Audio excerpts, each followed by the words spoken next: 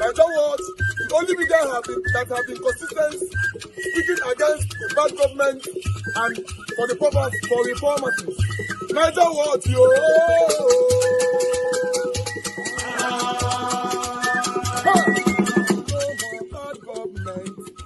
No more bad government. Niger what? No more bad government. Niger what? No more bad government. The only media that have been speaking. No more bad government. The voice of the voiceless. No more bad government. No more bad government.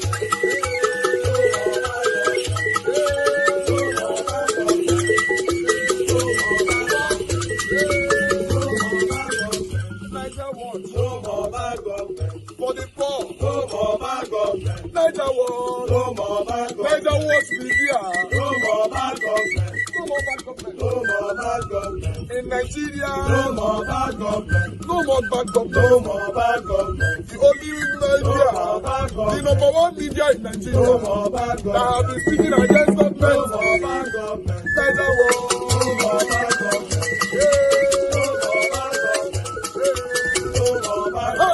Niger what you?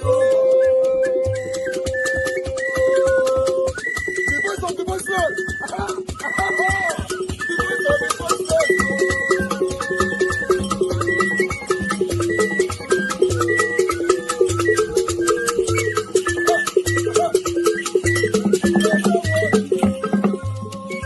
Voice for the voiceless. Voice for the voiceless. Niger what? Voice for the voiceless. Niger watch media. The only media that have been speaking against bad government. Being consistency since 1944. Voice for the voiceless. Voice for the voiceless. Umuwame.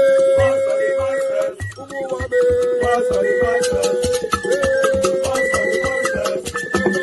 Voice for the voiceless. Voice for the voiceless. Voice for the voiceless. Voice for the voiceless. Niger watch you. We have been seeing all you guys have been doing, and we recommending to everyone in Nigeria, saying that you guys are the number one. Niger watch you.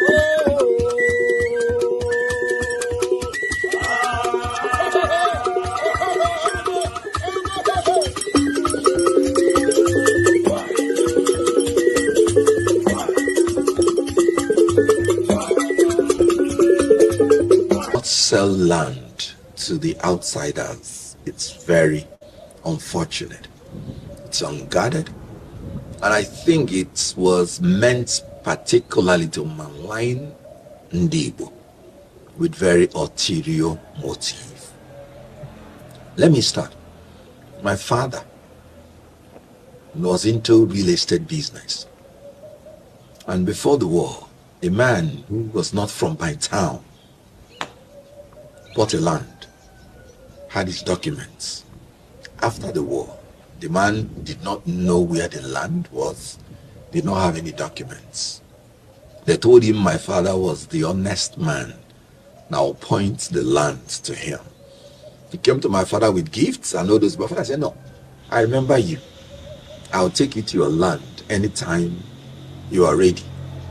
So my father took him to his land.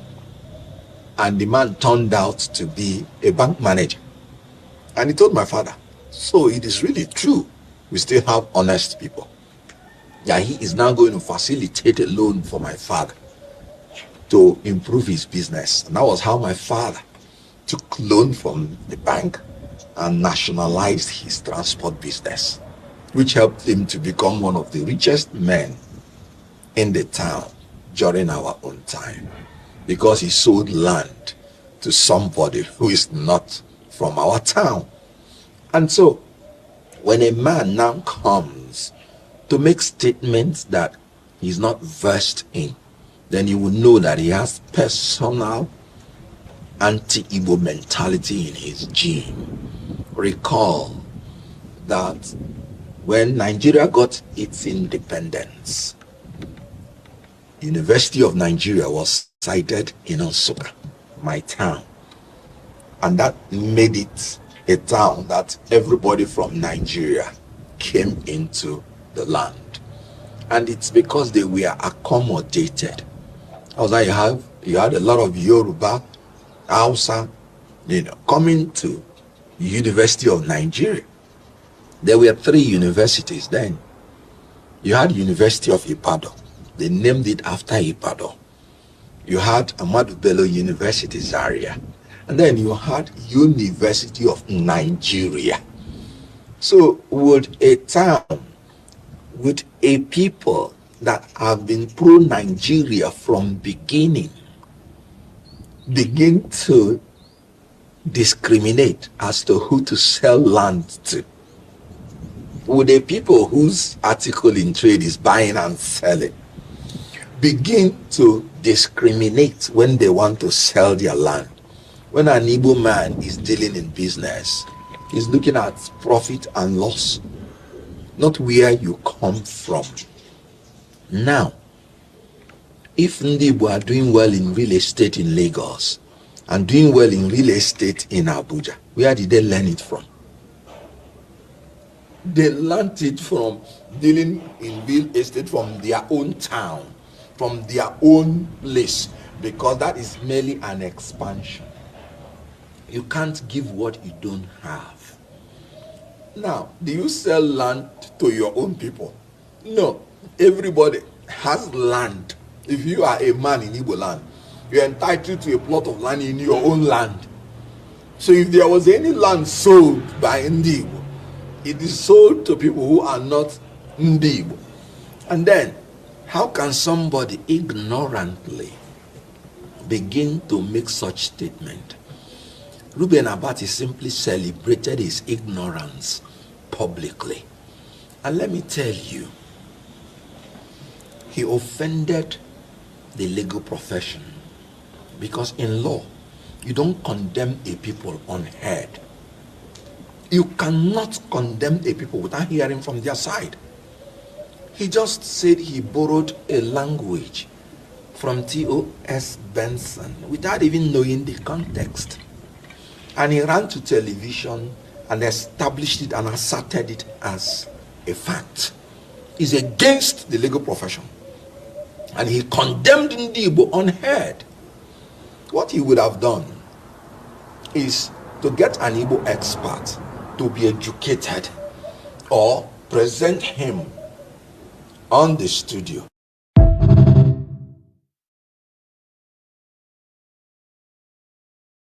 Let's begin what's trending. The Minister of the Federal Capital Territory, Wike, has responded to those calling for him to halt demolitions in the FCT, saying that no amount of blackmail will stop the demolition exercise. Well, on Wednesday, Senator representing Kogi Central, Natasha Udwaham, urged Senate President Godswill Akpabio to intervene and to stop the demolition of Paul Osa Ogebo Estate in Abuja.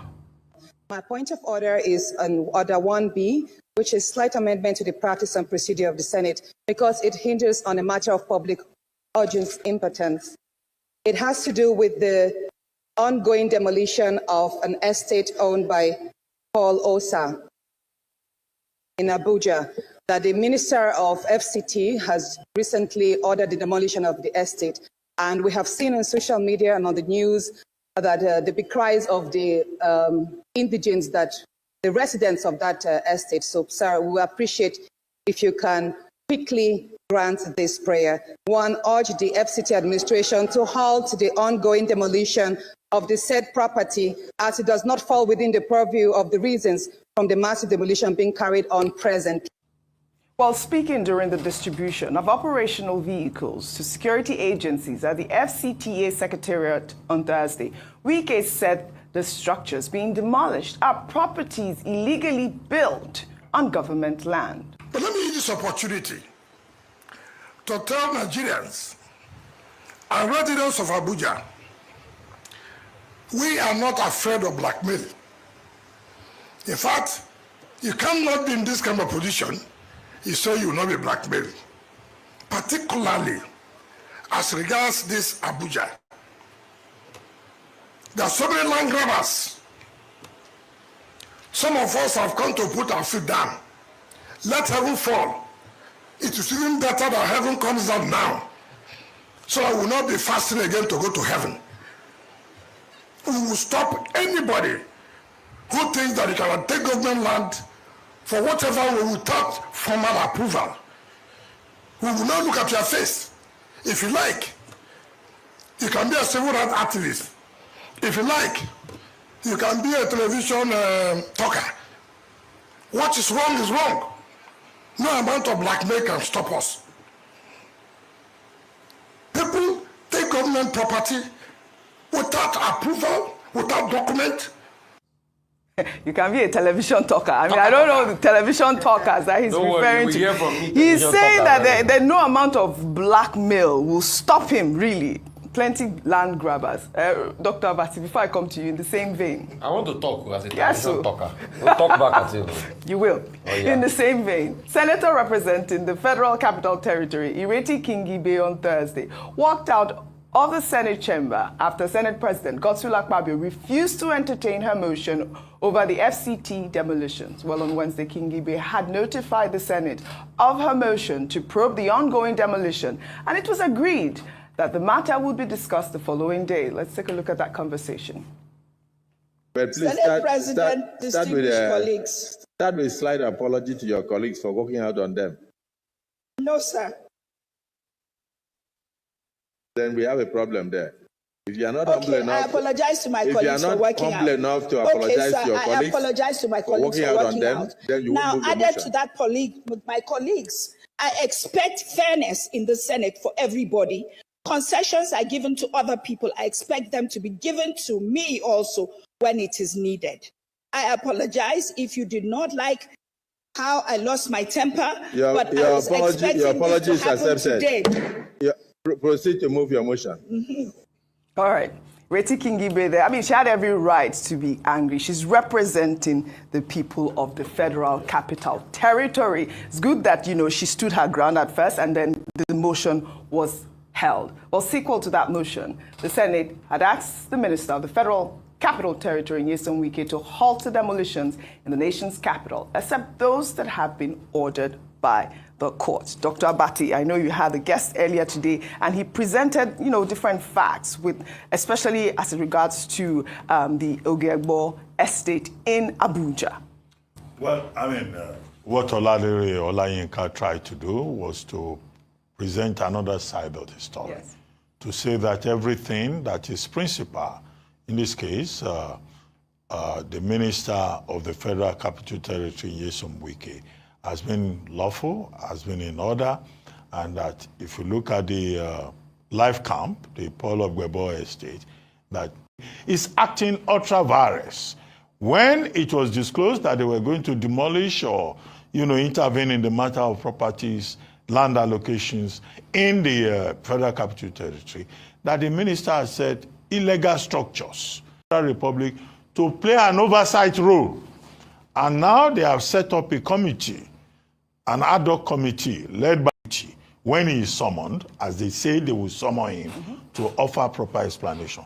And nobody should come up with the harebrained explanation that, Senator Kingibe is raising this issue because Minister Wike has said he doesn't recognize her. Well, Wike not recognizing her is completely neither here nor there. She's not representing Wike in the Senate. She's representing the people of the Federal Capital Territory. Absolutely. And she was duly elected. Absolutely. And she is doing her duty by saying, look, this matter affects my constituency and I must be heard.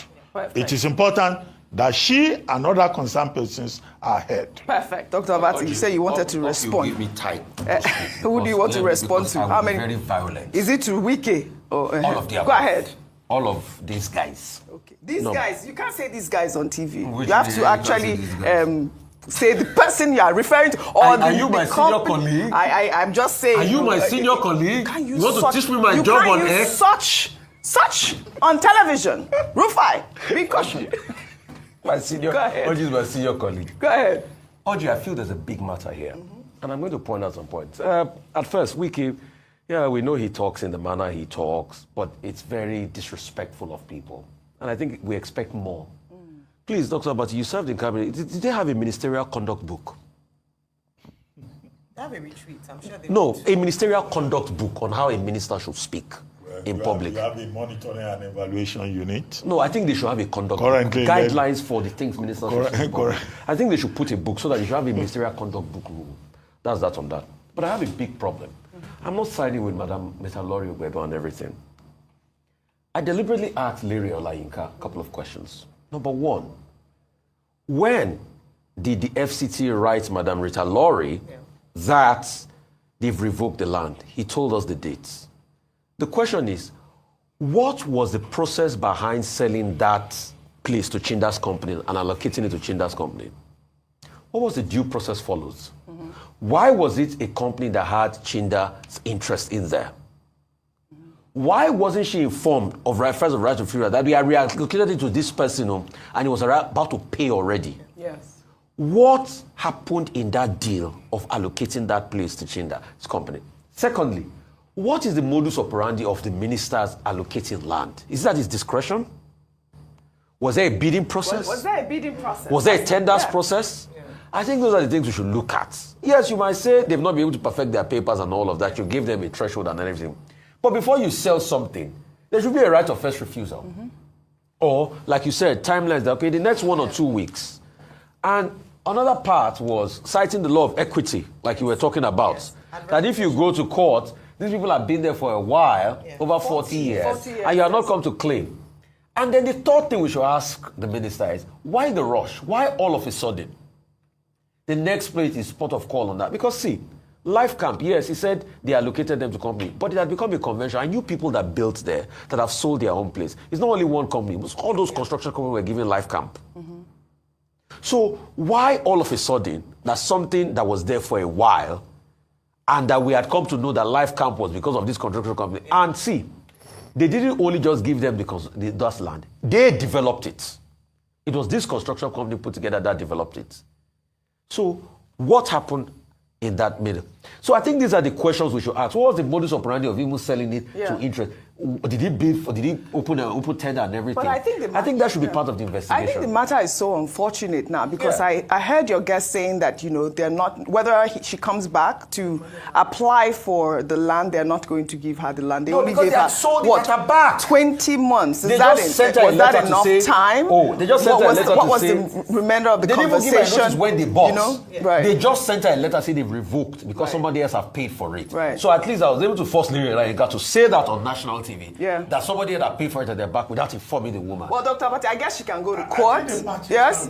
Yes, I guess. Yeah, the point I was making earlier, even with Larry Olayinka, is that under the law of property, possession is 99% of the law. Mm-hmm. Somebody has taken your land for 40 years, if indeed it's your land, and developed it. And then you come back as the Nigerian government 40 years later, where the principle in equity is that equity does not aid in the indolence. All right. If you slip on your rights, the law of equity will find in favor of the other. But that's for the courts to determine. And we'll continue to talk on TV. So there will be equitable remedies involving this. We'll continue that's to why talk they should go to court. Go to court. And we'll continue to talk on TV, Dr. Abati. Like Madam Rita Lori asked for President Tinubu, please let the court work. All right. Well, all right. Because when they say go to court in this country, it's like a mocking tone. Well, all right. We just pray it works. Well, all right. We'll take another story now. The 2023 presidential candidate of the Labour Party has visited Donu Kobara, an international journalist who had criticized his leadership style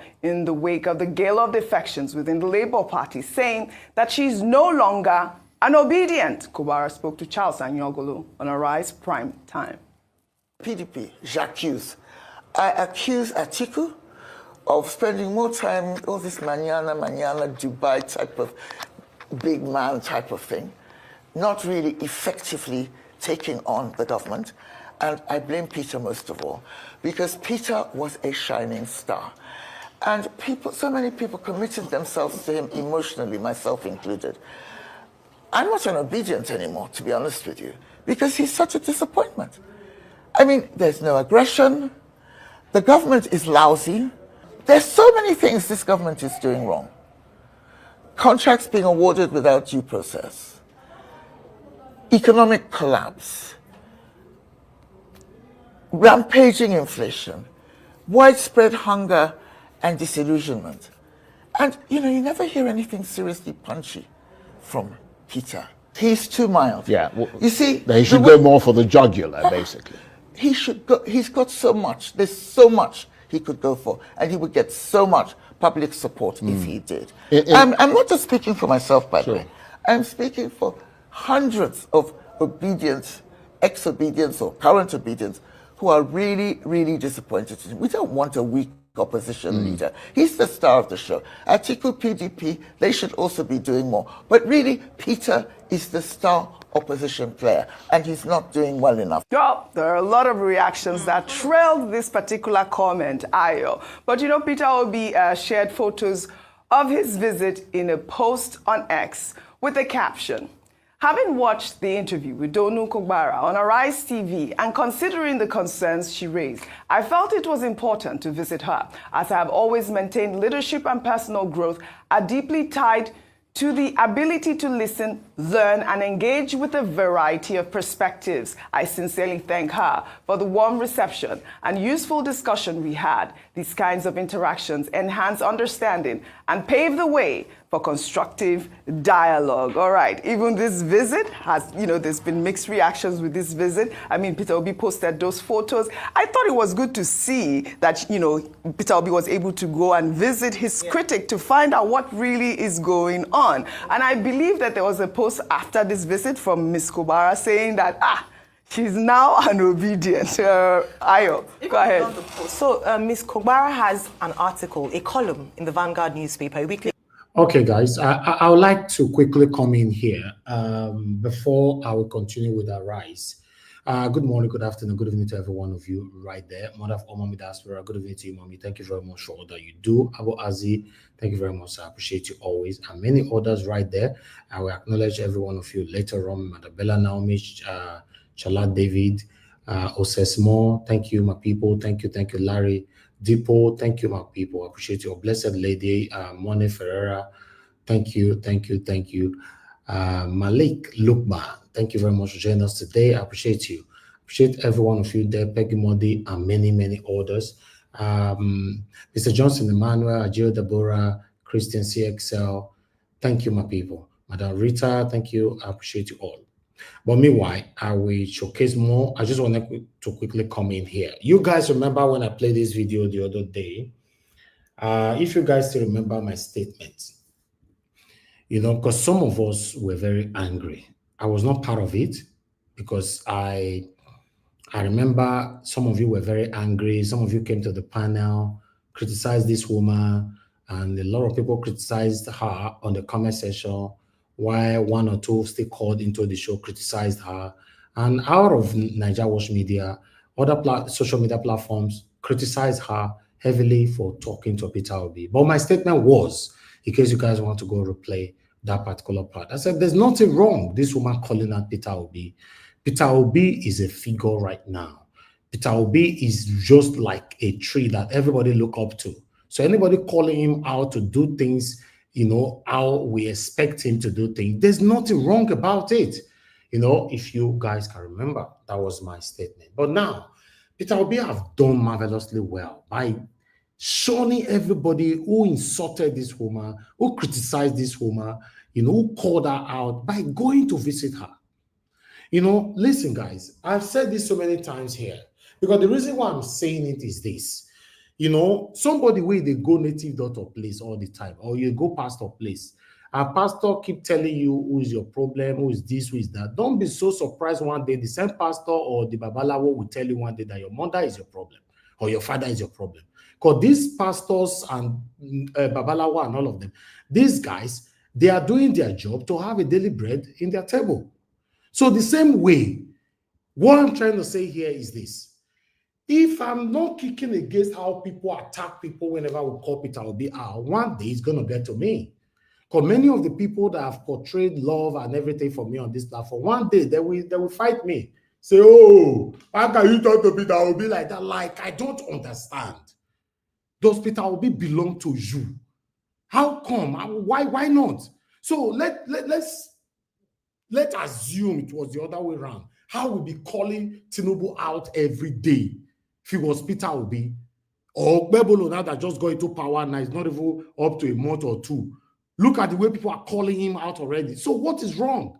When we always supported Peter Obi in 2023 general election, even before the election was rigged, I mentioned it on this platform that I will start checkmating Peter Obi from day one.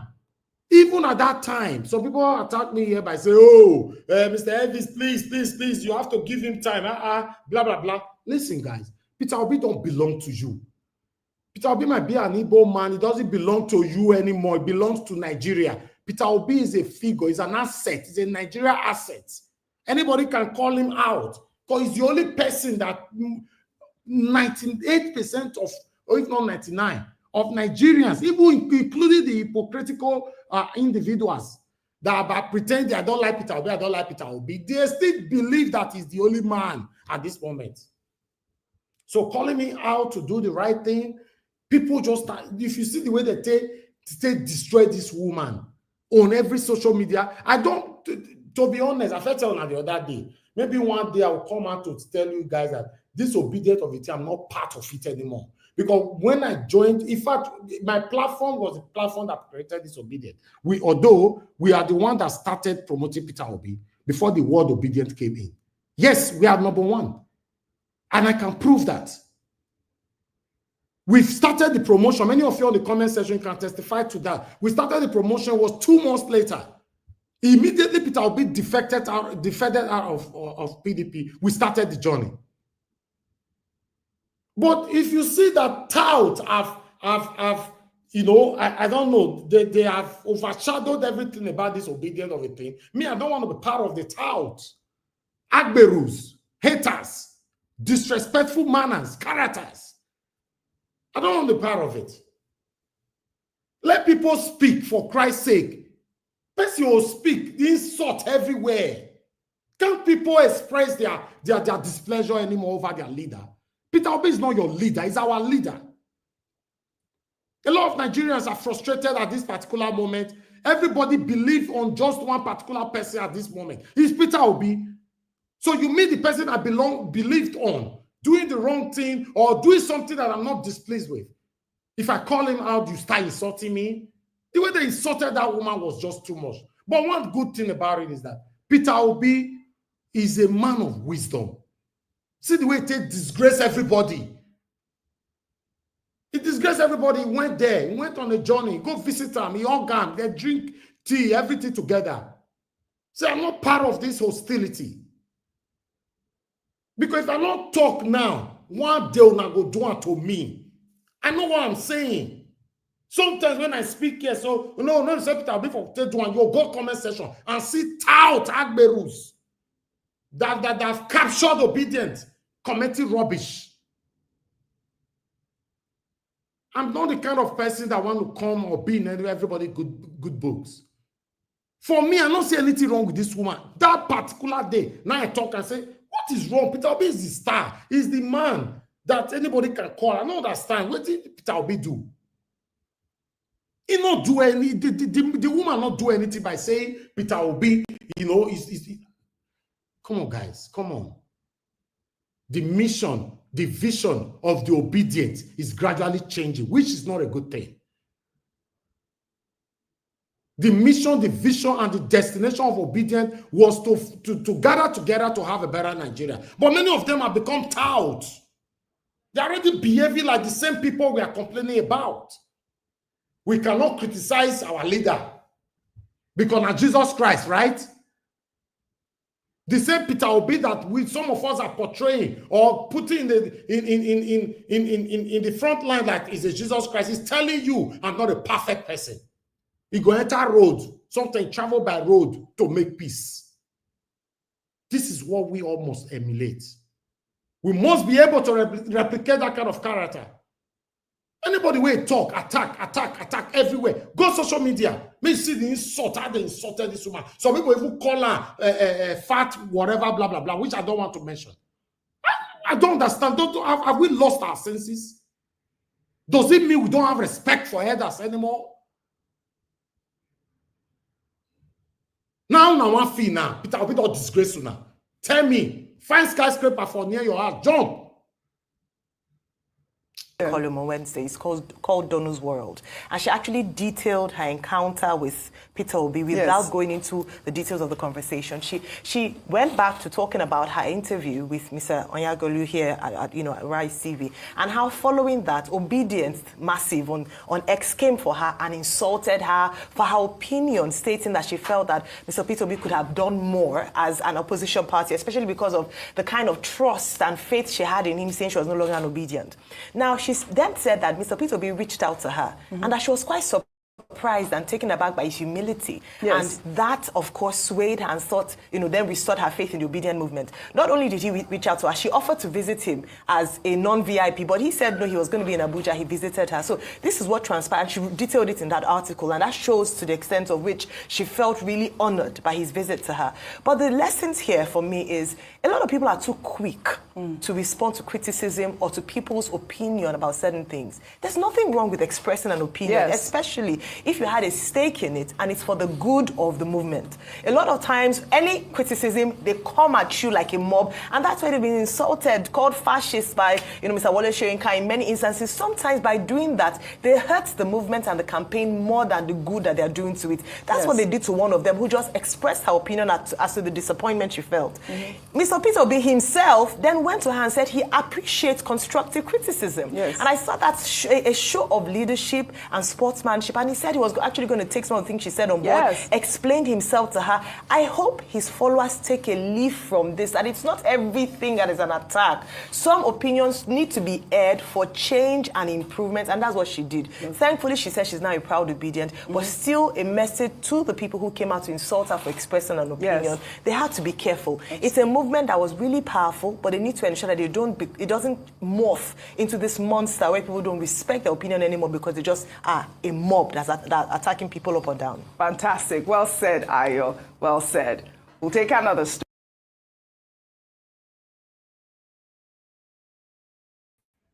Did you hear that? It was a movement that was really powerful. That word is gradually becoming, it was really powerful. Because a lot of people have hijacked it. I don't understand what is happening. I don't know. I was talking to somebody the other day. They said the insult that Tinubu have received. Okay, I was at the gym. That the insult that Tinubu have received from Nigerians, we are not sure any leaders have ever received it. The same Tinubu came out by saying that I'm not on social media anymore. How many people would not also say Tinubu don't go arrest? So if Peter Obi become a president today, we know if he call him out, because now trouble now all day. Trouble. Oh, you think Peter Obi become president today? Peter Obi can please everybody 100%. Who tell you that one? You don't say new government with new policies. There will be some policies that will affect you. Some that will be beneficial to you. What about the one that will affect you and you start talking that, oh, Peter Obi will not do it like this? There are people who throw stone at you. I am not part of this, please. Because I need to cry now before it gets to me. That's why I'm crying. I believe in Peter Obi 100%. Do you know that all the work we did for Peter Obi today, Peter Obi have still not visited our platform? Have you seen me relented? People that didn't do nothing, Peter Obi have visited all their platforms. Didn't do nothing. I don't want to mention names, you know. People that did not do nothing. In fact, some people that were staying on the fence, using their platform to do fence thing. But tomorrow, he's still the only leader that I know. Because I don't want to add sentimentalism to it. I don't want to add hatred to it. Because it's like you hate somebody, but you know that this person is the only person that can save your child. Is you, for example, a doctor. You know this doctor is the only person that can save your child. But because you hate him, you say maybe they're not carrying your child, go give up. He's still the only person. Even though he has never visited my platform. He was invited.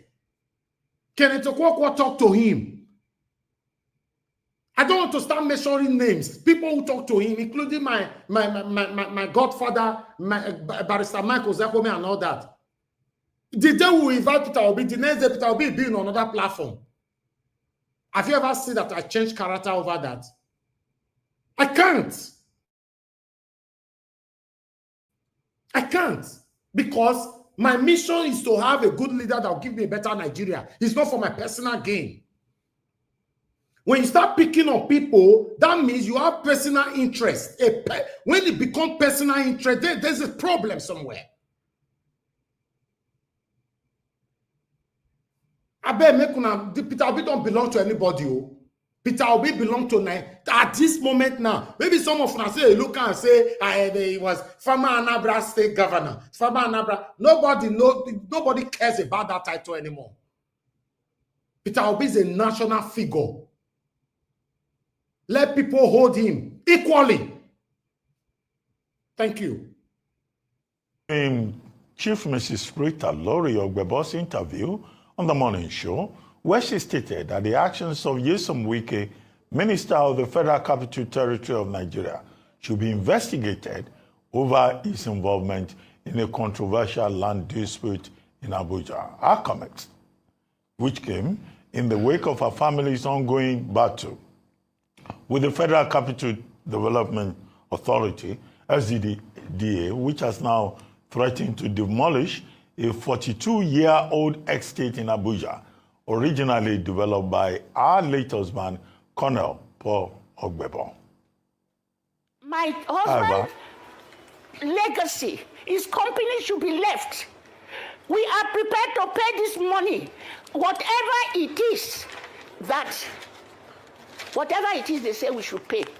The children will put themselves together and pay right now as I'm talking, because it will be a waste of Paul Ogbebo's life.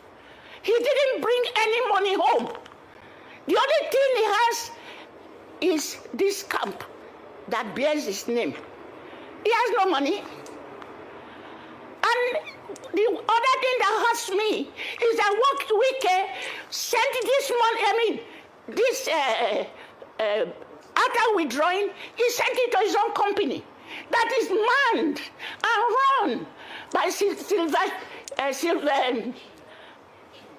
by Chindai. Do you have proof for that? I got this. Do you have proof for that, ma? Yes, please. Where's your proof? I have the proof. I am a journalist. Where's your proof? And I tell you, where's your if proof, you find ma? me wanting, put me into prison. No, I want your proof. Put me into prison. No, I just want your proof that Wike now channeled you to his own company.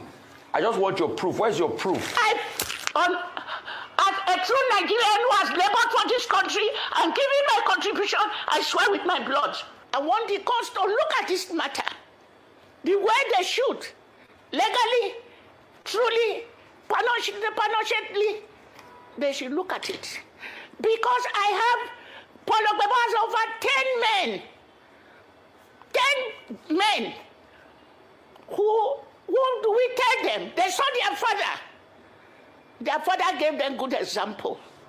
What are they going to now say? They have a country, they have Nigeria, they can run to. He has grandchildren. Madam. What do we tell them? Madam, we understand your concern, and I'm sure that many women in Nigeria and elsewhere in your condition will identify with you, fighting for your husband's legacy and also for your children's inheritance, and then standing up to say that Nigeria should treat people fairly, whether in the Federal Capital Territory or elsewhere. However, according to the minister's aide, the revocation notice and process were carried out legitimately in accordance with the law. Joining us now on this show for a right of reply to Rita Lori Ogbebo's accusations against the minister, Nyesom Wike, and the FCT administration is Senior Special Assistant on Public Communications to the FCT Minister, Olalere Olayinka. Olalere Olayinka, good morning, and thank you. Real quickly, let me come to you on this. What was the condition in the terms you guys gave them for the regularization of the land in the first place? What conditions? What amount were they meant to pay? I want to hear from the horse's mouth. What were the conditions Mr. Hussein Rufai, using the word "you guys" on us is insulting. No, you guys, I mean the FCDA Commission, the minister and all of that, all right? So the FCDA Commission... Use the correct word. Please, it's no, Mr. Larry Larinka, you can't come here and teach me my job. I'm coming. Please, with due respect, I will not come and encroach on your job because you came in here and you said also, you can't come and teach. It's not about age. I'm just asking you questions. Just answer the question, Mr. Larinka. All right? I said I am your senior on this job, so I can teach you. Answer the question. You guys, I'm talking about the FCDA. What were the terms of the contract? Just go ahead, please. I'm answering your question. And in answering your question, I can also teach you because I am your senior on this job. I mean, it's not a case of age or seniority here. Just answer the question. The condition, this is the letter written to that company. This is the letter written to the company, and the conditions are well stated. Pay ground rent, pay this, and I can see the condition as there. You pay. What are the terms? Can you read it out? Can you read it out? Can you tell us the terms? How much is it in total? Well, the terms is here. The light, okay, premium on the land, which is 2,330,000. Okay, let me put it this way. Premium on the land. Do you have a total there? Just tell me the total, Mr. Lainka. Tell me the total of the amount. I'm talking about 2.3 million. I'm coming. 2.3 million, 11 million, and 43 million. That will amount to like 11 plus 43. That is 54 plus 2. That is about 57 million. That is about 67 million. Okay, so you're saying 67 million. 67 million. Okay, Mr. Lainka, you're saying it's 67 million they were supposed to pay. I want to also talk to you about, she also made another allegation of a certain Mr. Chinda owning a company that is linked to your boss. What's your clarification on that? I challenged her on that, but I want to get also your clarification on that.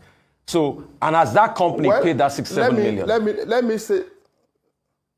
Let me say this to you. Let me say this clearly.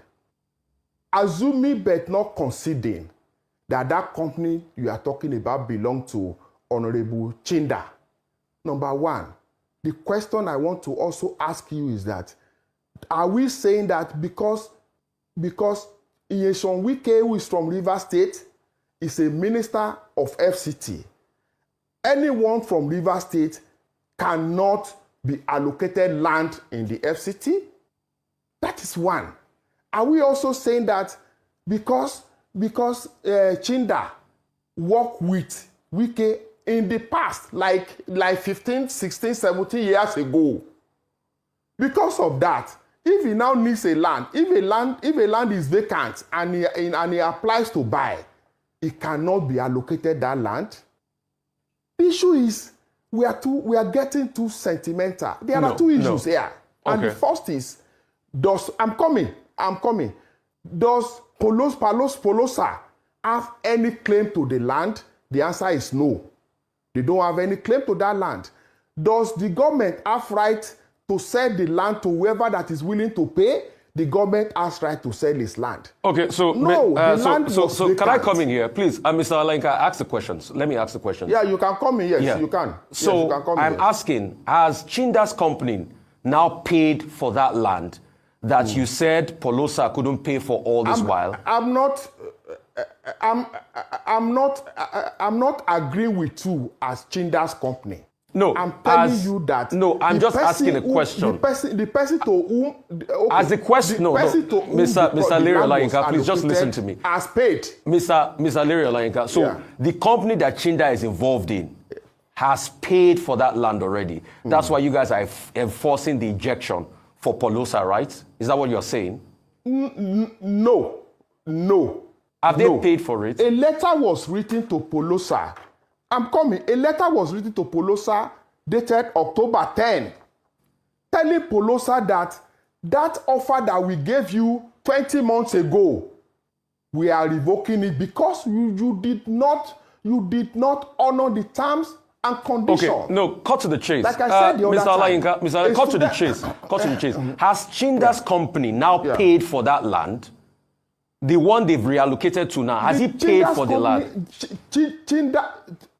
Wait, the company to which the land has now been allocated has paid, and all documents has been handed to the company.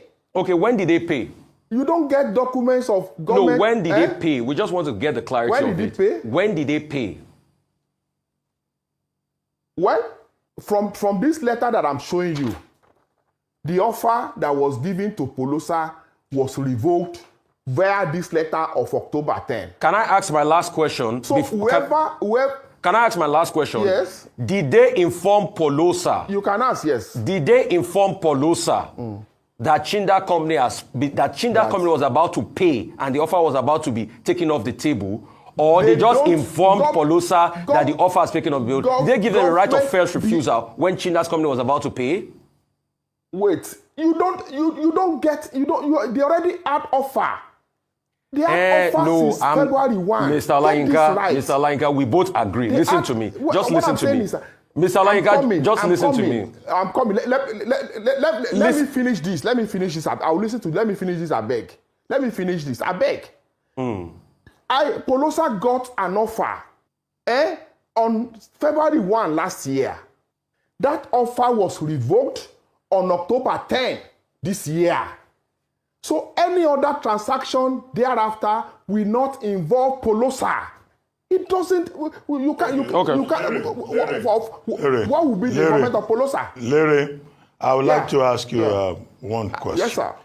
President, I said president. Okay. He probably wants to become president. Minister Wike is quoted to have said, "I will not look anybody in the face. Let the heavens fall." Even after the Senate had said, our processes should be halted. Is the Minister of the FCT saying that everything he has done with regard to the demolition of illegal structures, whether it's the Ogbebo, case or in every other case, is something legal and lawful, and that there has been no abuse of power? Let me correct this impression. The minister made that statement before the Senate resolution. Okay. He made that statement at about 1 p.m. yesterday, and the Senate resolution came after. So that statement was not directed at the Senate. It was not the response. Okay, but it says the heavens can fall. Let me also tell you this. It says the heavens can fall. It can do as it wishes. Well, if the minister is saying that, he's not looking at your face, and he's not looking at your face. Yes, he's looking at the propriety of your transaction with the government. Let me give you an example. About a few days ago, advertisement was placed in many newspapers advertising the names of those who are owing government on lands. There are 9,532 people that have collected allocation from government and have not paid for the land. Those names have been published. The land number, and allocation has been published with it. And they have been given a time frame to pay, after which they will lose that land. Let me mention it here. One of the people whose name were mentioned is former President General Ibrahim Babangida. Another person there was former governor of Benue State, Samuel Otom. Samuel Otom is a very close friend, political ally of the FCT minister. His name was published. His name was published. The minister did not say, remove the name of my friend. No. So what he's saying is that he is not going to operate with you, deal with you on the basis of friendship. He's going to operate and deal with you on the basis of doing the right thing. So he's saying that if you regularize, if you have land genuinely, you don't have any issue. Even if you are his enemy, you don't have any issue. But if you don't have genuine ownership of land, even if you are his wife or you are his friend, you have issue. You lose the land. And I am saying this here again. Those whose name have been published that are among those 9,532 people should go and do what they need to do. Because when the government now chooses to revoke their allocation, that is when they will come to TV station. That is when they will call social media activists. That is when they will call people who went to do law in the night, that did baseless laws, to come and be talking for them on social media. They have opportunity of regularizing their ownership now. And we are calling them to go and do that now. If they don't, they will lose those lands. The minister will not look at your face whether you are his friend, whether you are his enemy. He will only look at the genuineness of your claims. Simple. Okay, well, Olalere, what if Polosa brings the money today, the company? Would the FCT... Polosa can no longer bring money. Because the offer they gave Polosa, I'm telling you this now. If as a student you were offered admission to a university, 20 months you did not pay acceptance fee, you did not do registration. The school now chooses to give that slot to somebody, to a student who is ready to pay. After the student has paid and have taken the admission, can you now go back to the university and say, oh, you are now ready? Will the university wait for you? Anyway,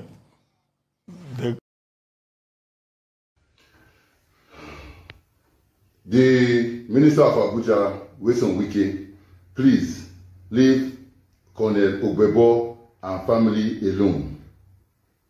As you can see, he's a war veteran. That is smoke you are seeing at the body is civil war. 001, NDA, Nigeria, Colonel Paul Ogbebo. Please, Wike, leave our uncle alone. Leave the property in life camp alone. There were only two contractors in Abuja. There was Jos Berger and Polosa Engineering. Confirm it. If you are going to collect any property from Polosa, you should collect properties from Jos Berger in Abuja. The only company Jos Berger knew in Abuja that working with Jos Berger was Polosa Engineering in the late 70s and early 80s. And they built Abuja. All the drainages were made by Polosa. And you want to collect his property, the house papers, and give a fellow Rivers man? You want to collect the property from a Benin man and give a Rivers man? Wike, that's not possible. Please, we beg you, refrain from your statement. Your bulldozers should not come to life camp. Wike, face Rivers people. Don't try us in Edo. We take God beg you. Please, and please, I'm in the mansion of retired Colonel Ogbebo. So please, Wike, stay away from our family. Stay away from my uncle. He has let him rest in peace. This is 4th year remembrance. Wike, don't mess with us. Thank you very much. Okay, good afternoon, Edo people. I want to talk about what happened for this state yesterday, the 10th of December 2024, when the governor of Edo State, Senator Monday Okpebholo, go present the supplementary budget for 2025. In that situation, we see how the governor, whether fortunately or unfortunately, struggle to present the figures. He skip 2 times until he can say the thing they confuse him, whether become mockery now. That situation will happen. Certainly, not be the Okpebholo will be the first person to happen to. We don't see what happened to the Inspector General of Police one time when he will not pronounce some names and some issues we need to pronounce. We see when it happened recently with the Senate President, Akpabio, he also pronounced figures. Those 2 people when I mentioned, so they too they go school where they graduate and they can suffer those things. I think saying a medical condition or just the carry they happen. We hear say it don't happen to Jacob Zuma or South Africa too. It also means they don't go school. I think saying that condition, medical condition like I just talked, when they happen one kind, and until we get medical experts, we go explain what happened. So we sympathize with the governor of Edo State, Monday Okpebholo, for what happened yesterday. But we don't like the way that move will end. Because at the end, we can't say they arrest the 2 pressmen of Nigerian Television Authority because they try to close the matter, may not transmit, but because they do live streaming, the things still go on air and they can't embarrass them. I think say that one now the gagging of our press, and they try to shut down the voice of the media. Civil society not going to agree with that direction. Two, we complain me pass, and at this point I speak on behalf of Edo people. Now the statement of Jared Tenebe, the acting chairman of APC Edo State, where come talk say anybody complain about what happened yesterday, make it go to hell and make burn to ashes. I must speak here to Jared Tenebe. Senator Monday Okwebolo not be the governor of APC anymore, than the governor of Edo State right now, and is answerable to Edo people. Edo people will vote for Monday Okwebolo by the declaration of INEC. Now almost 300,000 votes, 90 win to become the governor they swear on to become. So they must understand, say about 300 people or more than 300,000 Edo people now vote for Senator Monday Okwebolo to become governor of Edo State, not be APC. APC not get that amount of members. Jared Tenebe, before Edo people, I go mobilize Edo people, when they begin use Ogun, they swear for you everywhere where you go. It will be for your own interest. Make you do another video to apologize to Edo people for that insult when you spill on Edo people yesterday. Even if you dey craze for your head or you dey smoke whatever drug you dey take, we can make you become the acting chairman of APC. You never get that kind of power and capacity to insult Edo people. When react, say their governor not be pronounce figures on the hollow chamber of the House of Assembly. When be said now public informations and now waiting go viral everywhere. Not be social media matter. It there for every media everywhere because they transmit on live. The governor na the governor of Edo State, not be governor of APC, I repeat. So those were the APC. Before una come they think saying they sponsor this video or na for when that they score some point. I not be politician, I not get any business with una when politicians, I know they mingle with una at any point. So my interest now the respect and protection of our democracy. In democracy, the citizens come first because now about we the people, not be about any political party. The law says we the people. According to section 14, subsection 2C of the Constitution, it said the people shall be involved in their government. So when the governor make mistake or goof in any way when they try to rate am, the people get rights to speak. They not they speak to destroy the governor. Now make the governor get better and improve. Even if the governor, according to what they talk, say he not go school, he not sabi read, he not sabi anything. I think say this criticism is supposed to make the governor go improve on himself. So now the right thing say APC members or those who did the cabinet with the governor, at what happens so go help to build the governor, help and develop and improve, so that in the coming days he go get better and he go feel they communicate with the people far much better. English not be our language, so me. I know they among those who they don't speak English because English not be our language. Putin of Russia and one of the best president of the country of the whole world. You know they speak English. Macron, wherever they run to go meet, you know they speak English. English not be our language, but the one who the managers speak so well if we communicate to ourselves, make we listen well. The governor, whatever happened yesterday, like I said, we sympathize with you, but it's not enough. Make Jared Tenebe come insult Nigerians. We take exception from that and we demand apology from Jared Tenebe. APC people make una gather around Jared Tenebe and tell us say Senator Monday Okwebolo not be governor of APC, now governor of Edo State.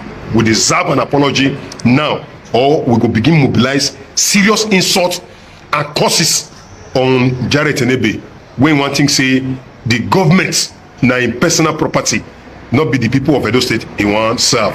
Today, now the 11th day of December 2024, I will leave this matter here and expect to hear the apology of Jared Tenebe. Thank you, Edo people. My Abuja people, do you know that the whole Wuse 2, Wuse Zone 4, Wuse this, Wuse that is sitting on 600 hectares of land? I want to ask you now, how many people do you think lives in Wuse 2? From Zone 1, Zone 2, Zone 3, Zone 4, Zone 6, Wuse Central, Wuse 2, the main Wuse market, all of them are sitting on 600 hectares of land. How many people do you think lives in Wuse 2? We will be more than 200,000. 200,000, nothing less than 200,000 people to 500,000 people say lives in Wuse 2. This present administration, headed by Minister Wike, gave just one family, husband, wife, and children, are the people in that company. Gave one family 508 hectares of land in Usman here. No be Bagalada, no be Kujeo, Usman. 508 hectares of land. Many Abuja people, residents, have applied for land over some 20 years ago, some 15 years ago, just a plot, just 800 square meter to build their home. They are still on waiting list. But Wike-led leader in Abuja, they gave out last month, October and November, they gave one person, one company, 508 hectares. It's like you giving the whole Wuse to one family, to one company. It is not for mass housing. No. I keep telling you, mass housing doesn't require right of vote. It is letter of intent. My brother, does it make sense to you and I? If they share that land, over 100,000 people will be smiling home for Christmas right now. It is time for our leaders to start having conscience. What is bad is bad.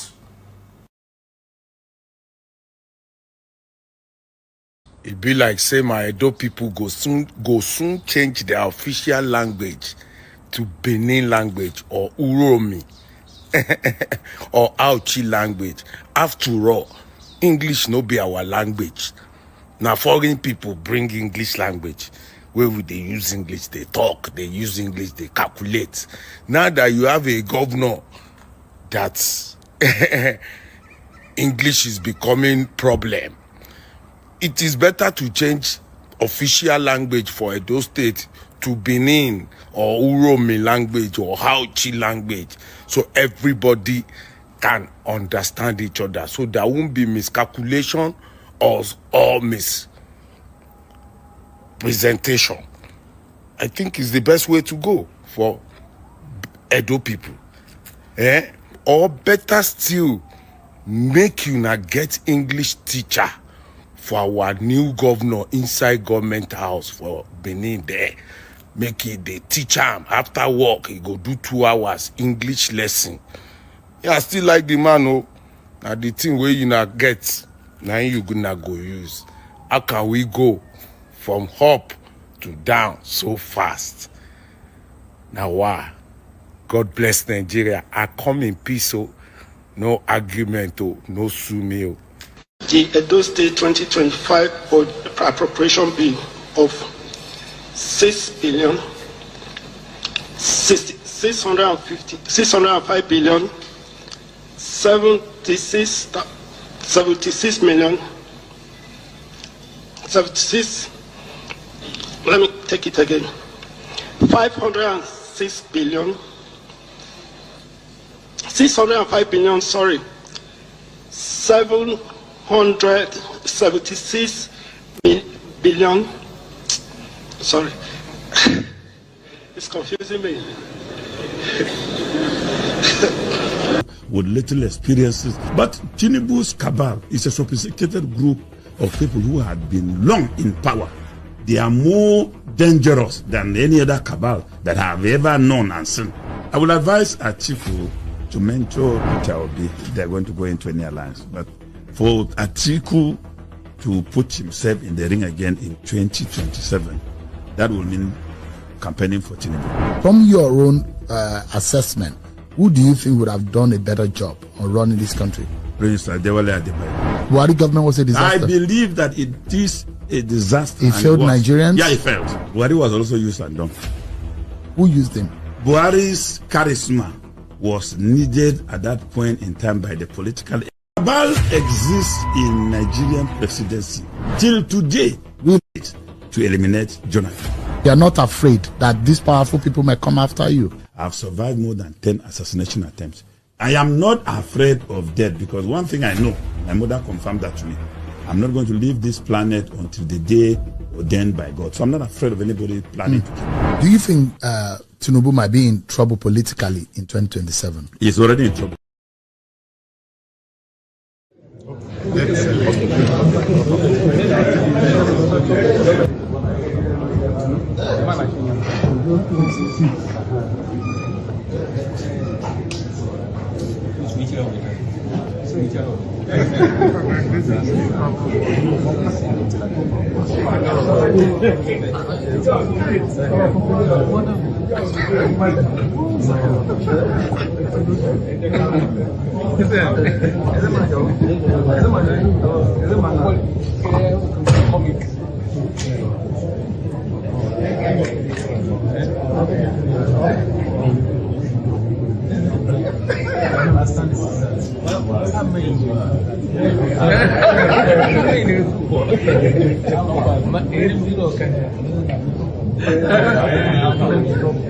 I would like you to, if you're watching, I'd like you to, for a moment, imagine, you know, a new chapter of air travels. And for instance, just stepping off a long flight and, you know, you skip the lines at the immigration, you don't have to go through the queues, and that, you are onto a seamless high tech.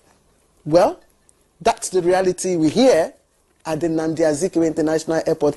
At the moment, Nigeria has joined the League of Nations, embracing electronic gates at the air borders. Victor Azu is already there, and let's see if he can take us inside this new chapter of travel convenience, and then we'll come back for the concluding part of our conversation. Victor, if you are there, please take it off. 9. These e-gates at the Nnamdi Azikiwe International Airport has been operational. Now it takes about 15 seconds to get people in here, and that tells of a very smooth entry into the country. Not only Nigerians, but foreigners who are coming in through this international wing of the airport.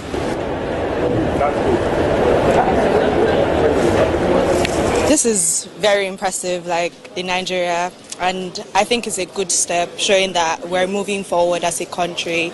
Like things are going to be way easier now. Like when you're coming back, you don't have to join like long queues anymore. We were here in October, and this is such an amazing system now to have in place. It's easier, it's less stressful.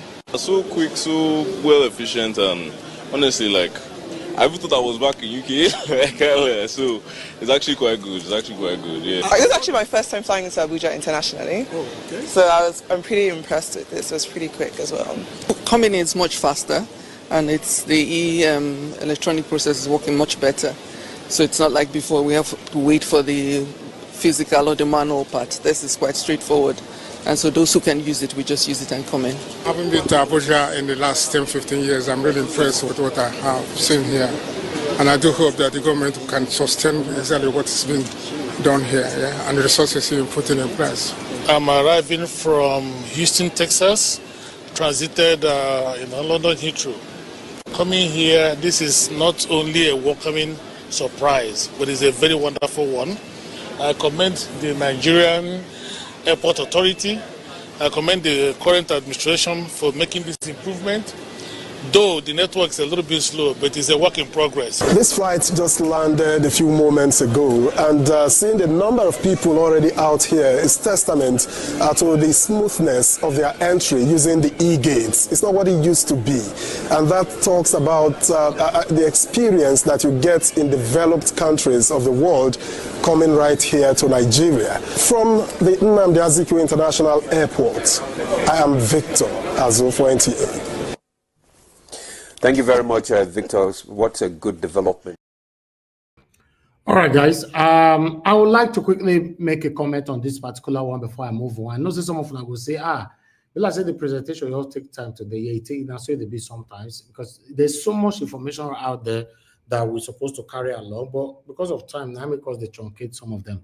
But still, on this particular one, I know say I'm one of the people that have said that there's nothing that is working in Nigeria. This particular one is one of the things that I craved for. When I remember some of you that have been following me for a while, when I remember that I referenced to this, how I normally arrive at the Heathrow Airport, how I use my British passport to use this e-gate and all that. I even showcased the video here and the picture and everything here. Now that we already have it in our country, don't you think we need to applaud this government for this? Or those of us who hear the verse, more hear the verse they go? Because for me, now since been so many things they do my thing, me myself, I'm very pleased with this particular development in Abuja for now. Nnamdi Azikiwe Airport in Abuja. If they can take it to Lagos as well, that would be nice because the Lagos airports need the same e-gates. So, yes, I don't know what my panelists go talk later, but for me, I just wanted to say that I'm pleased to know that Abuja Airport already get e-gate and it's wonderful. That man we talk say this one is good, but the network is slow. Must we complain for everything? They ask you, say, what do you think about e-gate? They talk about network is slow. Where the network for slow? Anyway, let's listen to the man that is doing all these things right now. A bag that has passed through a screening machine, and the screening machine has not seen anything. A human effort wants to now open that bag and see anything. It doesn't add up at all. A machine, that bag has passed through a screening machine. So what is the point telling them to open the bag again for searches? So we now said, okay, you know what? Customs, you are looking for money laundering. Okay? NDLA, you are looking for drugs. Dismantle that table. We dismantle that joint inspection table. That screening machine is manned by us, which is called the aviation security. They call it AFSEC, aviation security. We now said customs and NDLA, join us, join our people at the screening machine. So you can then observe all the bags passing through the machine jointly without harassing anybody. That is why the machines are there in the first place. You, NDLA, customs, if you notice anything like drugs inside or suspicious package, pull the person aside, take the person away into your room, your private profiling room or screening room, and do your further searches there. Customs, if you notice anything in those bags, pull the person away to your private room.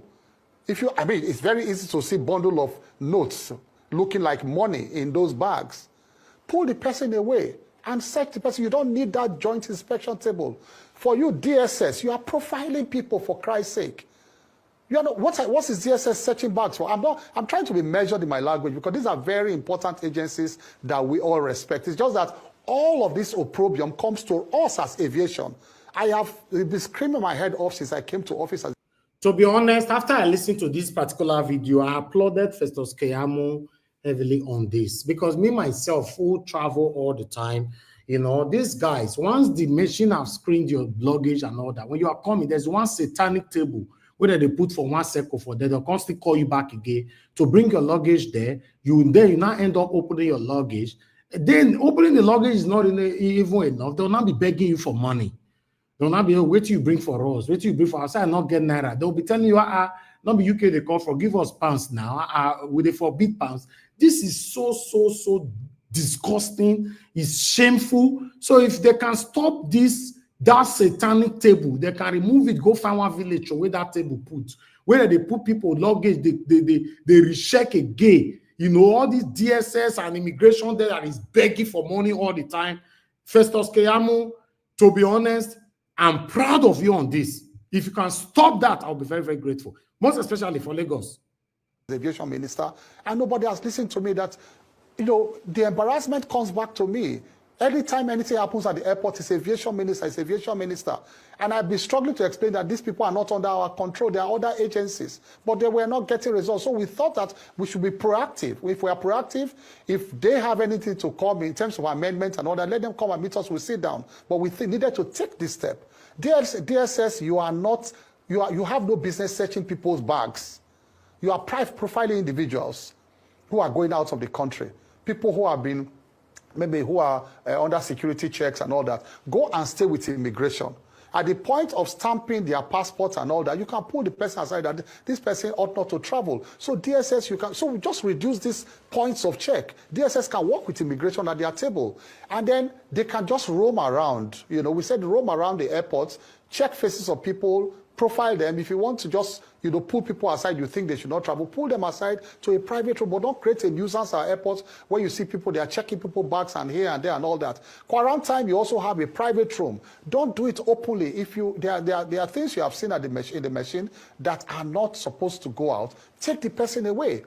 Now, for the customs, a very tricky issue because customs are telling us that there are some exportable items by their law that things that should not be exported, apart from money laundering and all of that they can see at the machines. But we have gone around the world. You see signages everywhere when you go, things to declare, things not to declare. That's what we see when we go around the world. Customs, so why can't you do the same thing? And then it is actually for arriving passengers, you see things to declare, things not to declare. This issue of exportable items, it is actually the country you are flying into that should be more concerned about the things you are bringing into their country. Not us concerned about what you are taking out of the country. You are going out of the country, their principal duty is actually money laundering, which can be seen, at the screens. So we said customs, we are still trying to sort out this issue with customs. It's not over, but we know they have a duty to perform. We respect them. They are a very critical agency, at our borders.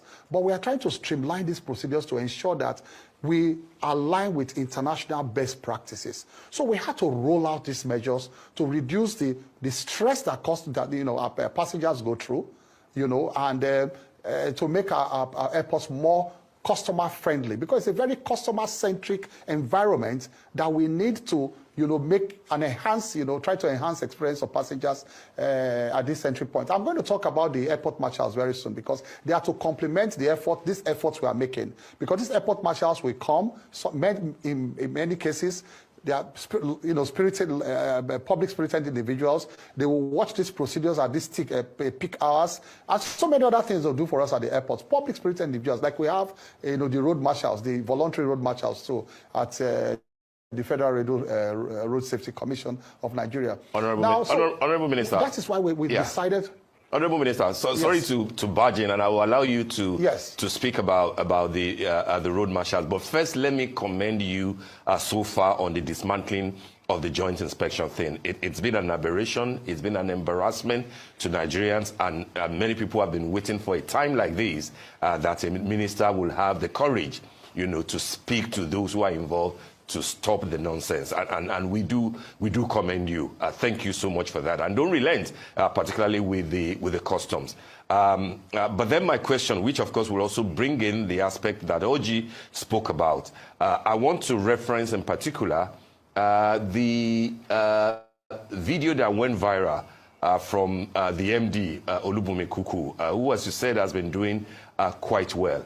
But then looking at that video, in which she addressed some of our directors. A lot of people who have said, yes, this is the way to go. But then there are others who say that, did we need to wash our dirty linen in public?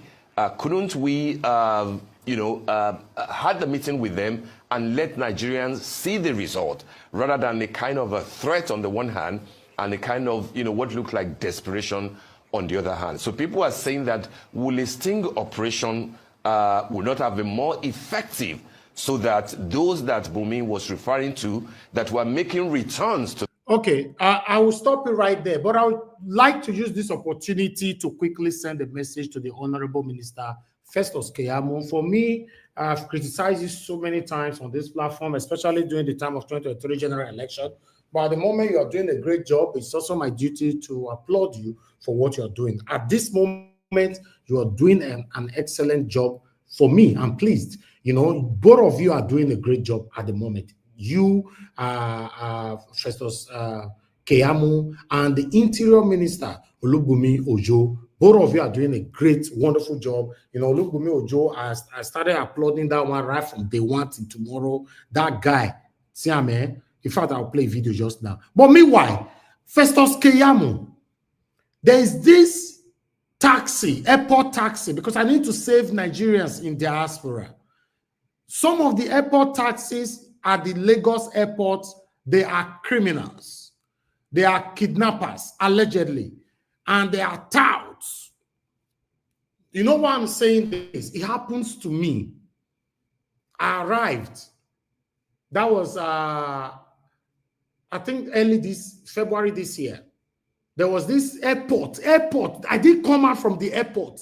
There is this stand inside the Lagos airport there where you can book a taxi. That's what I used. Then they gave me then I stood there for like 5 minutes. Then a man arrived. They said the man is a taxi man. So the airport assigned this man to me, told this man where I'm going, because they've collected my details, they recorded where I'm going, everything. So they assigned the man to me. Festus Keyamo, I want them to call this part so that to save other Nigerians in the diaspora. I've never mentioned this before on my platform. For the first time, I'm mentioning it today. So this man now, I follow him. You know, other people push my luggages and everything. You know, we now went to his car. Do you know that immediately we drove out of the airport gate, this man parked and restarted renegotiating price with me. And I said, no, you can't negotiate price with me. We've agreed on the price. That to take me here to Lekki, it will cost me 30,000 naira. This man said, no, 30,000 naira. Now, wait till they talk for airport with that. Said, no, that I have to pay more than that. I was like, so what do I do now? Okay, then take me back to the airport. He said, no, he's not taking me back to the airport and he's not taking me to my house. And this place where this man for park, everywhere were dark. Then I started shouting for others to come and meet me. Trust me, I was scared for my life. The man said, make I forget. Anything can happen to me now, and nobody will know where I am and all that. I should forget all those kind of things. I should stop speaking all this accent and all blah, blah, blah and all that. I was like, what did they happen for here? Do you know that I was snapping this fool? Because I was waiting for the right time to do this. But I've still not challenged this. This is my first time. This is the bastard here. This is the bastard there. I guess you guys can see it on the screen. I don't know if this is showing on the screen. Okay, yeah, that is the bastard. You know, he didn't know I snapped him. I have the receipt, everything that airport, now I assigned this man for me, oh, my people. Now airport, now I assigned this man. That's his name there. You know, his name is Wasiu Abiola Amu, Wasiu Abiola. These people can take people's lives in Lagos. People, please record this. This happened to me. Me, not someone else. Me particularly. Since February, I kept this thing.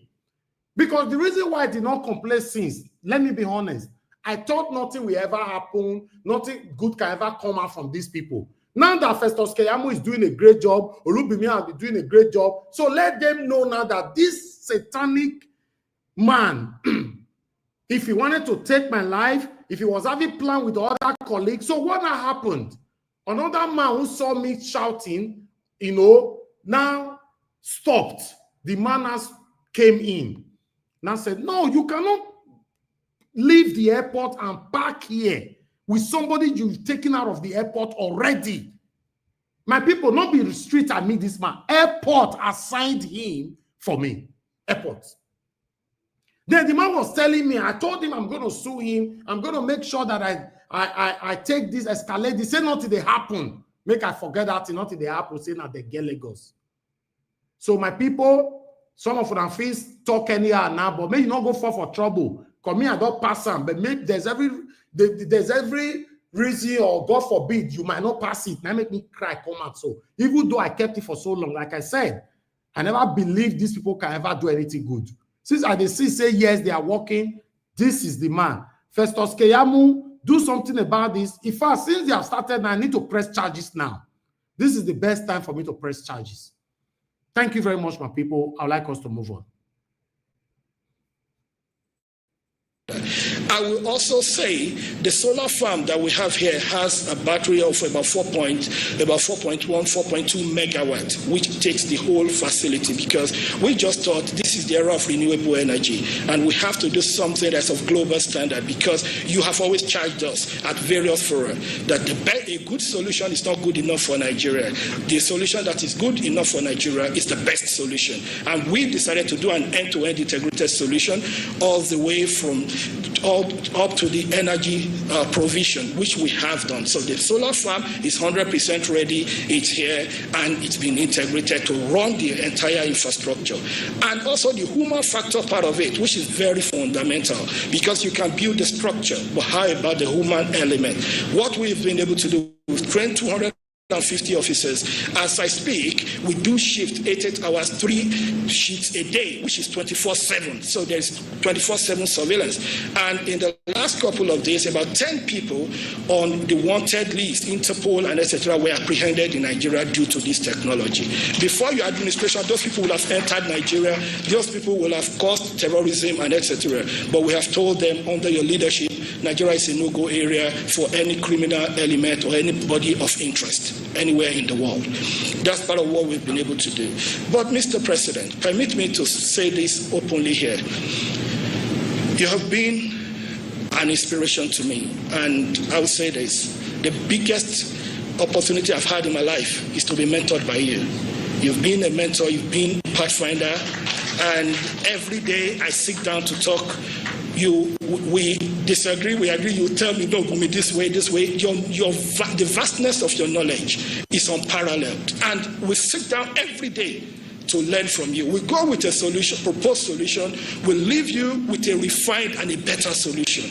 Poverty in Nigeria today, you think is by accident. It's not by accident. It is by design. Poverty and ignorance are important ingredients in the maintenance of feudal orders. The more you know, the more questions you would ask. And the richer you are, the more time you have on your hand to think. Your capacity to use your brain is a challenge to feudalism. That is why you have weaponized ignorance chasing Nigerians around. The poverty you also see is by design. Because the poorer you are, the less likely that you are going to ask questions of those who rule you. So you have this idea of feudalism that started as part of a culture, but that has transcended that culture. It used to be that when you're talking feudalism, people are waiting to see an emir, or they are waiting to see a sultan or an alkali. But the reality is that idea, and that's where we come back to the ideas again, that idea is like a virus. It has jumped host. Where it used to exist only within the Fulani culture, it now exists in each and every Nigerian culture. Your governors are not unlike emirs. The president is not unlike the sultan. The government does not exist for all. It exists for a class. Feudalism does not work on the basis of the rule of law.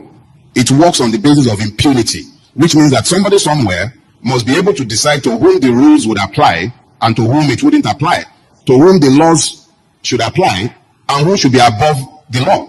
So you find very quickly that it is impossible to build a nation, because nations thrive on citizenship. Citizenship comes only when there is equality and the law is ruling. And it is only when you have citizens that you are likely to ever have patriots. So you have a country, yes, but you don't have citizens. You have ruiners in place of rulers, and there are definitely no leaders. When you speak to leadership, you're talking about vision. It means that the person can close their eyes and see where they are going, even with their eyes closed. The Nigerian is forced to engage Nigeria as a tribesman. You are either an Igbo, a Yoruba, an Ijo, a Kalabari, a Fulani, and you are either something of that or the other. Nobody ever treats you as a Nigerian and a human being. The only reason that has not happened is because of the need to preserve the capacity to apply unfair advantages. So you can't have an identikit of a Nigerian. So those of us who believe that this country can be better, first thing first, love your neighbor as yourself. Exactly. Love your neighbor as yourself. It doesn't say love your neighbor more than yourself. Let's be. Okay, thank you, Madam Nena. I can see you on the backstage. Thank you very much, ma'am. But meanwhile, let's go to Southeast. For some of us or some of you that have different perception of Southeast, listen to this short video. Maybe that might change your view or your thinking. Southeast, and you hear how people talk about the Southeast, you will actually think the person is going to Afghanistan. The media, for whichever reason, has magnified whatever it is that is happening here in the Southeast more than what it actually is. This is one of those things that we in the media, we want to fight. And those of you who know me online, while I am promoting Build in Igbo Land, I have fought against such kind of narrative that is being pushed around about the Southeast. They always tell me, you have to take it to Lagos, you have to take it to Abuja, you have to take it here. And I said, if everybody takes it to Lagos, Abuja, and other places, how will our people get jobs? We don't have another homeland. No matter how you run to anywhere you go to, one day you will want to come back. All right. Thank you very much, my people. We are done with our presentation today. I know our presentation takes so long, 2 hours long. Please understand with us. Sometimes this happens. You know, yes, I noticed our network almost failed earlier on. Yeah, one and not forgetting that Nigeria now for they do 7 hours, 8 hours every day. So yes, it be as it gets.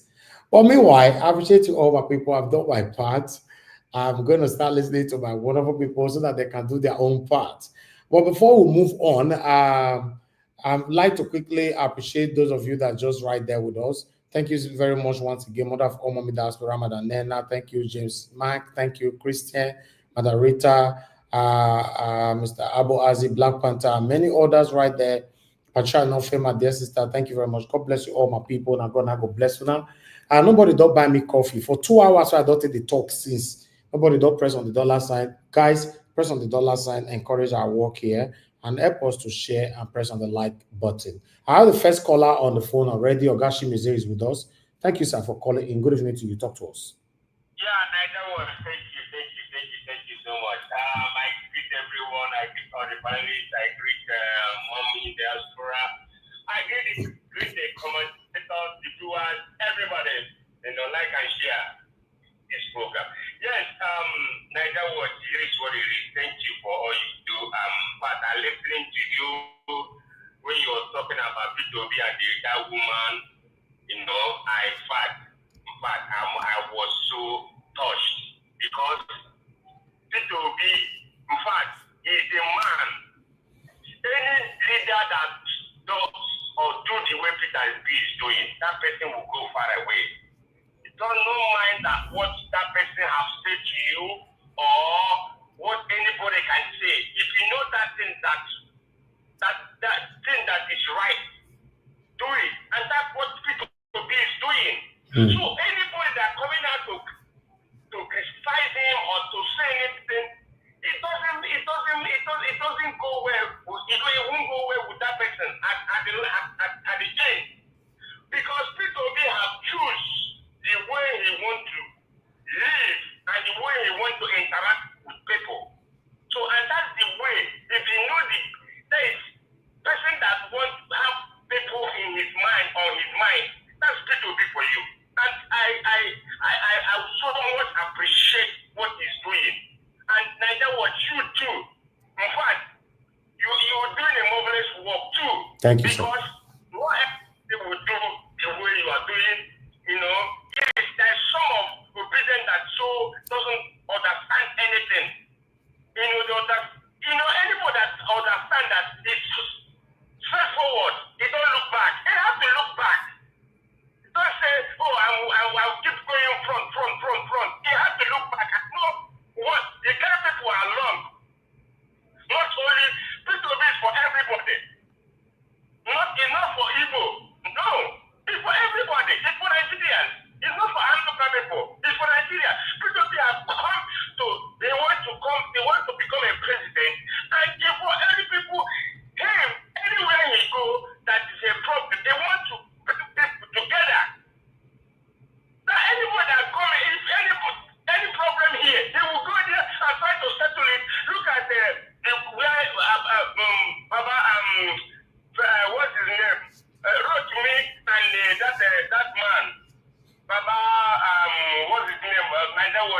Who? Okay, Baba. Okay, Baba Lola.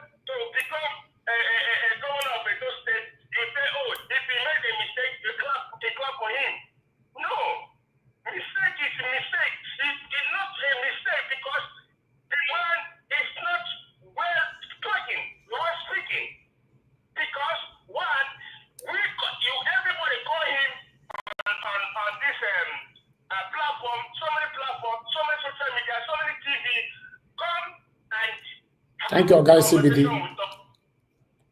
Okay. I don't see you, sir. Guys, CBD, I don't see you.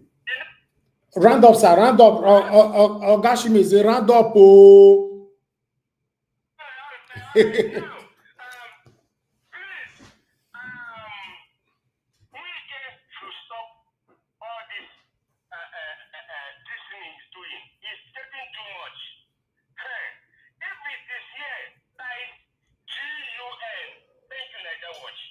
Ogashimi is don't finish all the minutes for today. Thank you, sir. All right. Thank you, my people. I appreciate you all. I don't know if another call is going to come in, but I need to move straight to the panel now. We could start the talk. Yes, I finally get somebody that super chatted the God's child. Thank you. I'm very, very grateful for this. You know, once I see super chat like this, he put a smile on my face. Yes, not me work the money. You know, somebody worked so hard and decided to take some percentage out of it. I said, okay, this is for Najawa's platform. It means a lot for me. Thank you so much, God's child. Now God bless you. My pocket never, ever run dry. We have another caller right here. Madam Amy, thanks for calling in, man. Good evening to you. Hello.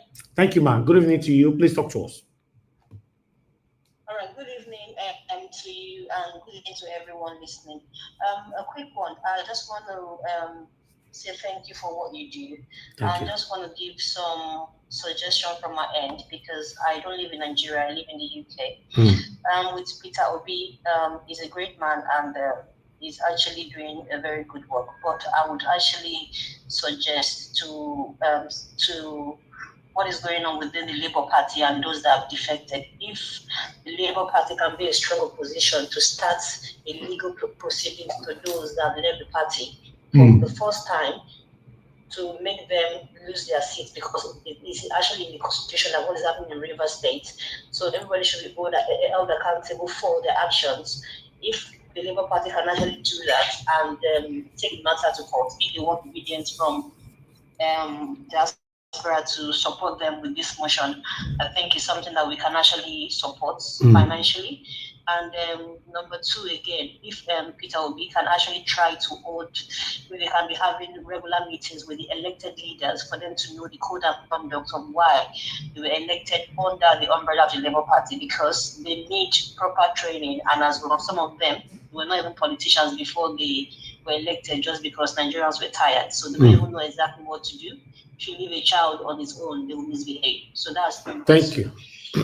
Number three, Dele Rotimi, his own case. I want people as well, for somebody like you, if you can actually speak to his lawyers or people that can actually help from here, if we can sue the Nigerian government as well, and to have injunction as well with their advice to support whatever it is that they can use to as a counter for the Nigerian government, because what they are doing now with regard to what Afibabalola is doing, they're bringing one case from different cases everywhere. So his lawyers, I believe he has lawyers, if they can actually sue them and against whatever it is they're doing right now, I think the case will actually go far, because they're actually doing wrong. I'm not a lawyer, but I know exactly what's going on. So if lawyers cannot sue them as well as a counter, I think that would be very good. Yeah.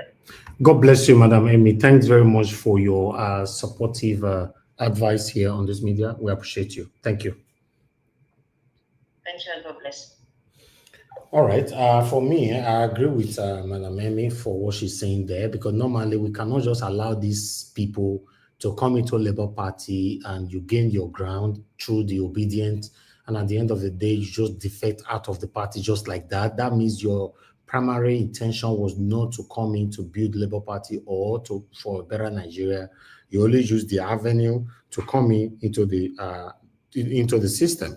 You know, so especially those people that just defected recently, they need to be penalized, publicly penalized. Yes, but we have not heard anything from that. And I hope Peter Obi and Barrister Julius Abure will do something about that. But meanwhile, I'd like us to move on. I appreciate every one of you, my people. Let me start hearing from my wonderful people on the panel. But before I call on the first person, which is Mr. Louis, but let me, Ogai CBD, where you can't dim. Ogai CBD, we don't miss you, Taya. Where have you been, sir?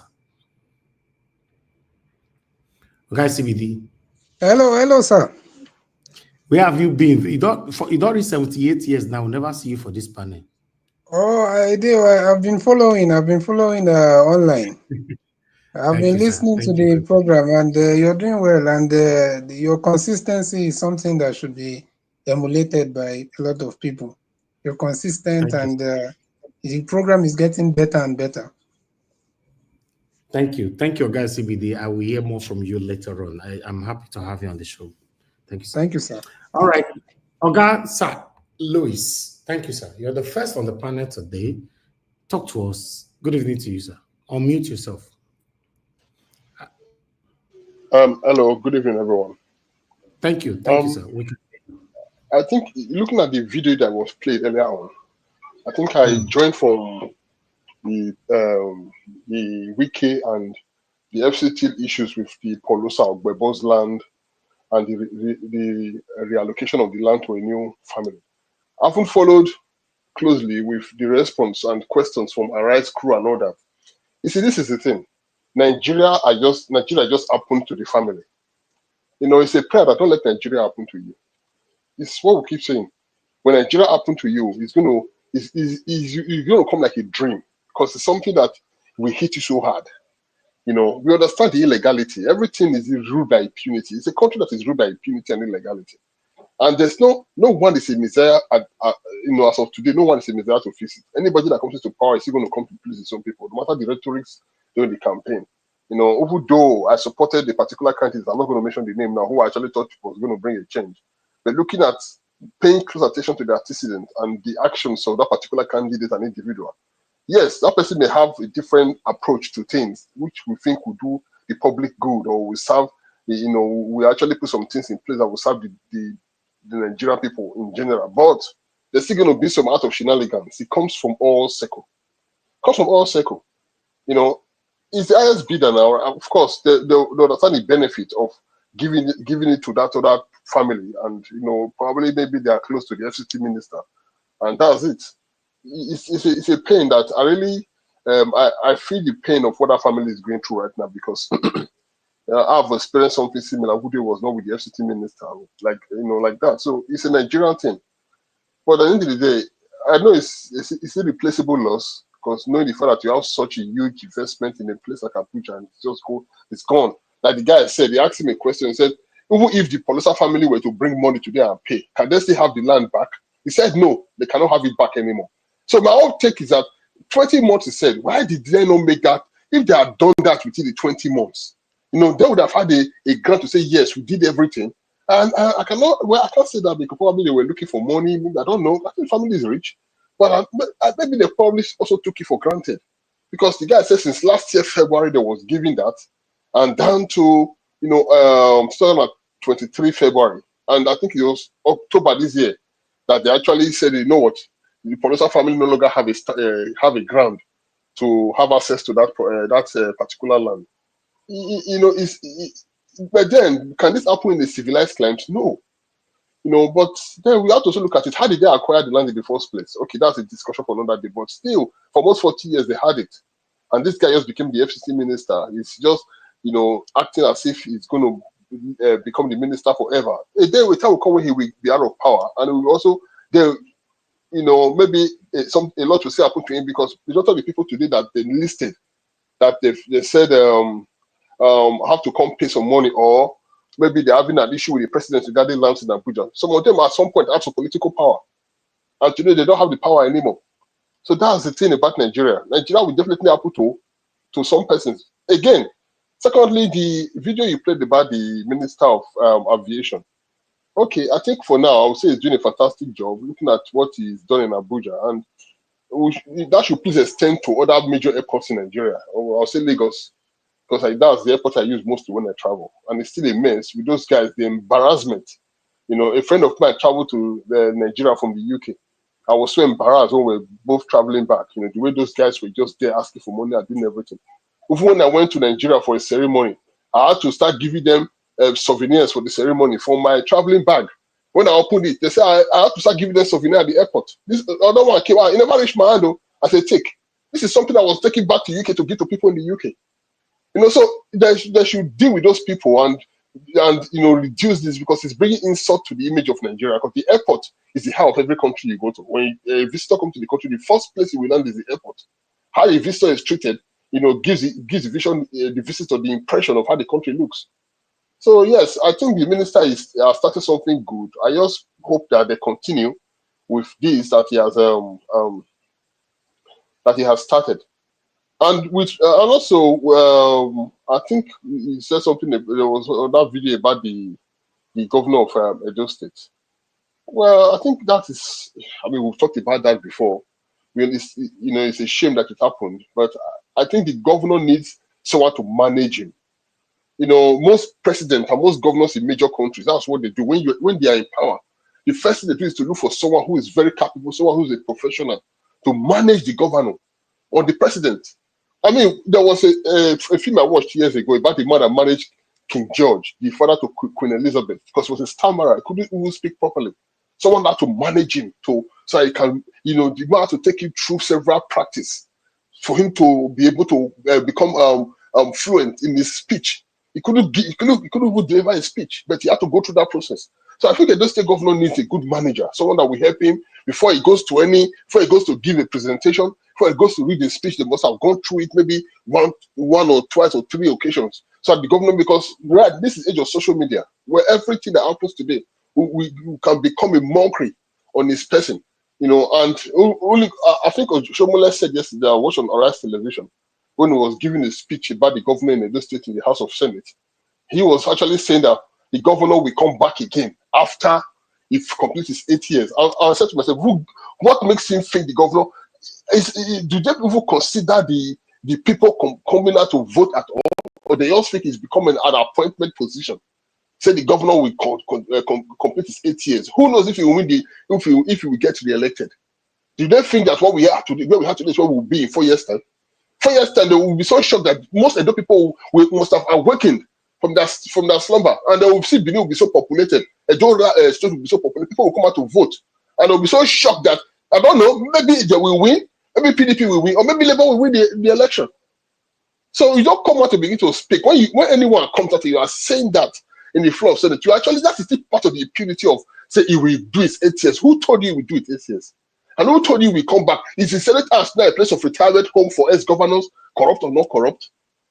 Because I remember Oshomole said years ago when he was the APC chairman of Buhari, he said he was going to work hard to make sure that the Senate House is not a retirement home for ex-governors. That was what he said. When he said he was going to make sure that he brings a new strategy to the APC party, where ex-governors will not go to Senate, but they can go to other fields of their career, but the Senate should be a place for vibrant young Nigerians. Exactly what he said. But he is now in the House of Senate. And he's not telling the House of Senate that the governor will do 8 years and return back to Senate. You know, what does that tell us as a country? What does that tell us as Nigerians about these people? So we have to work out and begin to plan, strategize for next presidential election and next gubernatorial election. I'll pause for you. Thank you. All right. Thank you very much, Louis, for that submission. I appreciate you. Thank you. I would like to appreciate Peggy Monday. Thank you very much for the super chat. God bless you. The pocket never run dry. Thanks for all that you do. I'm very, very grateful. Most especially your consistency on this media. Thank you. I appreciate every one of you, my people. Let's continue to hear from more people. The next person is Madam Nena. Madam Nena, it's good to have you on the show. Good evening to you, ma. Please talk to us. Yeah, good evening, Mr. Nigeria Watcher. Good evening, everyone. Can you hear me clearly? Yes, ma'am. Okay, yeah. Good evening, everybody. Because I have cold, my voice is kind of messed up. Yeah, good evening, everyone on the panel, Nigeria Watch family, Mommy Diaspora, greet everybody. Good evening, good morning, good afternoon from wherever you're calling from. Okay.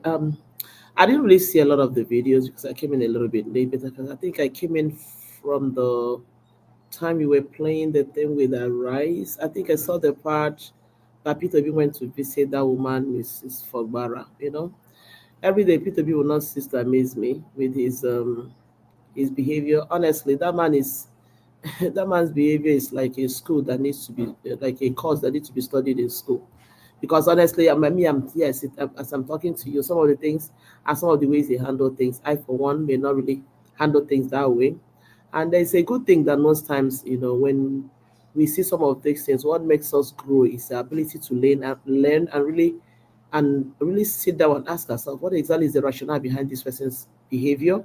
And you want to know if it's something that is that you can emulate or something that you can discard. You know, I was among the people that when the woman was talking, I'm like, why is this people attacking Peter? What is this? But having seen Peter make that move he made with that woman, it made me to really sit down and begin to have a little bit of an understanding, try to think. I'm trying to find myself in the head of Peter to understand how that man reasons. And the funny thing with that Peter B's visit to that woman, I don't know if another person paid attention.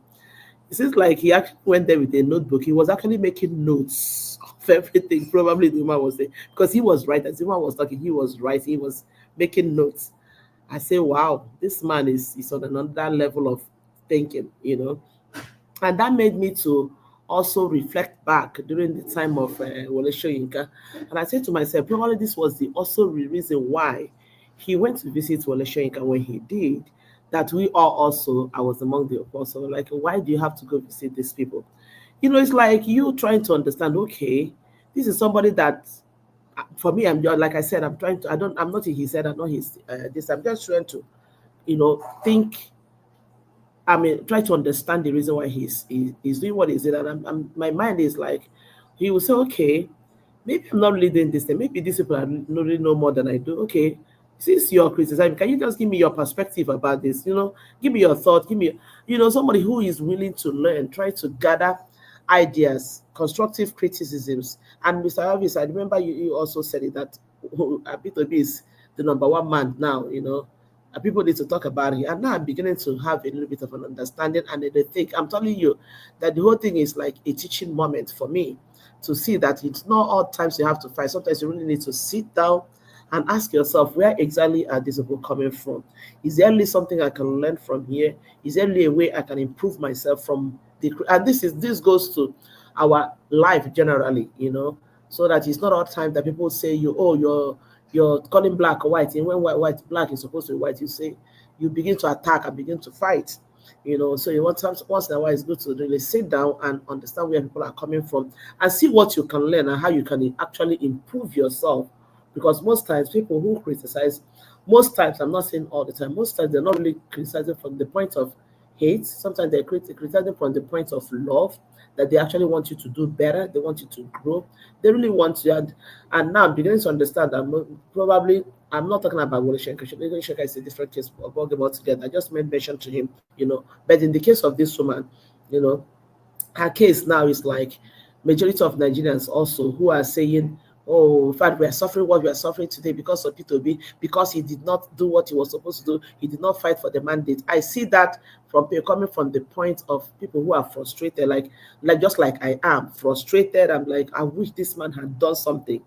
Even though we know that the Nigeria we are, even if P2B has marched on the street, it may not have really changed anything, so to say, because we're in a society that is, whacked, so to say. But all the same, it's coming from that point where people expect so much from you and they feel like if only things were turned around, if only you had done this or you had done that, probably you will not be in the pain we are. No, I'm beginning to understand it. And that is just the way. So P2B would never cease to, amaze me in his exemplary humility and everything. And sometimes people think, because I remember that day we were talking about this, and some people were writing on the comment section that P2B is a coward, that P2B, they do eye service, I don't think it's cowardice, because a lot of people are naturally quiet. They're naturally, calm in the way they handle things, but that does not mean that they are scared. Honestly, if P2B is such a man that is really afraid of people like that, afraid of things like that, I don't think he'll be moving around the way he's moving, because every moment he'll be thinking that, hot iron can just come on, on his head or something. So I don't really see him that way. For him to have the courage to march into the territory of somebody who really maligns him, that is not an action of a coward. That's an action of a brave man. That is just the way I see it. So for me, it's a learning moment for me. And also, I also tie it to his visit to Afe Babalola that we all, we are talking about here. So maybe these are the kind of things that goes on in his mind. He believes that maybe sometimes you can actually dialogue things out. Sometimes you can, just like the Shakespeare says, you can actually stoop to conquer. Probably that is his philosophy. And honestly, I don't think it's a very bad philosophy, if you must ask me. So kudos to P2B for being who he is and for doing what he's doing. He still remains very relevant, no matter how angry we are with him. That man still remains very, very relevant in our world today.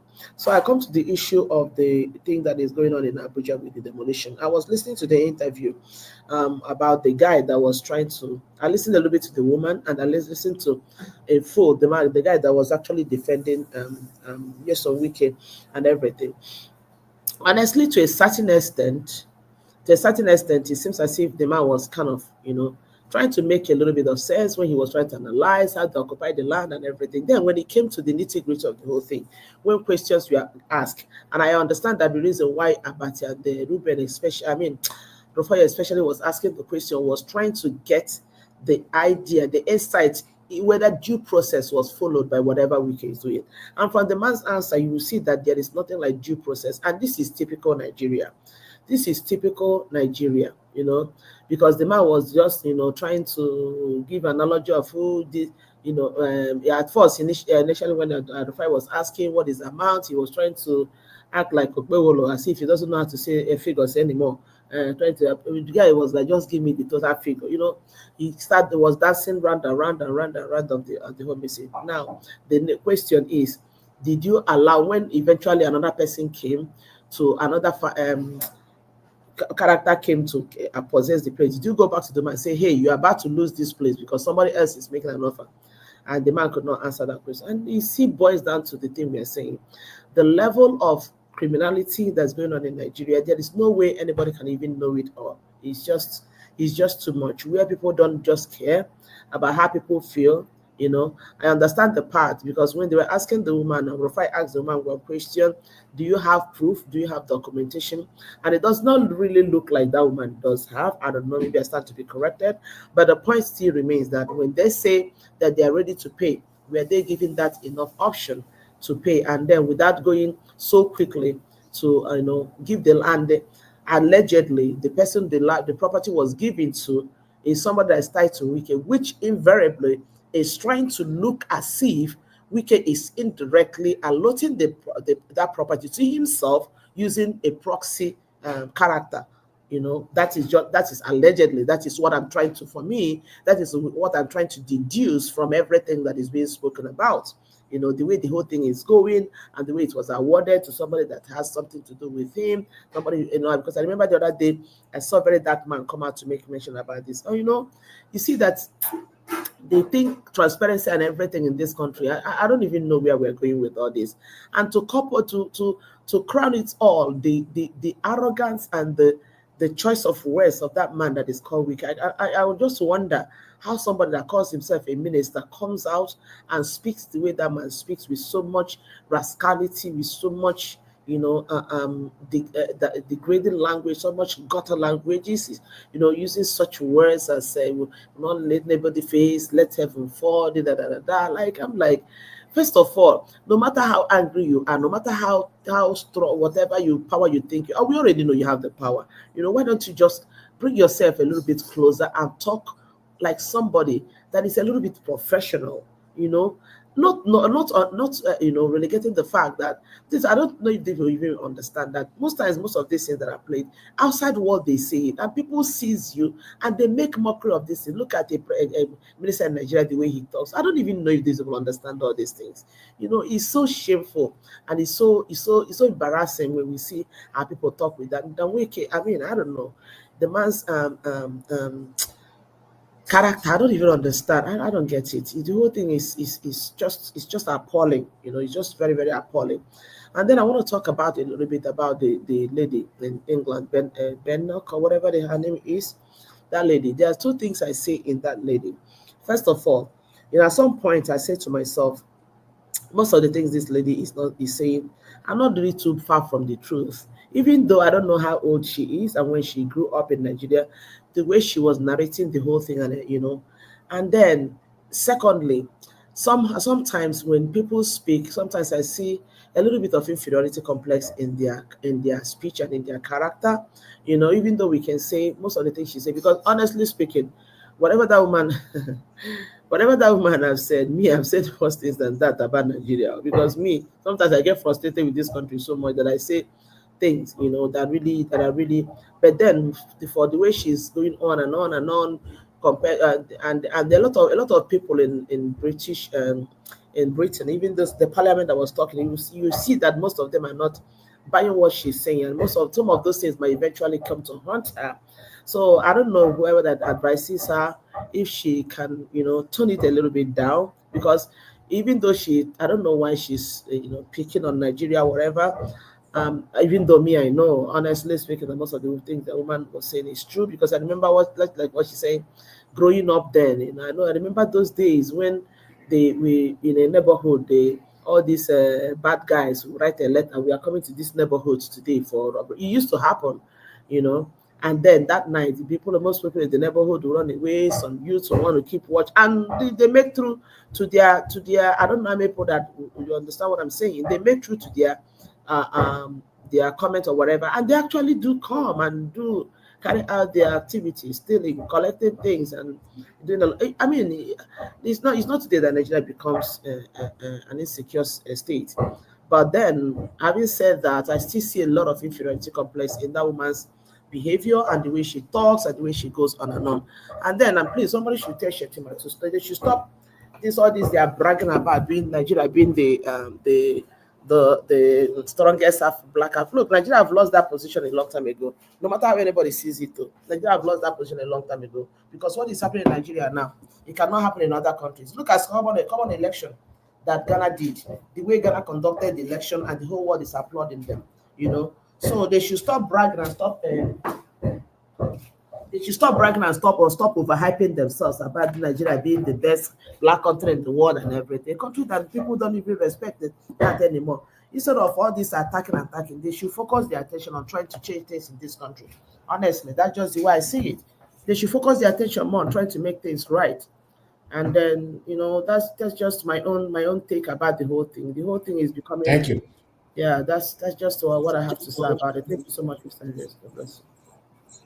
Madam Nena, thank you very much. You said Peter Obi will not stop surprising people. Yes, and you also mentioned by saying that you cannot portray the kind of attitude, or rather the character of Mr. Peter Obi. It's difficult for anybody to match it. It's difficult for anybody to match his character. That's why he's a unique man, you know. So yeah. And I like it. I like it that way. You know, we all are learning from him. Thank you very much, Madam Nena, for your submission. God bless you, man. I appreciate you. Black Panther, please, I'd like you to talk to us, my brother. Good evening to you. They'll come to our guy CBD. That we can round up. Hey, Mr. Naija Watch. How you doing today? Who shall be Mr. Naija Watch? Go and hide yourself, my friend. Today is a happy day. I'm so happy that what we are spoken here. You know why they happy? That yes. Thing where they talk about, you talk about airport, you never talk and well. I go talk and well. I'm so glad. I'm so excited. You see, people don't know what is going. This thing is going to link to security. Naija, they don't say it boldly. I'll say it boldly very well here now. They not go deeper. I want to thank you, Naija Watch. Respect you. The respect is high there. Except you want to bring it down by yourself. Just stay there and stop and continue to excel, go up and up and up and up. That is what you should be focused on now. Focus on upward only. Don't look back. Because when you look back, you might be deterred. Don't look back. Just be going up. That's all. That's where you should grow. No going back again. It's too late to go back. I want to thank everybody. I want to thank Madam Nena. God bless you. You see, Madam Nena, you are part of my excitement today. Thank you very much. I want to thank other people that Mr. Lewis that have spoken. I want to thank you. A man with a strong word, limited word, but very strong. I want to thank those out there, Mom in diaspora. You are simply a diamond. I love you plenty. To all the commenters, you are awesome. Now, I want to start with the conservative leaders in Europe, in England. I want to say here that what she has done is expected of her as a conservative in UK. That's a plus to her. Do people know what it means for a black person to be a conservative leader in England? Not to talk of a woman, audacity of hope. That's an audacity of hope. She has ascended that throne not by chance, but by the opportunity given to her by the party itself and the people of England who are conservative. She did not go through the back door, but she went straight through the procedure and climbed there. They have been monitoring her. They have watched her. She has gone through her constituencies. And they said, this is the person we need. About 6 people applied. They were thrown to 4. And she came out top, beating one of the top conservatives in England. And that's a plus. And I say congratulations to her. What she said about Nigeria that is how the conservative speaks. I don't know if you people know much about the conservative. That is how they speak. They are bold to speak.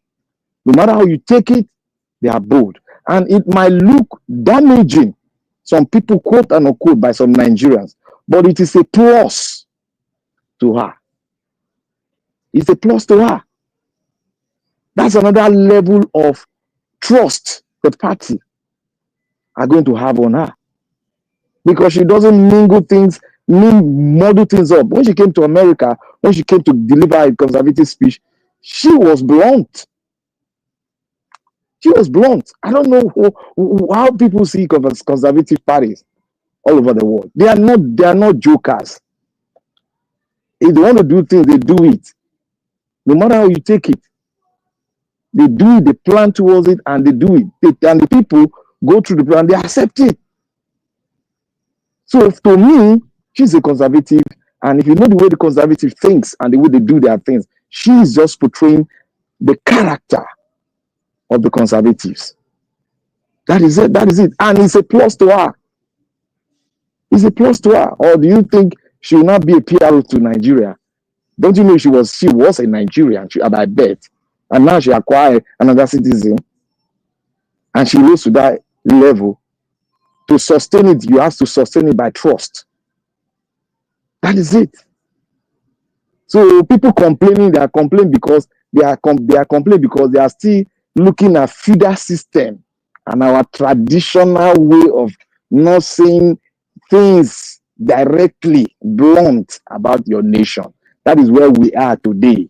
That is why the politicians manipulate us today, because we are not straight with our word. If we are straight with our word, they will be scared to do anything against us. But we were just saying, oh, let's respect them, let's see them. Nigeria is this, Nigeria is that. You have seen it. The more you pamper these people, the more they do things. They are the one trying to divide Nigeria. We are the one trying to make Nigeria one. Don't you people see it from that perspective? We are speaking blunt here. Don't you see how blunt we all have been? And the thing, because we are blunt, most of the ideas we have here, they've been doing it. Because we are blunt, straight to the point. No sasa, straight to the point. And that's how to build a nation. You don't build a nation by being, diplomatic all the time. You have to state it. Where pains you most, you have to give it out. I want to thank her for giving that. I want to see more of that from her. And more of that from African nations. I want to see more Nigerians that are all over. I want to see more of that. Let's call it state a state. We must survive the 21st century, and we must have a variant nation. If we don't want to have it, then the words the creators of this country have spoken, it will come to pass. If we don't want to come for it to come to pass, we have to speak straight to the point. And now I want to go to the Nigeria immigration processes and the defense mechanism that have been set up. I want to make it known here.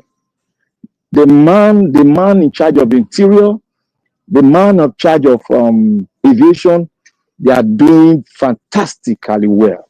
For now, I give them 50%. They are doing well. They've started well, and they are pushing it to make sure that we start from the point we start building up. I want to make it known today that I listened to the Interior Minister very well, closely in channels, and I sent the video to Nigeria Watch. You see that system is set up there in Africa.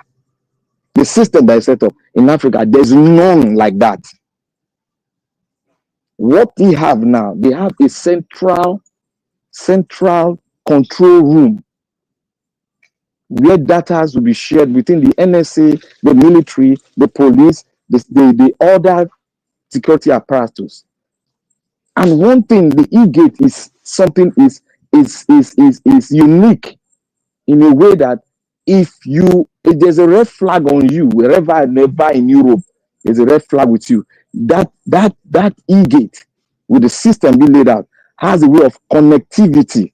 Now the European world, they are now calm, they are satisfied with it because they have a way of interacting with the system whereby if you are wanted in any country, immediately you stamp your passport in, they scan it, the red flag will go up and they will take you aside. And it has a way of monitoring red flags on people that have been given visa in another country. If you have been given visa in England or wherever you are, Nigerian embassy, automatically your data has been sent into the control room and they monitor you. They will monitor you. They have you. They can send signal to other nations that needs you, and they will tell you. They will tell them where you are going, your destination. And one thing again, that the database is one of the largest. I think it's about 8. I don't know how they tell me. They were expecting 1.5, but they got 8.5 million, whatever they call it. So that is a very big, large database that can take more than our population. And one beautiful thing about the database is that they can monitor our border. Now, George, you remember when we were talking about using tech to secure the border? I watched it. I watched what they did. They bring out the map of Nigeria, and when they pinpoint on the border, it shows the picture of that border and how people are coming into Nigeria and how they are going out.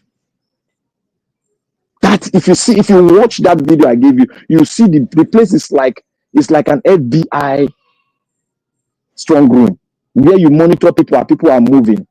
They use what we call the satellite network. I don't know who provided them that satellite network. I know they've been given a satellite link. So we are doing great in time. Now the military, if they are going for anything, if there's any insurgent coming in, they can easily relate, because NSA, the Nigerian Military Defense, all has a link with that database. So therefore, information will be shared. And the moment something is coming in, they have an instantaneous signal, and they fly in before they come into an attack. That is what that guy explained yesterday. And that was super. I was elated, because that is what we'll be discussing here. And thank God we have seen it. And we are going to witness it, how it works. Because this is going to affect the security network in Nigeria, and this is going to do very well. And the military, the reduction of casualty in our military will be very, very, very much minimized. Thank you. And I want to say something about the Minister of FCT. Like I said yesterday, it's the same thing. It's the same thing. All what the man came, they caught him red-handed. The person that came for interview was caught red-handed. They did not follow due process, and they manipulated it, and they sold it before they gave a letter out. They sold it before they gave a letter to the woman. They sold it. So I at least expected them to do the best. What they have done, I expected that they do. They will always break protocol and subject people to ridicule in Nigeria. So on that issue, they are guilty. And there's no look. All these people are guilty. He sold the land to himself. All those things that they are doing is just a picture for us to just be saying, no, talking. I pray those women get to court and those things will be reversed. And I want to say something here on Obi. You see, Madam Nina, God bless you, ma. You see, people that jump onto things and get angry, I think you said it all. Frustration is one of the bad things that if you are not in control of it, it will make you swerve and people will not understand what happened. And I thank you for saying it as it is. I told people Obi is an ideology. Obi is a book that we all, even me myself, I'm studying. I'm a student of his ideology. I want to study him well. That is why when he says things and when people attack him, I just look at people and laugh, because this thing has happened. And Obi will come up and rectify it. Don't we see it? Obi will come, look at that man that said, that woman, that lady that said, I'm no longer an obedient. But Obi saw here, that means Obi is listening. He went there to her place and talked to her. Obi was even writing when she was speaking. And at the end of it, she said she is back into the obedient fold. Simple. If what we have been saying, some people have been saying, if Obi have taken that route, every human being is important in the struggle. We would have lost somebody that is very well equipped with a lot of idea. We would have lost her. Now, thank God, Obi went there. So take himself as ordinary as we are. He spoke to her and she saw reason and came back. That is the audacity in convincing someone boldly, coming to meet her boldly. There is an audacity there that is being played by Peter Obi. Humility plays a lot of role in his life, and he has been a man that is humane. God will continue to increase in humility in him and give him more wisdom so that we can learn from him. All Nigerians can learn instead of you being angry. Learn. Since some of us cannot read, let us learn from somebody that is practically teaching us on how to be another kind of leaders in Nigeria. In the Nigeria Watch, may God bless you. Just keep on going up and up.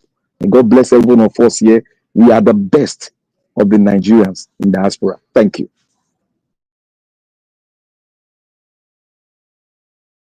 Okay, my brother, Black Panther, thank you very much. I appreciate you.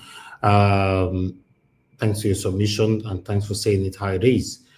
Yes, my people, I'm not saying for this platform now, how it be, now so to the talk. Yes, I'm here to criticize the government. But when I say the government doing what is right, I also say it. But that's the part that some of us don't like. Some of us normally say, no, it's too early. It's too this, it's too that. Nothing is too early. When you are criticizing them, it's not too early. When you want to praise them or you cite something good about them, that's when it's too early. I'm not part of that.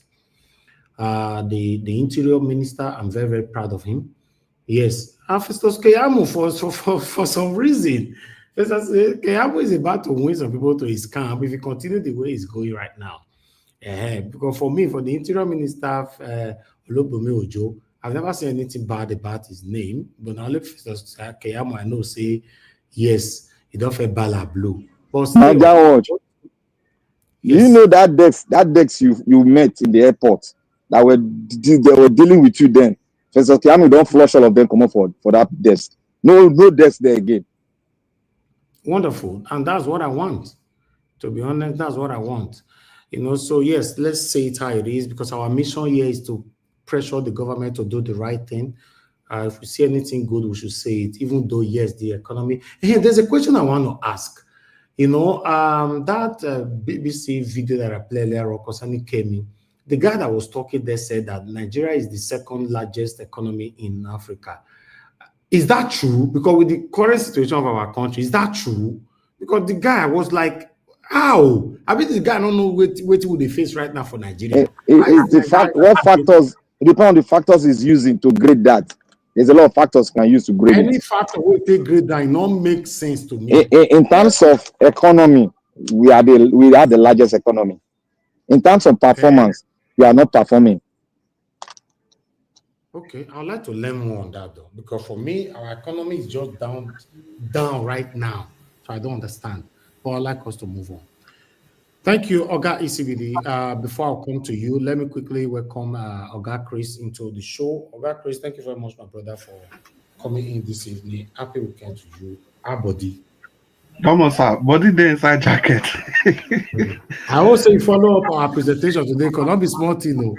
Yeah, happy weekend to you, sir. Now the this man video, Akpoki video, now that one I did before you just signal me now.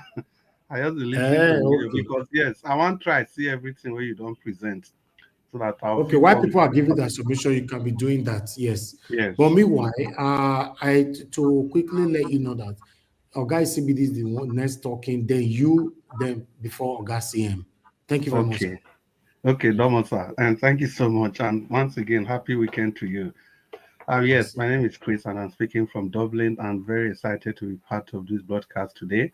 I can see the returning Oga and CBD. It's good to have you on the broadcast, and of course, the evergreen Dr. CM, Madam Nena, and the Black panel of the show, and everybody on the comment section. We want to say, on behalf of Nigeria Watch Media, we want to welcome you to the YouTube broadcast station of Nigeria Watch. And I can see the flash of Deborah Agio and Abuazi. It's good to have you on the broadcast. Yomi Abdul, I can see all of you.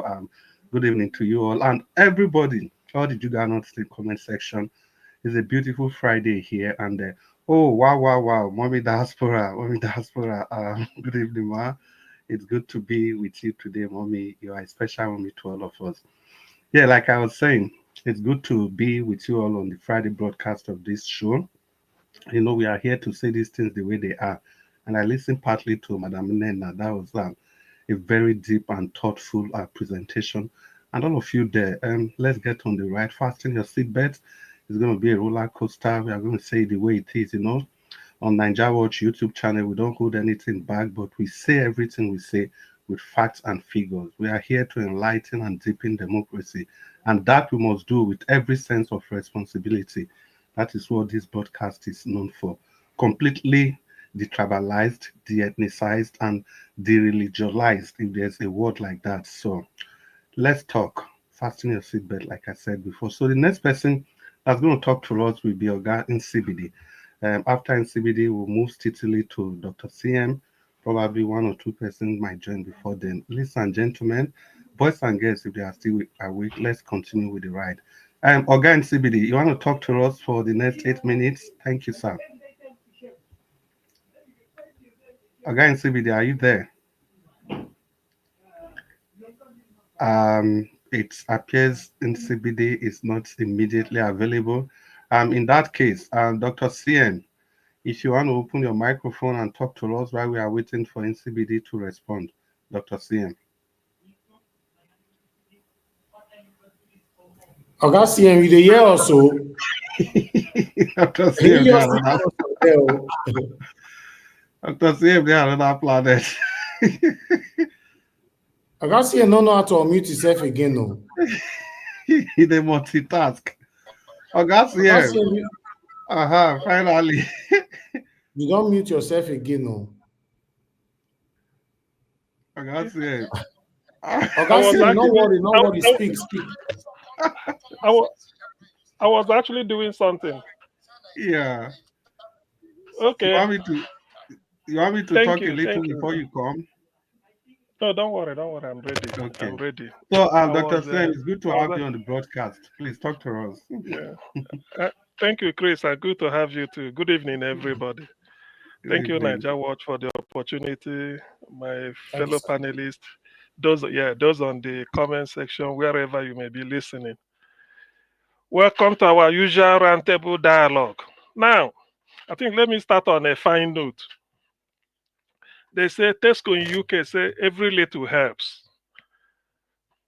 I thank Festus Keyamo. It's not every day. I mean, according to Bill Clinton, a faulty clock is right 2 times in a day, at least. So it cannot just be all bad. I know when we lash Keyamo during campaign and everything, but now maybe his policy he's trying, because I know how he helped Allen Onyema. He keeps looking over his shoulder, whoever is any Nigerian airline, he wants them to dominate, and he gives them, apart from being a lawyer, he does his job as a minister in terms of giving them that government support, encouragement. So today, from what I heard about sort of cleaning the airport, the cleaning, not a water on soup, but you know what I mean, because Nigeria is like, that place is another jungle of its own. So helping to clean it and then streamline them. So that is a welcome development. It is not for nothing that the word refers to airport as the gateway to the country. If you are flying in, the first impression of any country is their airport. How courteous the people are there, how clean, the ambient, how welcoming, how cool, fascinating the place is. That will tell you, just like people will say, because the airport, to me, sometimes people say the airport is like a bikini, What it reveals will look very fascinating, but what it conceals is even more interesting. So you see what Keyamo did, his job so far, I give him a pass mark. And having said that, let him not go below it. In fact, what his job requires is let him not allow people Agbero put sand for Ngari. If it's possible, you give a mandate. If there's a camera from Keyamo's office, you will be looking at all the international airports in Nigeria. Arrival hall, departure hall. So in fact, if we can spend, even if it's billion, let him put it. Because what we will gain in terms of public relations and good reputation will be worth the candle. So let him put a camera. I think it's possible. There should be a system whereby he will be in his office in Abuja anywhere. If you want to look at Aminu Kano International Airport in Kano. You will be looking at everywhere. So you'll be having, particularly if you have the manifest in his office, he knows the flight that comes from abroad to Kano every day and the time he will be there, even with his team, not just only him, in case he's not around. He'll be looking at it so that whatever happens, he phone them, say, look, tell that guy, that type of thing. I mean, it's technology, anything it is. During the Gulf War, let me say this. When they were shelling Saddam Hussein, George Bush Sr. and Norman was telling Norman Schwarzkopf, the one that the Allied Command Operation Desert Storm, he was communicating with them. They were seeing everything he's doing in the White House. Bush, Bush and Danforth Quayle, and all of them, the cabinet, they were looking at it. So I said, I didn't know. Say, yeah, they're seeing what is happening. So if it could be, that was 1991. I read it in Time magazine. So if such things, it must have improved. So Keyamo should look for that type of. And if they realize, if Nigeria should know that, look, when you are arriving at the airport, the minister in his office is seeing what is happening, whether in Lagos or Calabar, anywhere. Nigeria is worth it. At least anything to wipe out. I mean, just wipe out those touts. It's so disgusting.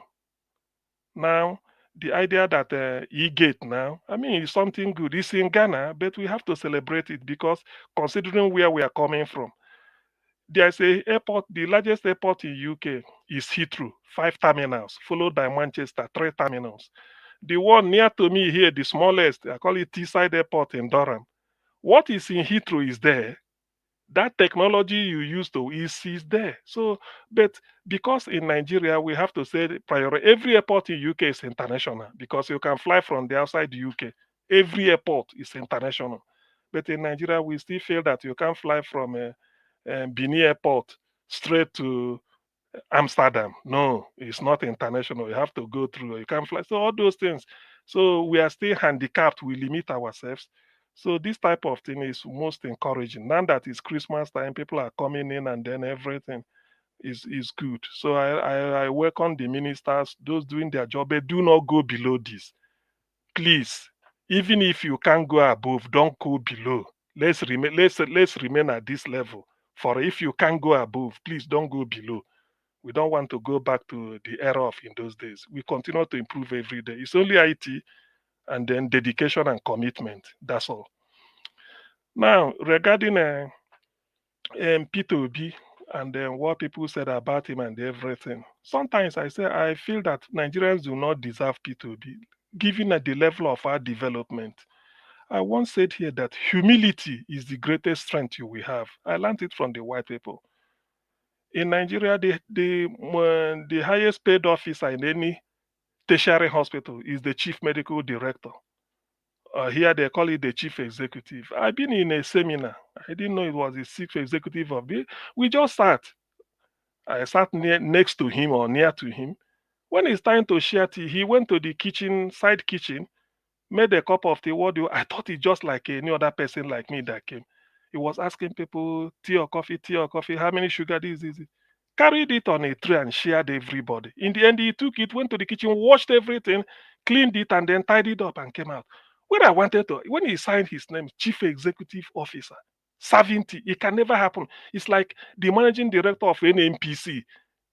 You can't even come close to him, not to talk of him giving you sweet or telling you, please, can you wash your hand with, give me the towel, let me hang when you finish. It's not possible because we feel so much, that P2B is a very humble man. That's why he left to go and see the lady, say, what is it that I did wrong? Probably that's what he will ask. What is it I did wrong that made you to lose? Because it's only one person. He said he doesn't want to be obedient, but to P2B is important. He went to her immediately, said, look, what is it I did wrong? They will now have a chat, and then that is leadership is all about listening and learning. But Nigeria believe that everything must be strong. I've argued here that P2B is not a weak leader. But people will say, oh, he's very weak. He is weak. Nigerians like muscle. Hey, go grey, crush them, send troops. Use brigade, deploy the 51 brigade in that state. Go out. All those ones is not leadership. You don't lead a leader. Leadership comes from here. This is where leadership is. His brain, his intelligence. It's intelligent. It's not muzzle. It's not command troops. Go and crush them. What is it? Flush them out. Who is he? Who are you talking to? Say, telling some journalists to go and write all those ones. It doesn't work. We had Jonathan. They say Jonathan was very weak. He's a weak. They push him out. Imbecile, kindergarten president, drunken a man, a jaw fisherman. Such a person get PhD. Look at us in they behave. It's a shame. They brought Buhari. Buhari is not a weak leader. Now, where are we? We are. No be people shout. Where are we? Then the Buhari this every time be PhD. Where we get PhD, hey, make he bring NEPA bill certificate. Buhari present NEPA bill. School cert he no get. 97 versus 5%. That's what he said in Washington. If you ask him, can you run inclusive government? Given he said, have you seen our electoral result? Those will give me 97% and those will give me. Is that the meaning of inclusion? In Washington, D.C., of all places, the political capital of the world, where are we today? Then Tinubu came. Tinubu is a strong. He built. Tinubu. Strategy is a jack. Tinubu. Where are we today? Leadership is not about all. Leadership is intelligent. It's not gara gara. It's not. It's policy that will speak for you. It's what you do. Ability to fish talent. I don't think Awolowo is a strong man in terms of muscle. But he was able to organize his lieutenant, Gbola Ige, what is it, Emmanuel Alayande, Adekunle Ajashi, Bisi Onabanjo, and Bruce Wale. Free education. And people saw the result. Lateef Jakonde. That is how a leader works. You choose intelligent people, plan them everywhere, and then they will be you coordinate them because and not everything muzzle. Who can you who throughout Buhari's cabinet? Who can you single out? Cabinet or colorless? That's what we are having with Tinubu now, and people are expecting. Jonathan, they said he doesn't have anything. Look at what is it called, Professor Adeshino in agriculture. Look at where they are. There's one they call Mobolaji in ICT. I've forgotten the lady's name. Then Ngozi Okonjo-Iweala are coordinating. People were doing things, and Nigeria become the best #1 economy in Africa. Now we are #4 after South Africa, Egypt, Algeria before Nigeria. I've just checked it. #4. So you see, that is what P2B is showing. Jonathan is humble. I once remember Jonathan granting an interview. He said Nigerians are expecting him that he will wake up in the morning, 8 o'clock, take walking stick, and start to go around the minister and say, why did you come late? Why did you come late to work? It's not. That is leadership is example. When people see you the way you do, that is how they will behave. Not everything is not muzzle. Somebody is talking. Not everything is not. That's what Nigeria wants. Muzzle, P2B is because he doesn't shout. He doesn't follow them and make all this. It's not a weak leader. It's not a weak leader. Nigeria showed us a short video clip about Emmanuel Macron.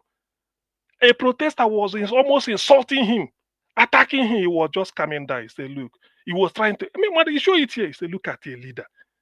As powerful as France is. One even slapped himself outside the public. Yeah, but he was trying to explain. He was busy explaining. He said, no, this is how it is. Yes, I agree with you that this is, but can you see, that is a leader. If now our own, the army will go back. Who are you? You go even near you. Who born Shege? Can you come close? 1 million miles away. Who are you? Then before you know, press go right. Say these are the maybe Tinubu is nice and obedient. They want to detone because they're before you know they say may they wait for 2027 now. Which one? If you lose the election, must Nigeria? You see, this is our attitude. We are not civilized. That is just the thing. We never civilize. That's why people will just see. So when you see P2B like a fish in a strange water, because when he do all this thing, people that is his lifestyle. Imagine going to, if anything happened, he went to Shoyinka, he went to Femi Kuti. Forget that, he went to Femi Kuti. Have we forgotten? He went to Femi Kuti. There he met a Charlie boy. It was during the four election. He went and talked to them. Femi was smiling. Even Femi escorted him and started laughing. That is how a leader is. That is how, you don't need to make an enemy. Everybody should be your friend. Even if he's a cripple, he must try and win the person over. But in Nigeria, everybody feel that if you are strong. Now we are having strong leader. Where are we? Where is the economy? Everybody is shouting. Economy no sense. We can't plan. What is there anything that Tinubu can coordinate since he come in? Here at the federal level, he's going to France to go and be a houseboy to French people. When Niger, the people we are even looking at as the poorest country in the world, Niger, Chad, Mali mustered courage and drove them away. And now they are moving. You are going to sign deal with France. Look at yacht you buy, started to build. You see, is that what you want? He's a strong leader. Jagaban is learning the footstep. You know, what is he doing? Now look at where Nigeria is. And they are talking Nigeria. Like Shetima want to finish himself. He went to engage Kemi. Didn't you see what Kemi said? Kemi said she's a Yoruba. That's a quotation. Say she's Yoruba. That Yoruba has nothing in common with the Boko Haram infested northern Nigeria. She said it. It's on quote. And then Shetima is the who brought Boko Haram? Is it not Shetima? And you are talking to Kemi. Look at it talking. You know what Nigeria? What I should be begging Kemi if I should get close to Kemi is, Kemi, please use your system. Use your position. Tell the British Parliament. Yeah. Thank you. Yes. Now when you don't enter this one, your time be don't finish. But no, not be laughing matter. If you talk about the Irish government, you talk about Boko Haram, you talk about what they call them again, Ebele Jonathan. Then you see these three people, these tripartites. You need to bring in the influence of the West vis-a-vis the Democratic Party in the US. In the Obama, short of Barack yes, Obama. Obama, you need to bring that in to completely sandwich all these issues together. Because all these things where you are light, man, they are just hanging on their own. You have to bring it together. You can't talk about Shetima, Boko Haram, what Badinov just said. So please bring the role that the Democratic Party played. Exactly. Okay. Under Obama, because they felt that Jonathan is weak. Why is Jonathan weak? Jonathan was trying to fight Boko Haram. And he was trying to explain to them. The real weakness was Jonathan organized 2014 conference to rebalance Nigeria. It's after 100 years. We should now sort of build a country based on our mutual agreement, how we are going to see Nigeria. Organize 2014 conference, whatever he decided, they will put it in. That was everything. All these people feel that they own Nigeria. They started finding a way to remove him, brought in Boko Haram. When Jonathan goes to America, help us, they will go behind and start to, those things, you see the conspiracy. And for the first time in the history of American democracy, American president addressed Nigeria from the Oval Office. Obama, I saw it. Obama said, Nigeria, let me speak to Nigerian people. It has never happened before. No American president has ever told Nigeria, let me speak to you because of your forthcoming election. You want a change. This is what Obama was saying. You want a change. They blocked Jonathan everywhere because of one. He couldn't permit. Based with David Cameron, he could not allow them to sort of to implement this gay. And that was an interference in other people's issue politics. Direct. It has never happened. Dr. Tien, I must come again. I expect you to talk when we are talking about not strong men. The part where I expect you to talk about, Obama said that nations are not built, are not governed by strong men, but strong institutions. But in Nigeria, but Obama also supported a strong man to become the president of the nation. It's true. That is the hypocrisy. See, all these things I know. So, just because when we are here, I don't like to revisit recent history and use it to educate people. Something lead to it. So this is what they did to Jonathan. The man they say is weak, and our economy #1 in Africa and rising with hope. But because they felt that, no, we can't allow this German to continue, all those, all this Primoda in a Christian, and again in a all these things, now we get Nigeria. They went through Obama, and the Obama fought for it. That is what Obama gave Nigeria in his 8 years in White House. He never visited Nigeria. He dodged Nigeria, refused us arms that we wanted to buy with which to prosecute Boko Haram, which these people introduced. All these Rufai, them Atiku, now them bring them, now them, just to discredit Jonathan. Now, where are we? So why I'm saying this is that it is true, the Obama has done his part. But I'm talking to Nigerians. This is when you now look. Leadership is about intelligence. It's not muzzle. Because when the person gets in, is the policy. He will be 1,000 or 2,000 miles away from your village. But his policy will impact on you. P2B cannot on the first day float Naira. Even if you want to remove subsidy, Peter Obi said, if you remove subsidy, you tell us that money where we remove from subsidy, now here it is. Okay, where the money where they remove from subsidy, we know see them. Yet we are still paying subsidy from behind. So this is just the complicity. That's why when people are saying about leadership, you now ask them, is it really leadership we are talking about, or just somebody who will make something good for you and better the life of the people with honesty, dedication, and transparency? They don't see. So when Nigerians are talking of leadership, I'm saying this at all levels, not because of Peter Obi brought this issue. Let them look at, forget about the man who get Agbero pass. That is not what we are asking of. That one don't pass. You don't snatch ballot box. Now, govern. Tell us what you could do to change the course of history. You can't. Now, suffering is worsening, and they are still telling us what to do. So, in a nutshell, let me know, maybe in the subsequent one. Dr. CM, he Yeah. didn't talk on the central security system built by Interior Ministry. I think I mentioned a little bit of, is there an E-gate? I think that is what they call, I think. Not the E-gate, he built one central security system for Abuja, they monitor our border around.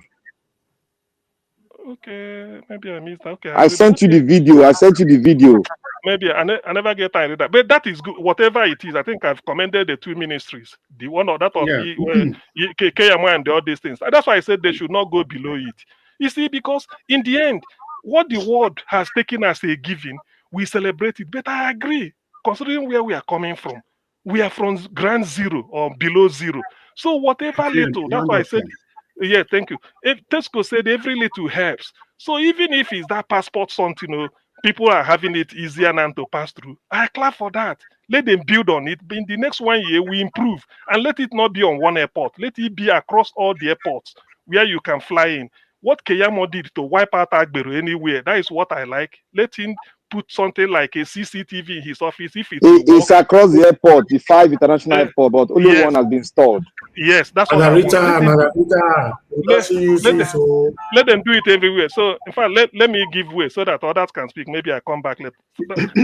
Black Panther, I will listen to. I will now check what you sent to me. I didn't know. Thank you very much, Chris, and thank you for the time. Dr. Sen, thank you so much. We are hitting so many angles. That was why I just allowed you to continue firing from all 4 cylinders. And we can see Madam Rita joining us on the show. But before we come to Madam Rita, Oga in CBD, are you ready to talk to us? In CBD. It will appear that Oga in CBD is not immediately available. And still talking about the videos that was placed today, especially the Interior Minister that we are all praising now. You see, I listened partly to the Mr. Evis's monologue concerning Peter Obi, that people don't allow any person to criticize him, some people anyway. You see, that is why, for me, I believe that we should respect everybody's opinion. If people give their opinion, respect that opinion. Don't immediately believe that it is because of some reason, selfish interest or whatever. We have to. You cannot say, for example, I see somebody that is supporting the worst candidate so far. Then all of a sudden, you are using that to judge the person. I make this with all sense of responsibility because during the time of governorship election in Edo State, for example, you see, if you support Labour, some people say, no, you are doing this because of this. If you support AP, some people say you are doing it because of it. If you support PDP, some people, no. For God's sake, all of us, where did we come from? Where are we going to? You are in this life, you are not living the life for any person. At the end of the day, you give account of yourself. You should be in a position to express your views at any point in time, irrespective of whose source is God. Express your views and respect other people's opinion. Don't immediately go through that tangent of thinking that somebody must have gotten something somewhere or somebody is benefiting somewhere, unless you have proof or there's a consistent pattern, especially for people that will see the truth and want to go the alternative way. See this man we are praising today, this man, this particular Interior Ministry man. Do we people, I hope so we have not forgotten that this lady, what's this lady's name? The young lady that went away with 500 million. What's her name again? That lady, Beta Edu. Let's not forget that this Interior Ministry man is supposed to be part. Our organization was part of the organization that got some funds, supposed to be part of those people that should be in the books. But today, we are looking at his achievements. does that mean that any person is supporting corruption or something like that? We should be able to look at, people have maintained that if you are looking for that saint, somebody that is spotless, you are not going to find it in any political circle. And just know that Peter Obi is just one in a million. Not only in Nigeria, not only in Africa, everywhere in the world. Somebody like him is just one in a million. So please, just continue on the broadcast. I'm going to give my submission properly later. Madam Rita, it's good to welcome you on this weekend broadcast of the show. Madam Rita, please open your microphone and talk to us. Good evening, madam. Yes, good evening, Mr. Chris and Mr. Elvis, Obota, my lovely mommy diaspora. I love you very much. Dr. CM, greetings. Black Panther, my brother, good evening. Oh, our lovely lady.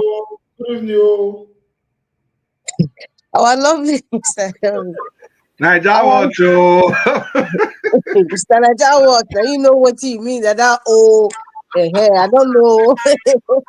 I said, Madam Rita, good evening. Good evening. Good evening, sir. Good evening, sir. Domo, sir. Madam Rita, continue. Talk for Nigeria for here now. Must put Ojona now. Mr. Elvis, I think you have overstayed in Nigeria now. You need to go back. My lovely lady sister, Madam Nobi, good evening, ma. And I think that's Abdul Malik, if I'm not correct. If I'm not, yeah, I think because the writing is so small. Okay. Good evening, everybody in the panel. Boazi, Johnson Emmanuel is there. My lovely sister, Irene Finest. Mr. Chris, there's something I would disagree with what you just mentioned now regarding, you were trying to talk about Beta Edu's case with, what's his name? Tunji Ojo. And you said, the fact that his name was mentioned in that, I would call it Beta Edu Gate, and he's doing something now. Does that mean that he's a bad person? You see, the issue is this. See, I see, maybe it's this Daily Farotemi's book that has influenced me, but the issue is this. When justice is seen, I use the word seen, S-E-E-N. It needs to be seen across the board. But when it's selective, there's no excuse. When it's selective, it means that there's no justice. It means that the justice system in Nigeria or the persecution process is meant for certain persons, and some people are untouchable. It's very, very obvious. With Tunji Ojo's monologue, can I finish, sir? Because I just want to bring out that part there, what you're saying. But we need to say things the way it is. The grounds that I have with that, I don't even blame the Tunji Ojo. I blame the justice system, the so-called EFCC, and also the presidency, because the presidency is part of it. But I do for now. Our only godfather, as they say, is the former governor of Cross River State. I've forgotten his name now. You understand? But she obviously doesn't have a godfather yet. Perhaps she has now, in Aso Rock. But obviously, if with Tunji Ojo's monologue about my father, I have learned from you, Agbado, the man from Bodlo is his father, with experience, he has influenced him in the decisions that he made. Come on, it was just too crass for me. It was, you're there to do a job, you do the job. All these praises and psychophancy, see, it's embedded in our system. And that's why a lot of these people in the position, they have a chip on their shoulders and they feel that they're doing us a favor. Let us stop it. For me, what Tunji Ojo was talking about, he was thanking his father, is the man from Bodilo for not sacking him. And in any speech that he makes, this will continue. He's grateful for that. Moving along. I just wanted to clear that fact. Mr. Chris, if you want to make a comment, that's fine. I can make a comment on what I just said, because Madam Rita, you are right. This is the second time he's making that speech. No. That same speech. This is the second time he's making it. And it's multiple of praising. Who is making the speech? Yeah. Black Panther. Okay, you are talking about Tunji Ojo. I thought it's me. Now, Madam Rita, I think the problem is that sometimes we miss the point in the labyrinth because of so many twists and turns. See, the example I was giving with that, and before I say that, it's on record that I have been the most vocal voice concerning selective prosecution of people. I've always made the point that, look, in that ministry, the former person that was even there, the Sadia, whatever, that they can't even do anything to this lady. Because before you do anything to this lady, you have to go through the other one. that shared billions and billions of naira during the COVID when children were at home. And I've used the case of Emefiele and stuff like that. Now, the example I was giving with that, I started by saying respecting of people's opinion. So for the fact that somebody is supporting or saying something about a particular person doesn't necessarily mean that any person is benefiting from that person. And for example, look at the interior minister today that is being, people are praising him today. But this same person was involved in corruption in the past. And now nobody is talking about that corruption. People are only focused on what he is doing. So the people praising him today, it doesn't necessarily mean they are benefited from him. They are just only talking, expressing their view in respect to what transformation has occurred in his ministry. You get the point. So it's a very situational discussion, not in any way to kind of support selective justice. No, not at all. Because I'm against that. That has been my major champion. And I've said here severally that any time they want to show that they are fighting corruption, it's always somebody from the South.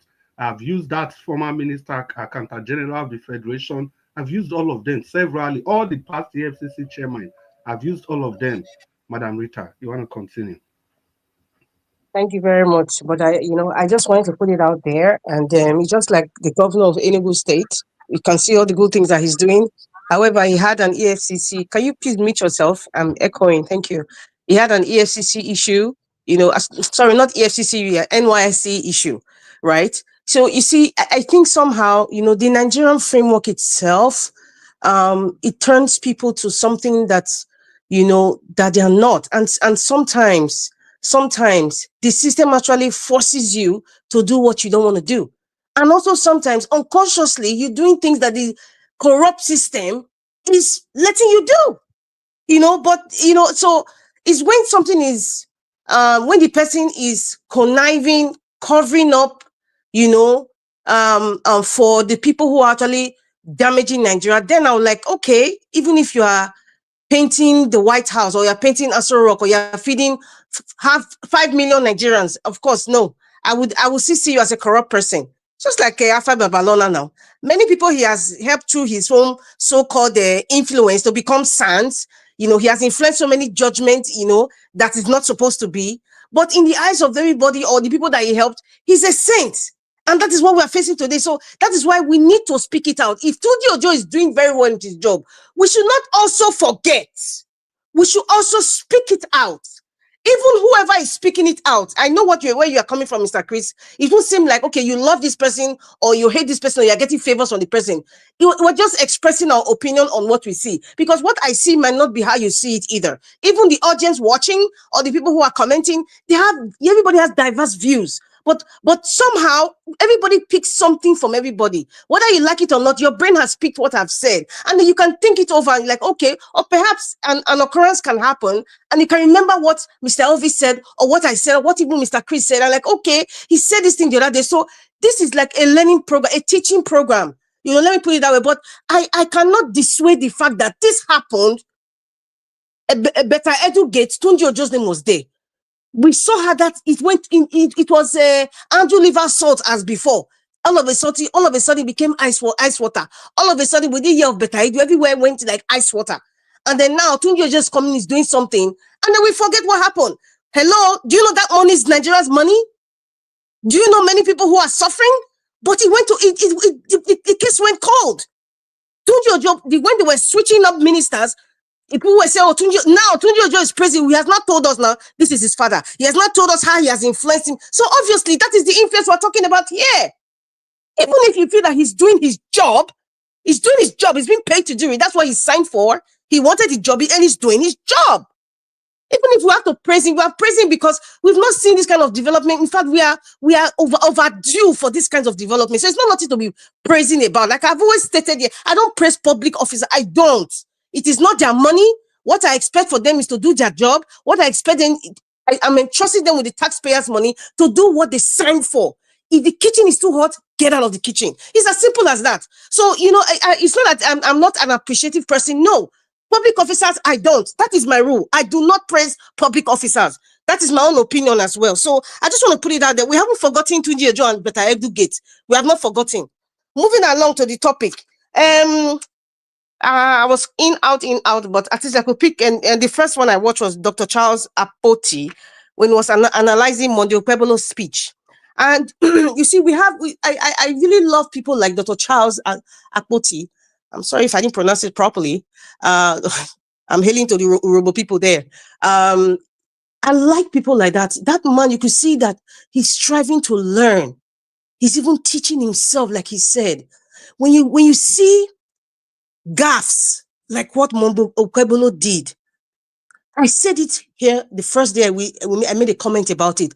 I said, I don't have issues, whether I have stuttering problems, stammering problem, stage fright, and all those kinds of things. I don't have issues with that. What I have issues is that presentation, based on the seat that you are on, presentation.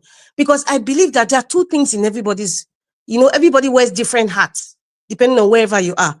But I believe that as a political constituted authority, let me put it that way, where people vote you in and they entrusted you in a position, there are several hats you wear, but there are two most important hats you will wear. One hat is your private life, and the other hat is your public life. Your public life. Now, when you become a governor, it needs to be seen that you are responsible. It needs to be seen that you are serious about the job that you chose to take. It needs to be seen that you're going to be teaching and inspiring the younger generation. You have to be seen that you have standards. Now, for him to stutter or to say it's confusing me, that is a bad standard. It's a bad standard. There are many celebrities all over the world that are ambassadors for one product or the other. Before they became ambassadors, they signed a contract. And I'm sure one of the stipulations on that contract is there's a certain way you have to present yourself. For example, I remember in the past when Kate Henshaw, I think when she separated or divorced her husband or whatever, she was an ambassador for No Maggie Cube. I know she talked about it years after, how she felt humiliated. But because she knows what she signed for, they need Maggie Cube wanted somebody who stood like a mother and a wife to, and to, talk about their products and, show, because they wanted to show the motherly, what mothers usually do, a typical married woman, the standard and everything that can cook for the family and, and for the community. They needed that image. But for them, she did not show that image anymore once she wasn't married. It's all over the world. But abroad, when anybody resigns voluntarily, they know that the ethics and the standard is the key word for you to be on that position. If you err, your conscience will tell you that you need to step down because the kitchen is already too hot. So that is the grounds that I have with Monte Okebolo. It shows that you are not prepared for that seat. Because if you know you have some stuttering problem or some speech, whatever, or whether it's a dyslexia or whatever SIA that they call it, you need to prepare yourself because everybody has issues within them. There's some things you can't control, but you know where your shortcomings are. You try to fix it that heart as a public figure. That is the seriousness of governance we talk about. Standards. Standard, my people. Standard. I have to keep repeating. What is your standard of picking a political leader? What have they shown? What displayed was, he was not serious about the job. Even when he continued speaking, he was like, whatever. That is the interpretation I got from the receiving end. So any child watching that now, if they err in their presentation, they'll say, after all, they saw the governor just move on and forgot the other numbers. So they'll do the same. That is why standard is very important. Seen. I keep using this word, seen. Every child right now has an Android phone. Even if they don't have, they go to school, they have friends that their parents buy Android phone. They see things. The eyes are the windows to the soul. What we see with the leaders is not inspiring for the younger people, and that is my anger about it. Monday Okebolo's speech wasn't showing that he's ready for the job. He was not seeing representation. Representation is very, very important. Seriousness is very, very commitment. Showing me that you're able to do the job. If he was trying or he's reading the numbers, if somebody is serious, you have your handlers. It's okay. You know what? I cannot read numbers. Can you put it in writing? That's seriousness now. Even if if he has to, some people can learn it. Someone who is dyslexic, and if I'm not saying that's what he is, I'm just saying that is everybody has a different way in which they learn. You understand? So dyslexic people, they have a different way to learn than the so-called normal people. Some people are visual. What they see, they get it. Some people, you need to write it down. Some people, you need to break it down for them to understand it and even pronounce it. That is one that you know that you are serious about representing Madam, can I ask you a question? Go ahead, sir.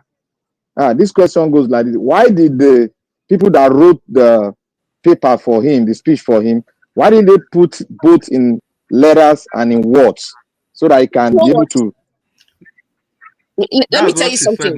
That is what I'm talking about, seriousness. If you know that you have lapses in reading, if you know that you have stage fright, listen, some people even, I don't know if people watch Made in Manhattan, you know, that Jennifer Lopez movie, that guy that wanted to be governor, he said he was holding staple pins because he's always tensed when he's reading to the public. But staple pins is what he holds and he squeezes that give him that confidence. Everybody knows the little thing that they're able to lean on in order to present themselves properly. You work on it. This is the seriousness I'm talking about. If you know that you cannot read numbers, let people know that they should write it down for you. If you know you have to learn it, it's seriousness, for Christ's sake. And that's why people keep talking about this topic. And if this is a learning curve for anybody, especially if you're in a public position, be prepared. If you know that you have, excuse me, sir, thank you, sir. If you know that you have issues in presenting, but you have to, please work on it. Go and ask for help. Go and ask for help so that all this gaffe and embarrassment is what we shouldn't be seeing this now, like 21st century. We shouldn't be seeing it. Even if you have to put a teleprompter, you are the governor, tell them to put a teleprompter, be reading it from there. You can do what you need to do so that you can present well. Representation matters. The whole world is laughing at Edo State, and I am not here to even laugh at anybody, because any Edo person who is also laughing and not even teaching, and other people from other states or even part of the world are laughing, it is your fault, because you are also an ambassador to your state.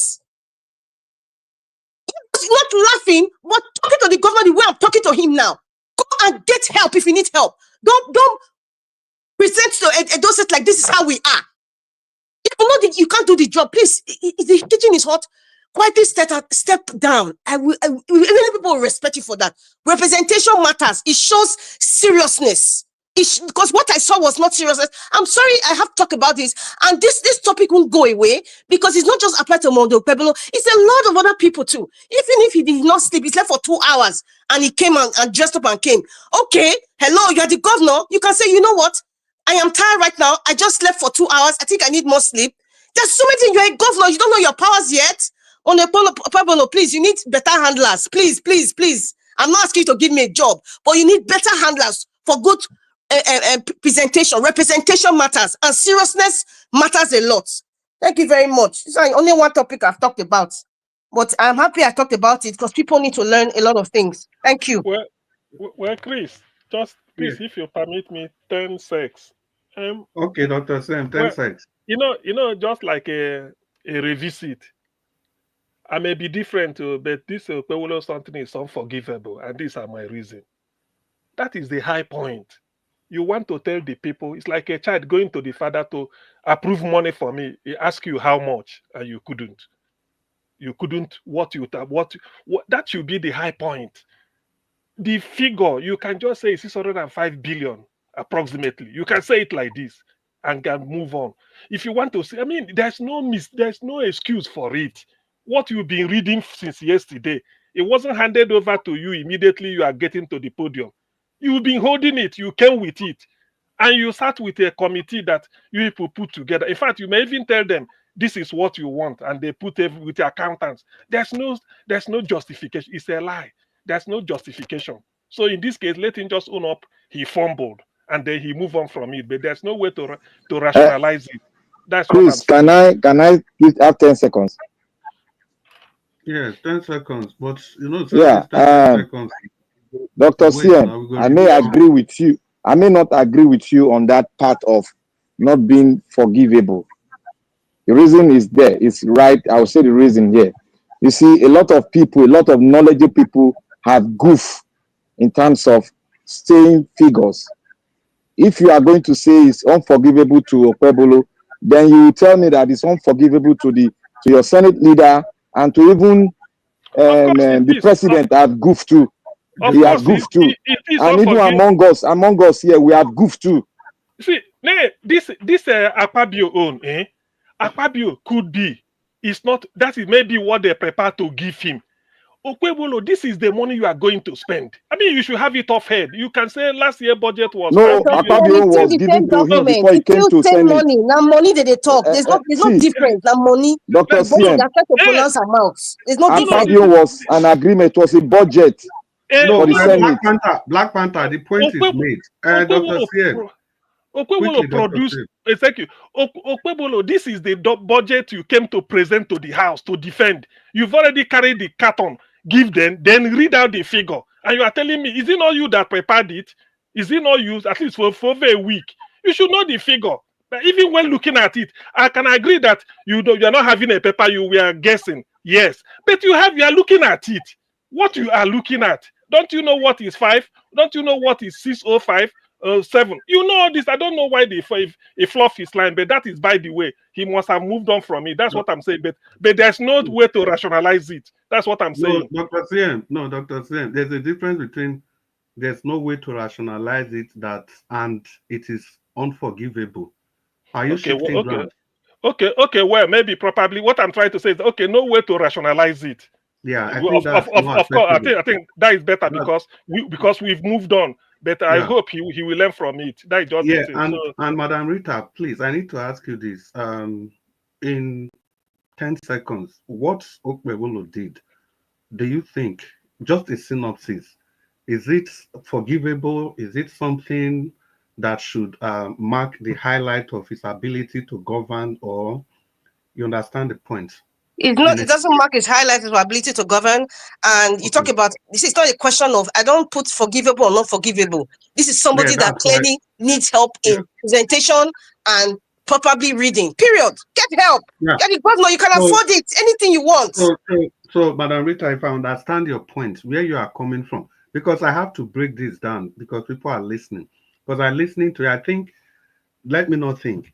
Where you are coming from, is it from a place of the lackadaisical attitude, lack of preparedness before they made the budget, or the fact that because of that blunder, Okpebolo is not all qualified to be the governor? Or is it because of the way the negligence in preparing him to make that speech? Is it so? Which of them is your I'm almost saying all of the above, but I would not say all of the above because the ability to govern. This is why you have the opportunity, Madam Rita. I'm speaking. Yes, I believe I was very clear. His ability to govern. Can you mute yourself? I'm echoing, please. His ability to govern cannot be determined by his shortcomings like speech or whatever. But the worry there, when people were questioning his abilities, that you cannot read numbers. But I can tell you, there are some accountants. They are better off reading the numbers when it's written than when it's just written like 421. So that's why I said there are two things here. For me, this is not a litmus test to say, oh, he cannot govern.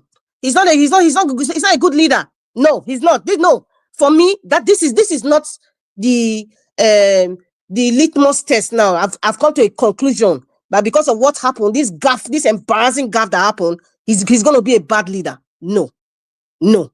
But the other part is that his presentation showed to me that he was not prepared, and he was not prepared to be a governor, and he was not prepared to show us that he's serious. That is the interpretation of what people are saying, and that's why people are judging by that and say, okay, this governor is going to be bad. His representation matters. Representation matters. You cannot go to an interview and you wear short knicker or a bikini.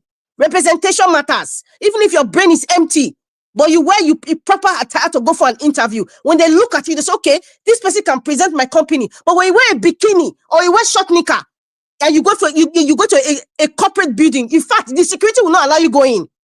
They'll think you're a beggar. So representation matters, even if your brain is empty, but your physical presence and how you speak to people, it tells a lot about you. It tells a lot, and everybody knows this. But he wasn't prepared. So you are trying to present to us that you're not serious. Or maybe even if this government, these people, they don't sleep. Even if you have 2 hours, you're having brain fog. I'm just assuming so many things that could have happened or whatever it is. Because it's the first time we are seeing him not mentioning numbers. Perhaps in the past, he has mentioned numbers. So I'm assuming now, maybe it's a brain fog. Maybe he just had 3 hours sleep. He's mentally tired. And then everything seems confusing. It happens to everybody. You are a governor. It's like he doesn't know his powers. You know what? I am going to reschedule. I need 3 more hours, maybe the next day. You can reschedule. You can talk to the State of House of Assembly. Come on. That is someone who is serious to present well. Well, Madam His Rita. handlers, they should be calling Nigeria Watch. We need to teach them. All his handlers, Adasoshomole, you know how to talk very well. I'm sure you learn. Please go and teach him. Thank you. Yeah, Madam Rita, you made the point before it becomes convoluted again. Thank you so much. I just want us to establish that fact, and that if that singular mistake is enough to be the highlight of his, let's say 6 months plus 3 plus 6 months, because we don't know if he's going to continue after 6 months. We don't know the outcome of the election, of the tribunal.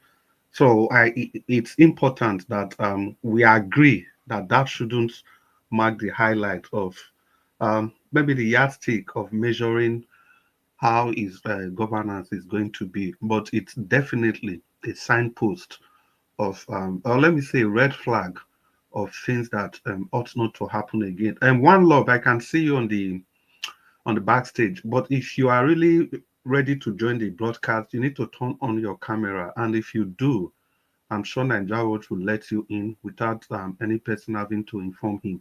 One Love, please turn on your camera. So, Madam Rita, like I was saying, I think for me that's the way it is. Having said that, obviously, Bello has not denied any incapacitation in his ability to talk. He has made that clear that he's not a good talker and things like that. But I see it more or less like people not taking the people they are supposed to superintend over serious, because there's no way you can come and do that kind of you want to embark on that kind of journey or activity or assignment as the #1 citizen of the state. You ought to be prepared in every ramification. But the question is that we were not there, and nobody can even tell if this man was not actually taken through the rubrics of making that presentation. They could have taken him through, they could have prepared him, they could have done everything. But because we can see that he's quite timid, maybe he got to the stage and stage fright set in. And let's not forget, that was the very beginning of the presentation itself. Stage fright set in, and he made that error. But the other things we are not looking at, after that particular error, from there onwards, I don't think there was anything any person could talk. There was stability. I'm just trying to be very, very objective. There was stability in reading the budget further, in talking about the budget further. Apart from that initial blah, blue, blah, blah, the town hall different from whatever that happened. That was its own town hall moment. So, but apart from that, assuming the blabbing, the mistake was continuous all through the presentation. After I finished saying that, you can imagine in the 4th sentence, look at what he said again. After that, in the 10th paragraph, look at what he said again. After that, no, it wasn't the case like that. And so the point is this: is this a justification that the people were not prepared? The answer for me, I can't use it as a justification, but I can use that, like Madam Rita made that argument, that it shows that these people, they are not taking us serious. They are not taking us serious because they would have simulated. That's why in flight school, even in and Dr. CM, now will be doctor in medical school or whatever, they do dissection. You simulate the real life situation. In pilot school, they do that as well. And what's going to happen in real life, you do all those. So even if they have taken him through, they ought to have simulated, considering the kind of person he is, not somebody that talks off by heart like that. They simulate that situation for him and expose him to that kind of fear.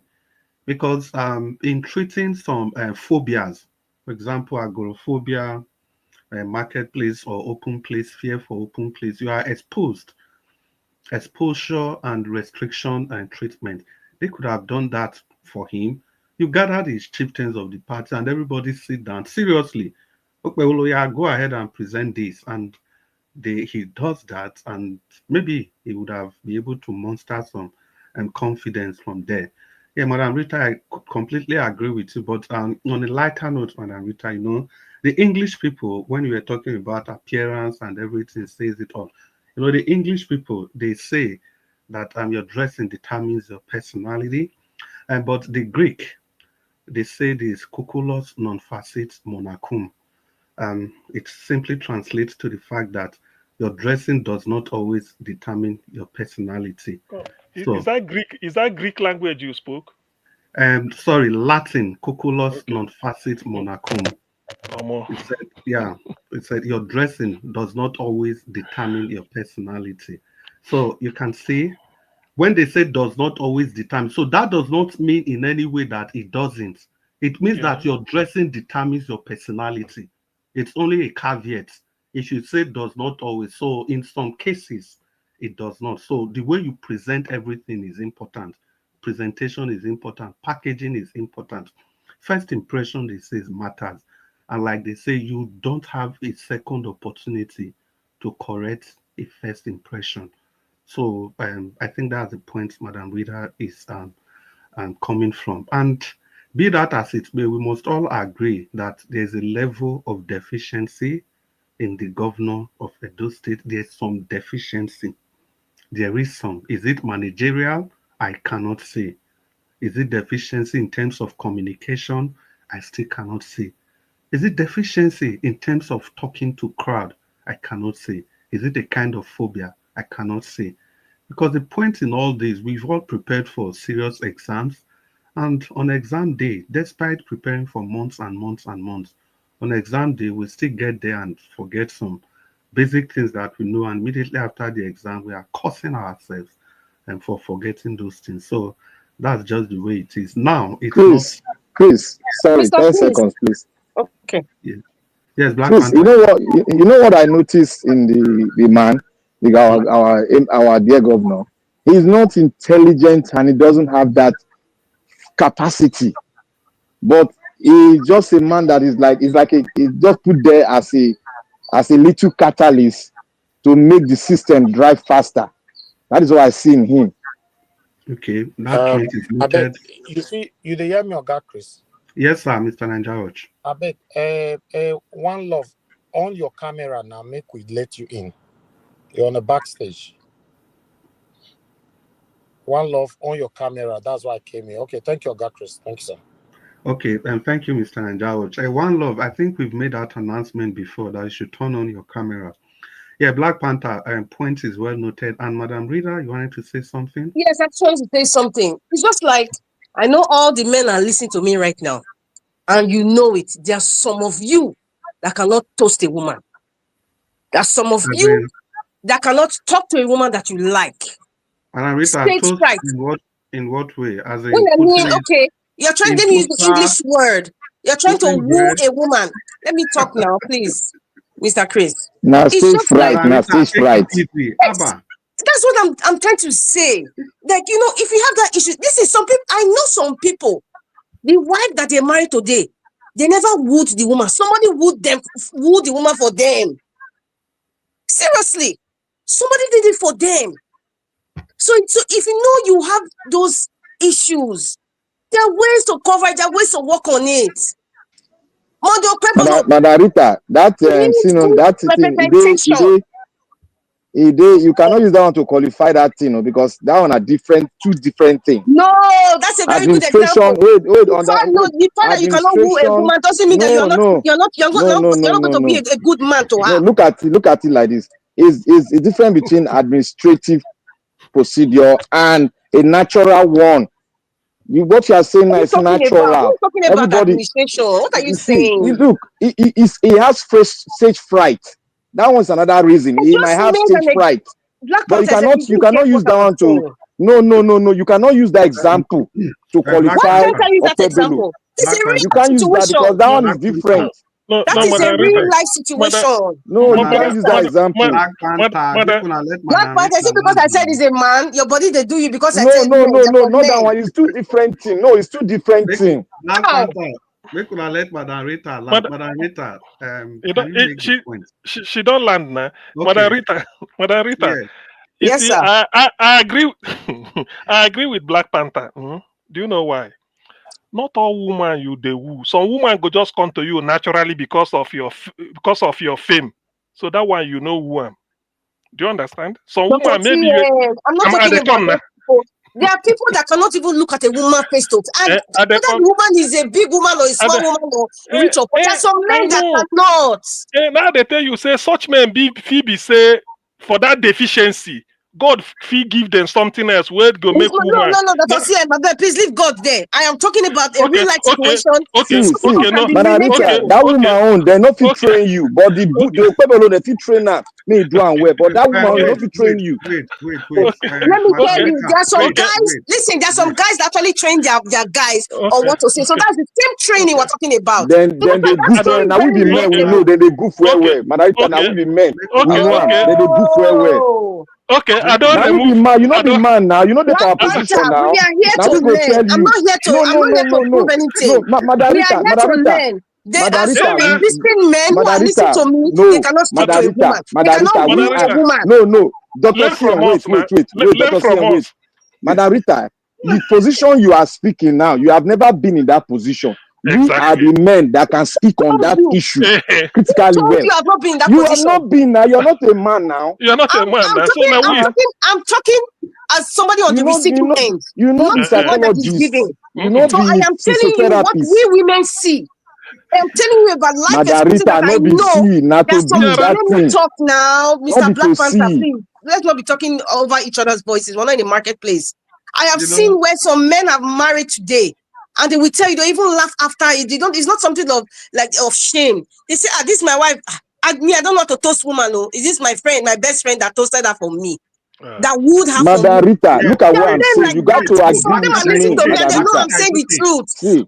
I am trying to juxtapose. No, let me finish. I'm trying to juxtapose that now. As an example of juxtapose that for you. Black Panther, please let her land. Madam Rita, please. I have landed. It's like because Black Panther never agree. It's okay. I've landed. No. Dr. Chris, you hold on. Let me explain to her. Let's explain her very well to her. Hold on. Black Panther, hold on. I'll call you if I'm ready. Wait, I think Madam Rita don't land. Make I say this. Dr. You see, make your point. Okay, I don't remove God. I don't remove God now. Yeah, some men. Dr. CM, wait now. I'll call you Dr. CM. Even before I call you, never even. Dr. CM is an expert in this topic. And the way he's coming to talk. Madam Rita, wait. Thank you, Mr. Elvis. This Black Panther is arguing with me. Black Panther is always stepping on. I am not arguing with you now. You wait. You wait. I go talk. You wait. Black Panther, wait. It's very good we are orderly. Please, then. Madam Rita and Dr. I want Black Panther. Sorry. Please, when he's talking, let's try and just remain quiet. Okay. You now remember, say, now the time when we want to do second round, now with the chop, so they do bread and butter. Black Panther, quickly. See, what I was saying is like this. Make it short to. Yes, what I'm saying is that, Madam Rita, I'm not trying to say your point is not good. But what I'm trying to tell you is that the example you made, you cannot use it to juxtapose what happened to our governor. The reason why is that you might use an example, say a man, but what a man feels while going to a woman is quite different. Those two things are different. You cannot train a man on how to toast a woman. You know go walk, you know go noam. You go mess up tire. We the men, we are functioning in that position. We can tell you how it's like. We can tell you how they feel. But you cannot tell us how we feel. You can only see it, but you cannot hear it, but you cannot tell us how the men feel and how when they train you.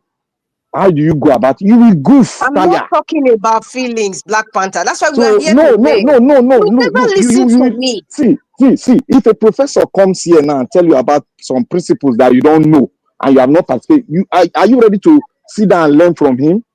You don't want to listen to me because you feel No, that I'm a female. you answer my feel that I'm question. a female, and I cannot express what I see as No, a you see female they in see relation something to how from men they will see approach a something woman. from female I side. am I don't telling like you, to I have life discuss examples, and you're feminism. refusing to Look, believe me Madam or Rita, listen to me. It's not about Madam Rita anything. I have told you the same stage fright. I don't need I'm to talk to you. assuming You two it's they the same argue stage fright something a or man not. has. May we move on, Madam Rita? May we move on? See, Okay, Madam Rita, there is something on this issue.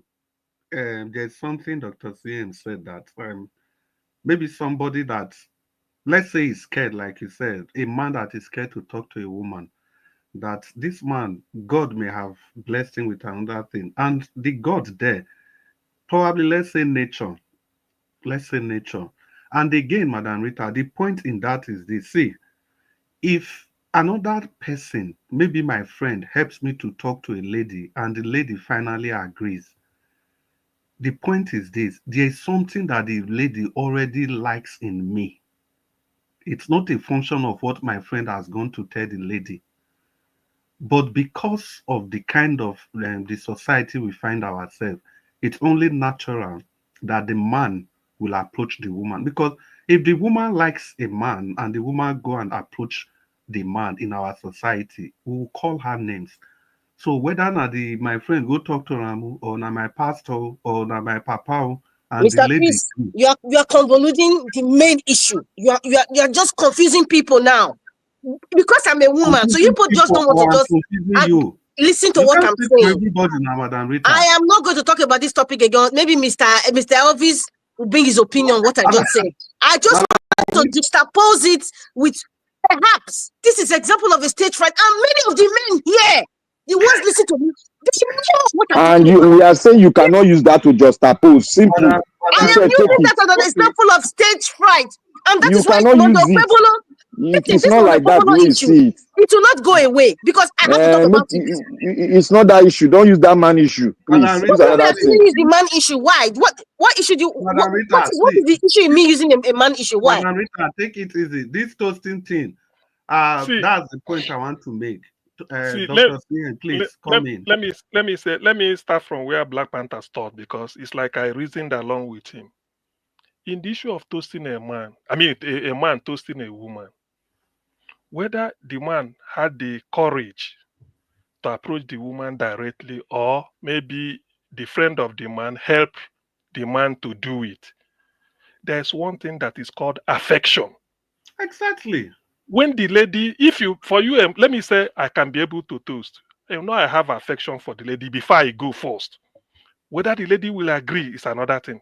Now, I couldn't be able to do it, but I have the affection. I confided in my friend, and my friend carried my message to the lady, and eventually the lady agreed. The lady saw an affection in me. Not really because that's what Chris is saying, not a function of where the lady talked to him. My point is where the man is Wait, supposed to be come the now. man Well, no, himself, before, Dr. no, I'm PM. coming. Before Not you the come, after. Why? Okay. before you come in. Now, back to Pewolo issue. There is nothing like affection between standing before the House of Assembly and delivering your budget. That is your function. Whether they like it or not, you will read it out. So it has nothing to do. So that stage fright or whatever is there cannot be reason, cannot be sort of compared to or relative to toasting a. Well, that's what I'm trying to say. That's what Bakpato was saying at the earlier stage. It's a different thing because in this case, this is your function. This is what you have. Something like you must do. This is what you must do. But on the lady, now it's not a must you go and toast the lady. Now you sabi, but this one, Okwebolo, you must present a budget every year. But like you said, maybe on the day he felt that he didn't have enough sleep. It is his own day that he will choose. He may say, okay, I present it on Monday, only to realize that Monday morning he's having a bit of a headache. He can postpone it to Tuesday or Wednesday. Yeah, so I agree to that. But eventually it is seen that we present it. Let me stop here. Thank you. Yeah, let's put the last nail on this coffin. See, the reason I also agree with Black Panther on this is simple. If you are presenting a budget, there's no question of are they going to accept this budget or not. There's no question of negotiation. You are only coming to tell the people what you want to do. But the reason that people, men, are afraid to approach a woman, the fright there is completely different. The fright there is that men are afraid of rejection. Rejection. They don't, the problem is that what about if this woman say no? That is the fright there, which is completely different from the fright of budget presentation. The fright of budget presentation has nothing to do with will the state accept it or not. It has everything to do with just talking to a large group of people, cameras everywhere, being the focal point of that discussion that day. That is the fear. But for toasting a woman is the fear of rejection that that men are afraid of. I think that's where lies the difference between the two. Men, they don't want to be rejected, and it's all about the main thing. So, F. Emmanuel, I can see you at the backstage. If you want to turn on your camera so that if Nigeria sees you, he can just let you in. F. Emmanuel, yeah, you are on the show. So it means One Love, you are not actually ready to be part of the broadcast. So F. Emmanuel, you are welcome to the show. I hope you've been able to listen to some of the things that has been played, some of the videos, the discussion, everything. If you have, fine, add your voice to the discussion. But if you have not, use the opportunity to tell us what you feel. It's about democracy, it's about Nigeria, it's politics, everything. Open your microphone, talk to us. We've got 8 minutes to do this. All right. Good afternoon, my people. Again, thank you for the opportunity to speak. First of all, I want to greet everyone in the panel. Thank you for your wonderful submissions. But one thing I'm not happy about is for how all the men will be attacking my beautiful sister Rita. She's speaking the truth. That is the fact. Some men cannot speak to women. That's the fact. You don't need to argue about that. But one thing is that presenting budget is a little bit completely different from that. You understand? But I want to say this also. Like, I remember in those days in secondary school, if I'm using my own self as an example. I can't physically talk to a woman. That's the fact. But I can write. I can write love letter. 90% of my love letter has always been positive. That is for that. So, what she say somehow is true. It's true. So let's keep that aside, but let not the matter of man and woman, let it not take over our political matter. That is for that. Then I want to specifically look at Wike, the FCT minister. Yes, sir. Yes, sir. Before you continue, is there a difference between that fear of toasting a woman and the fear of presenting a budget? The two things, the thing looks similar, but maybe kind of a stage fright or something. Not as if you cannot speak to a woman, but probably. No, the question is that, do you think, F. Emmanuel, do you think there is a difference between both kind of fears? Yeah, there is a difference. I agree with you. There's a difference. One. Yeah, so F. Emmanuel, that was the argument. That was the argument. Okay. Yeah, if there is a difference between the two, nobody disagreed with her with what she has said. Some men have fear to toast women, which is agreed. People have stage fright, which is also agreed. The argument was, we compare both of these together, and that's all. So now that you have said, okay, there's a difference between both, so let's just move on, F. Emmanuel. So let's talk about the deputy minister. I know you are going to. All right, yeah.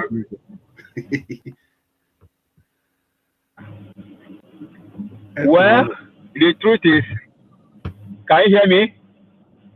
Yeah. Can you hear me? Yes, F. Emmanuel, just be talking. We can hear you. Okay. The FCT minister, the truth is, the guy doesn't know how, he doesn't know what to call a people's management. He doesn't know how to manage people. He might know how to manage resources, but if you don't know how to manage people, it's a big minus as a leader. You know, I don't know whether that comes from because of his character issues or temperamental issue. That I can't tell. But for you to be in the forefront as a leader, you know, to a kind of a public servant as he is, for me, I feel that there are better ways of handling human beings, because the budget that is given to manage FCT is resources, financial resources. So it wasn't given human resources, how to manage the strategy in relating kind of human relation, let me put it that way. How to relate with people. No matter the angle the people are coming from, you are seen as a leader. You are seen as somebody who is serving the public. So you should have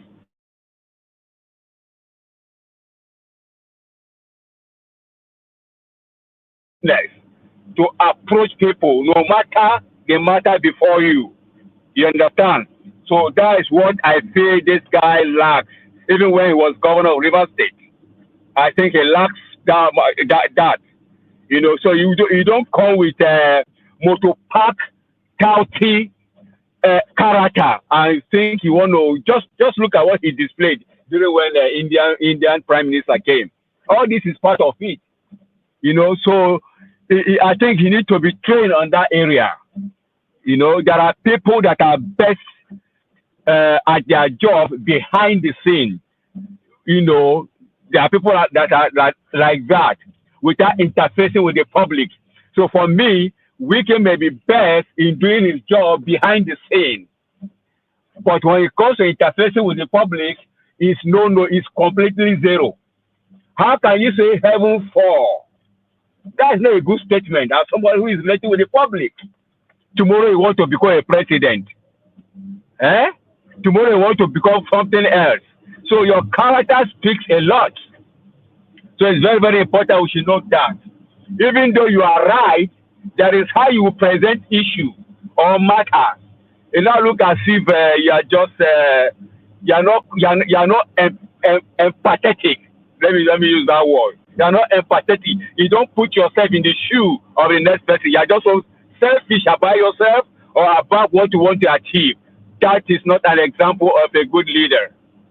That is for that. Then for Kemi Badenoch with the vice president, the truth is, whether we like it or not, every good leader does not react when he hears a constructive criticism. In fact, good leaders, they do better when they are criticized. Just like Peter Obi now, what that woman said, but look at his response, different from what Kemi said, and look at the response of the vice president. So there are two different things. So a good leader will not dislike or will not react when he's being criticized constructively. I remember during the campaign, Peter said something. He said everything is all about dialogue. He said even in his house there is agitation. It's all about dialogue. You keep talking, you keep negotiating. So that is what Peter did, and that is what I expected the vice president to do too. I'm not saying he should go and dialogue with Kemi, no, but at least there is something that you should pick from her statement. The question is it lie? Well, the statement she made, was it lie? The answer is no. That was her experience. She was only analyzing or narrating her Nigerian experience as a Nigerian. Just like Dele Faro to me, what he wrote, what he captured in his book are his experiences in judiciary. So that is just that. But I don't know why our Nigerian elites, they don't want to be criticized. We can't be living this way. You know, we can't be doing this route. We have to be criticized constructively. so that we can do better, so that we can learn. Wherever we are not doing well, we can correct it. You know? So that's it. Therefore, who again? Okay, Peter again, the final one. He talked about Peter going to meet that woman. I looked at Peter's life as Jesus Christ. Let me put it that way. The Bible says, if a man's way pleases God, he makes even his enemies to be at peace with him. What does that mean? What Peter just demonstrated, he demonstrated that parable of a shepherd that went after one sheep, as when knowing fully well 99% of his sheep are there with him. That one single lost sheep was what Mr. Peter went after. That exemplary of Christ-like life, selfless, somebody who demonstrated love. You can't do that if you don't have love for your neighbor. We are naturally judgmental, every human being. We are judgmental in anything we do. But look at Peter, if no matter what you say, he will extend love to you. That's especially we as Christians, we really need to learn. I remember those days when the issue of tithe and offering came from Daddy Freeze. I can remember great men of God that came on the social media and castigating this guy, raining fire and brimstone upon Daddy Freeze. None of them acted this way. Mr. Peter acted. That went to this woman and talked to her and dialogue with her. None of the men of God did that.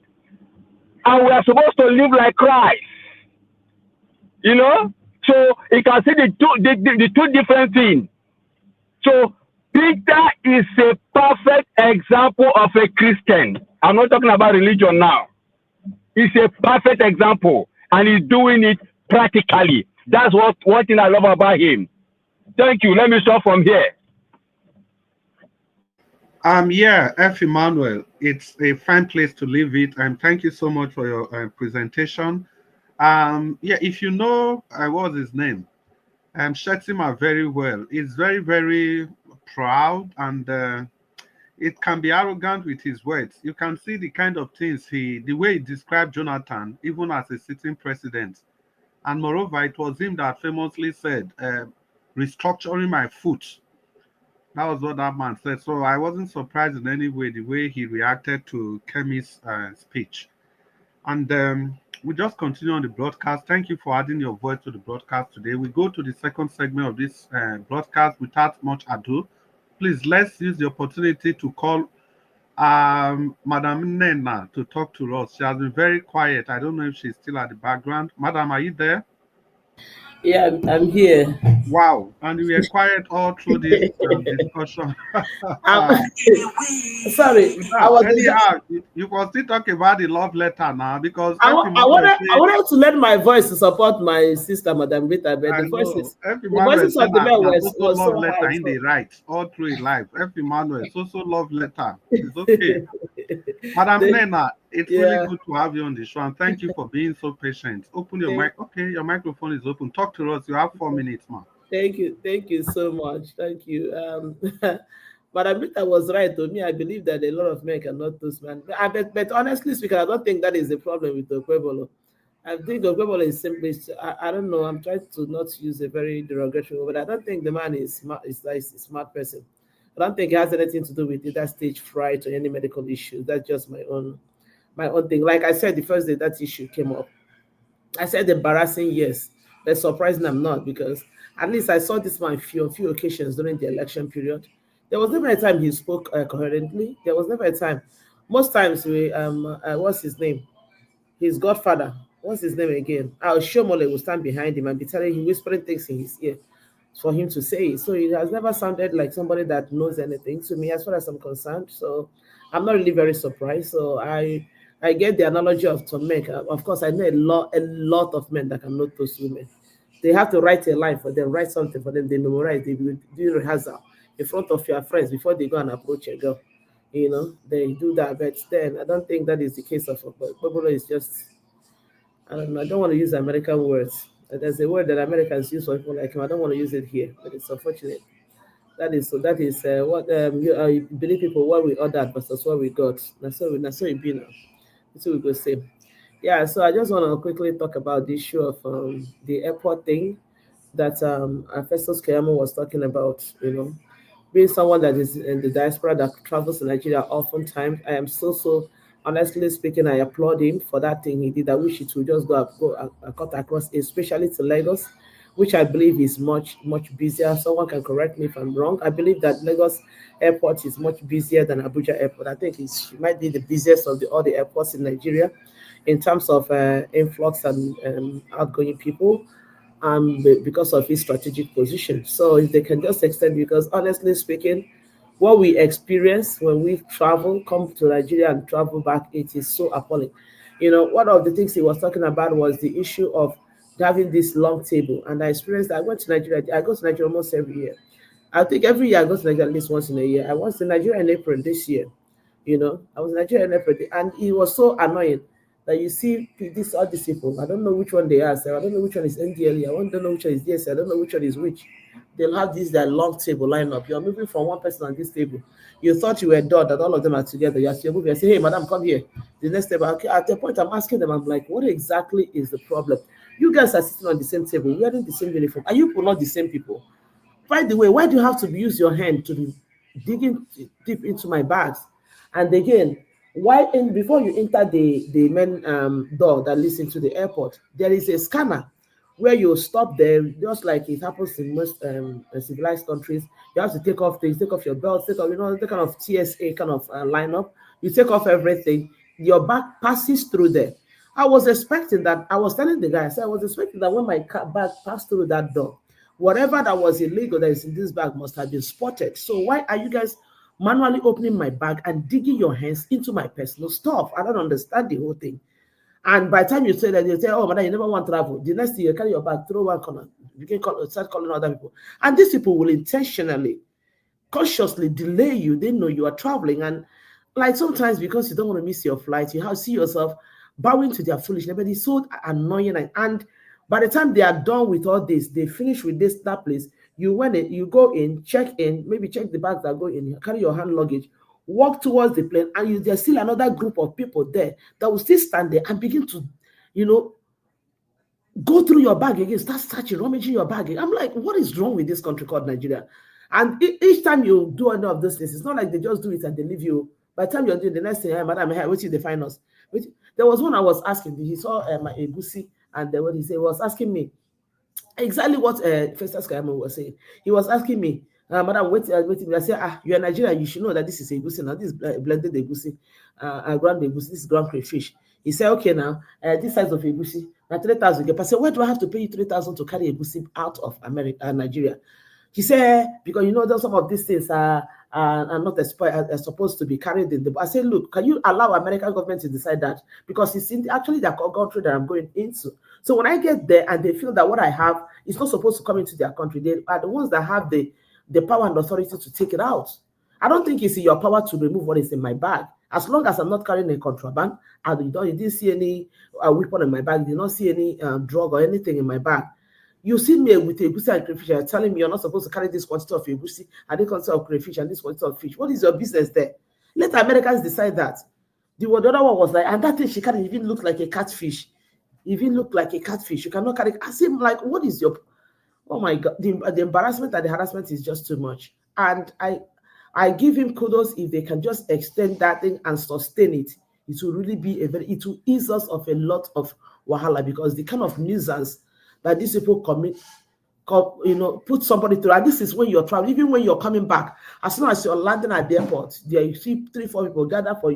They want to help you get your bag. You're telling them, look, I'm sorry, I don't need your help. I have my relatives that are here to help me with my bag. They'll be dragging your bag. The next day, police will come. Hey, there was one that stopped me. Hey, madam, come here. I'm like, what is it? He said, I want to see your bag. I said, see my bag for what? My bag already passed everything. I just took it out from the car. He said, why do you want to see my bag? He said, that's what we do. We randomly. I said, oh, you up your randomly. I mean, you look finished. And example, the person will just randomly pick. I said, look, I took a 14 hours flight from America to here. I cannot come back to Nigeria and be harassed. Leave me alone. There's nothing in my bag. If there's anything in my bag, it must have been spotted in America where I started. It must have been spotted when I stopped at Togo. It must be stopped. Please, do not touch my bag. Before you know what is happening, no one calls wahala. The next time I put my phone, I wanted to record my phone. Say, hey, I better your wahala. All your American it's what and then they record. I say, yeah, start now because I was already working. I post already, just like Mr. Elvis did. I put my phone already. I was about to record, and we came in a group. The other people were like, people put their phone immediately. People wanted to record.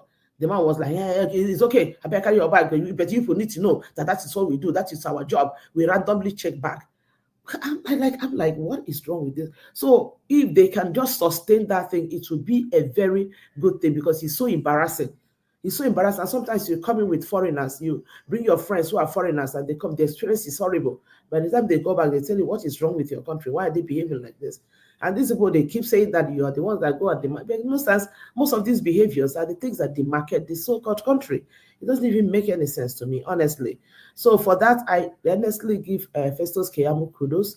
Let them continue doing that because sanitize those people and get them out because it's so annoying. And I'm glad for the one that Mr. Elvis did. He was able to post that guy. Probably that guy didn't even know that now that he whatever nonsense he did some months ago. Round up, madam. Yeah, I'm already landed up. That somebody captured him. And this is just what it is. This is just one of it. You know, it's very, very appalling. I give them kudos. I let them just keep it up because some certain things they really need to change about our country. Honestly, it's not about being angry at anybody or Benenok or whatever they call her, and people like us or maybe the video. Nigeria demarkets itself by their behavior because people see everything that happens.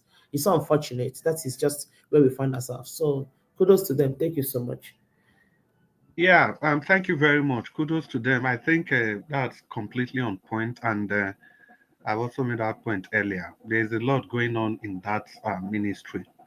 Even the passport application. I don't know how it is in the other part of the world, but I know there's a streamlined process in the Republic of Ireland. You can do that right from the comfort of your home now. Well, having said that, we just have to move on the broadcast. And I can see Midwest people, you are just joining in. Midwest people, now second round we did so, and the rule be saying now 4 minutes you go take talk. But I don't know whether Nigerians will graciously give you 8 minutes. But before we come to you, Midwest people, make I call Black Panther first. Maybe Nigerians go right for comment section. But if we not hear from, and I be say, if you come your turn, you go use your 8 minutes. Black Panther. If you thank you very much, my brother from downtown Dublin. That's fine. No okay. Problem. Okay, thank you, sir. And so Midwest people, get ready. You have your full 8 minutes. So Black Panther. Thank you, my brother from downtown Dublin. Yeah. How you doing? Bro, we good, man. You wanna come to Dublin?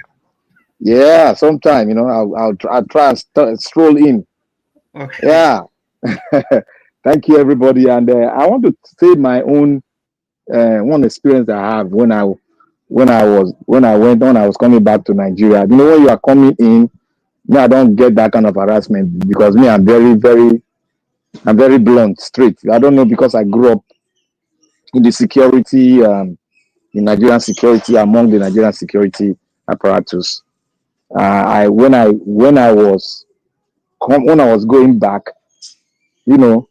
I tendered my Nigeria. That is why I made up my mind that before I would travel with Nigerian passport, they go take small until the change that I want comes. I will now go with Nigerian passport. So when I came, I went through.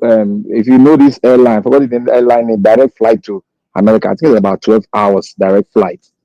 So I took that airline, and now I was going back. And then the man I met, when it's, I didn't take the normal place, but because the airline is when you go straight to the end, and the left and the right hand side of the Muritala Mohammed. When you enter the hall, you now go to that's the extreme end. That was where they had to our airline. That was when I had to take to go into the airplane. So I had to go through the custom through the other side. I didn't go through the central where you normally take off. So I went through the other side. When I met with the immigration officer, so the immigration officer that took my Nigerian passport. So he was going through the other side. So he was trying to look for the American visa, So he now hold the visa. And I can't look and say, As they do, they carry. I know now money na the next thing. I don't catch because maybe they are doing something. My instinct go boom.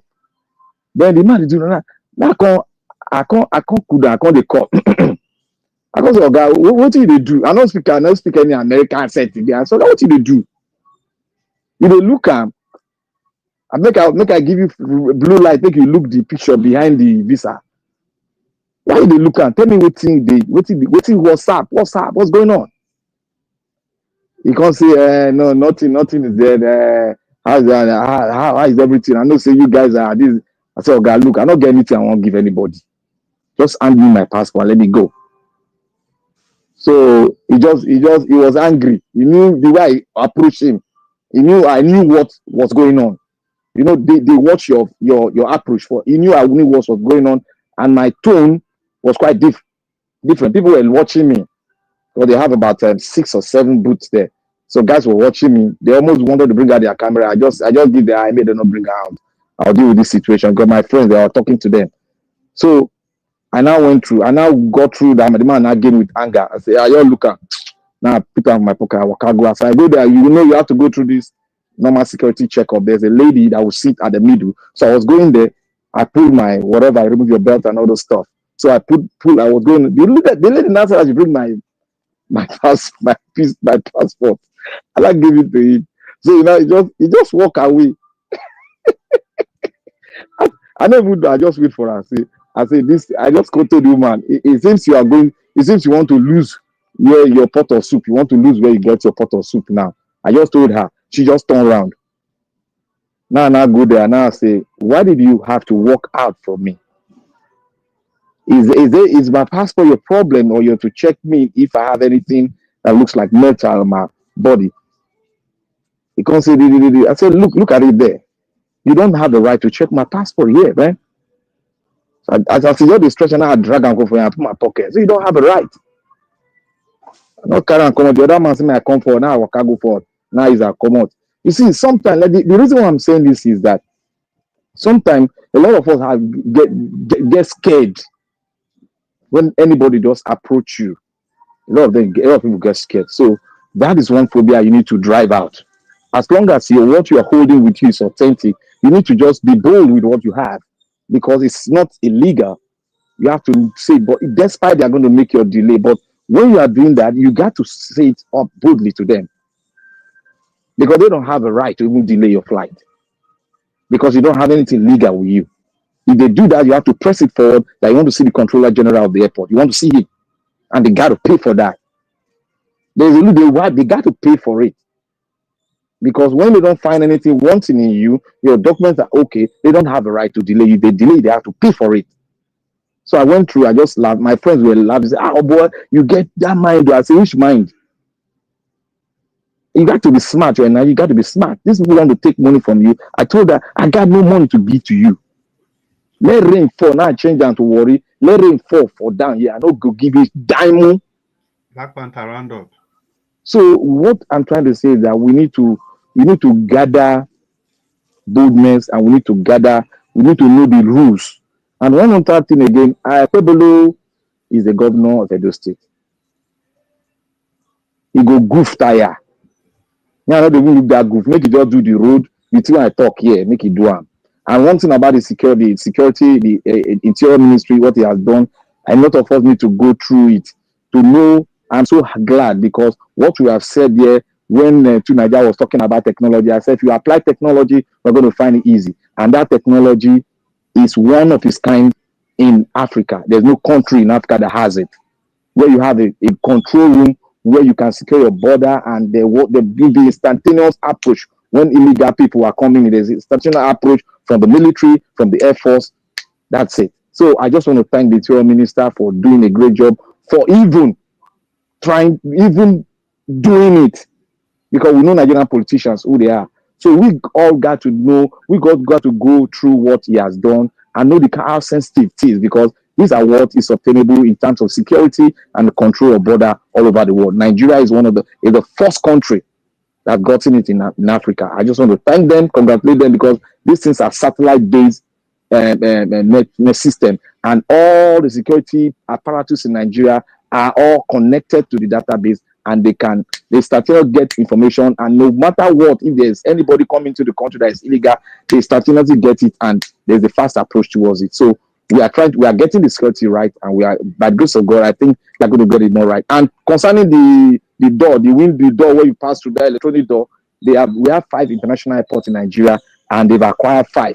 Only that Abuja is just a test run. They're going to fix the rest within February next year. That's what the minister said. So we should be glad about that and let it move like that. We'll move from there.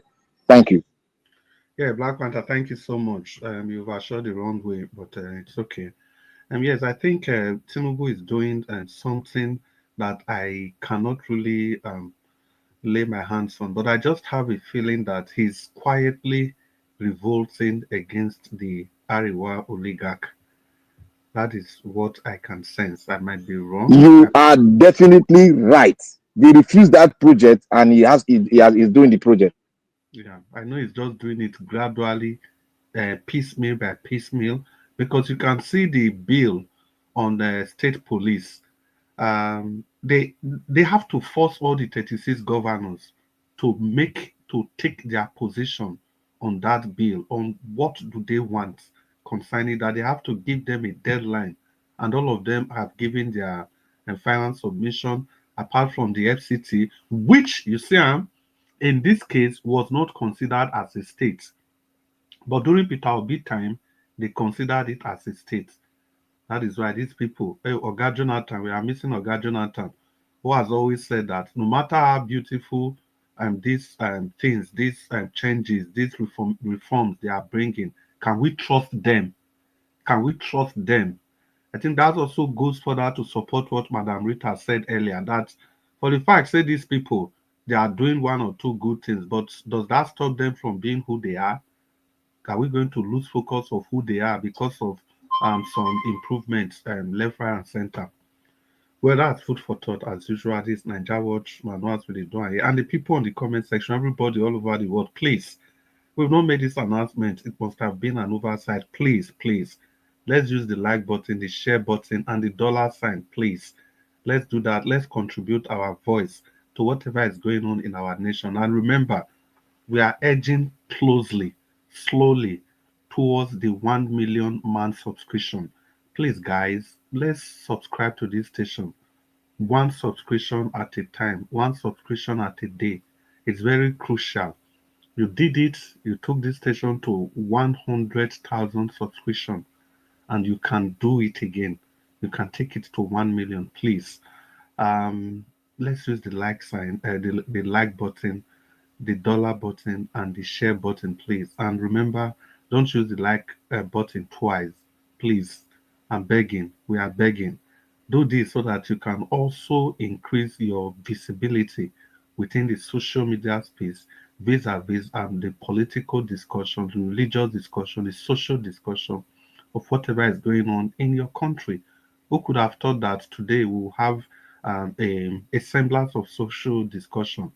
Imagine the angle about wooing a woman and stuff like that. Nobody saw that coming. So that's just the benefit of being in this station, because you never can tell what will come. And it goes further to show the flexibility, because Mr. Nigeria Watch has made it clear here every time that irrespective of the videos or his presentation during the day, if you have any other thing to talk about, you can go ahead and talk about those things. So that is our journalism par excellence. Ladies and gentlemen, boys and girls, if the boys and girls are still awake, let's continue on this broadcast. We have a new person joining us on the broadcast, and that's Midwest People. You can almost know what Midwest People is going to say. Midwest People, you are welcome to the show. Your person, your party, I know you have denied that APC is not your party, but your man is on trial. Sorry, Midwest People, any latest banger again from any latest banger? Midwest people, don't mind they do your back. Black Panther do your back. I greet you. Today is Nigeria Watch by APC self. Good evening, everybody. The news is that even Nigeria Watch itself is already APC. Midwest people, may we introduce you properly? I must introduce you properly. Midwest people, we almost know what he go talk about, but he say not the APC man. Now only they support. Now, Midwest people famously talk, say, and for me, I like that word, say, APC, they win according to the way they take they win election for Nigeria. Instead of to answer yes or no. And Midwest people is also that same person that stood all the antagonistic deposition. There was a day, twice or three times like that. Almost everybody on the panel was on his neck, and he withstood the pressure all through from the beginning to the end. Midwest people, open your microphone and talk to us. Good evening, sir. Thank you, sir. Good evening. Any latest I greet everybody. I greet CM. Look, I get banga. Even Rita today na APC, Naija Watch na APC. I think other people still did that they praise Tinubu at all. Anybody who praise Tinubu na APC, abi. So that is the only banga. But na joke I did. I know say Naija Watch can never change. You know na Labour or Peter Obi. Maybe it go see change. It depends who go come out. You know.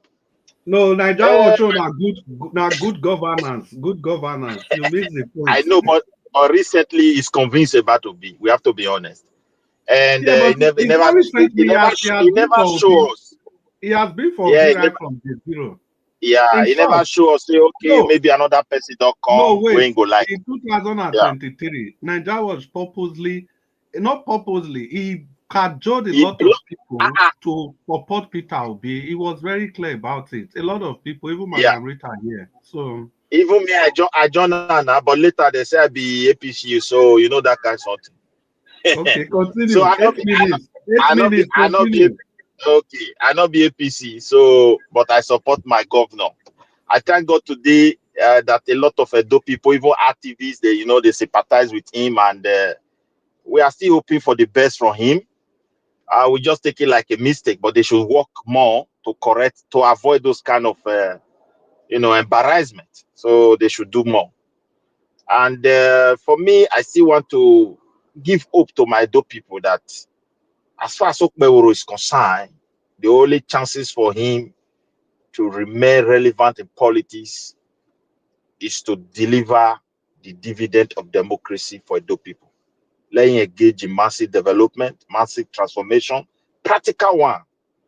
Not because we are so disappointed. We have elected people that can talk convincing and talk good, in terms of grammatic expression, everything, vocabs and all, and at the end, schools has no roof.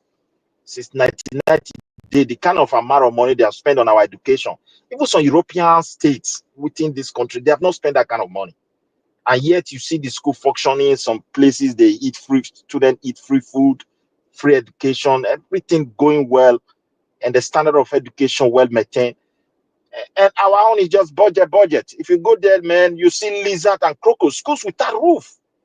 And the funniest part is that those schools, they gave him, I think, what's the name in Edo? There's a special name, the Edo Best. So they target Edo Best, and what is best is the worst I've ever seen in terms of place of learning. And let me also go to this land issue. Before our governor, embark on demolition of almost complete communities and all these concessions of land in Edo, I think this channel really helped. That time it was really tough. People were stealing people's land and all those kind of things. We were telling him a lot of things that they have to do to stop those things. It boiled down to the whole Nigeria. If somebody have occupied the land for 40 years and no disturbance, now you are coming in to say you are the minister, you want the land back. At least you have to fight the government. We must know the way they operate. And that is just the fact. I was so disappointed in that man who said in a civilized world, is that possible? No, in a civilized world, nobody can occupy a land for 40 years. And you don't have the rightful occupancy to be there. Or a company operating from one site. I think less than 2 months, the local government will fish you out. And the worst part of it, you see the minister, they're telling the world that they have sold the land to another person. What happened to the local government chairman? These are the problems we have in Nigeria. And that's why the country is not moving forward. Everybody is, crossing their boundary, particularly when it comes to the federal government. Those days, even registry for marriage is based on local government, customs.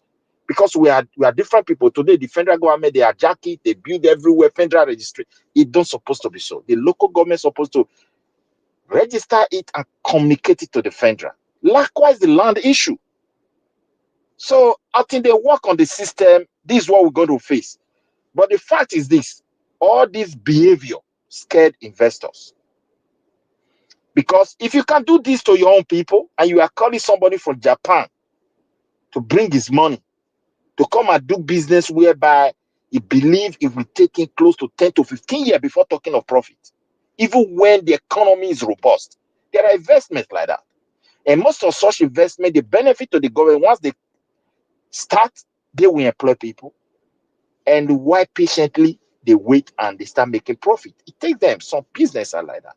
So after, if the president that, create the atmosphere to attract them into that country to set up those investments is no longer in power, then another person will just rise. No, you don't have this document plan. So it's so sad and it's very shameful. They should stop this attitude. Lagos or everywhere, or Benin, Abuja, demolishing people's house is sending a bad signal about our country. Instead of accusing these people all the time, particularly this very particular, whether they have document or not, tell advanced people. So they were there for 40 years. You are telling them you don't have government. That's the truth. If there are proper procedure, even that time when we're talking about this land, we use Africa countries to make example. I told people it's not going to happen in Cape Verde. It's not going to happen in Senegal. You can't even sell one land for two people because of the procedures that you have. Very simple procedures. It enabled them stage by stage to find out about that land. And at the end, that's why they don't even have too much streets struggling. When you see these people, they share, they may have differences. Like in our place, everything is the survival of the fittest. If this woman is lucky and many influential people weigh in, Wike have to do something.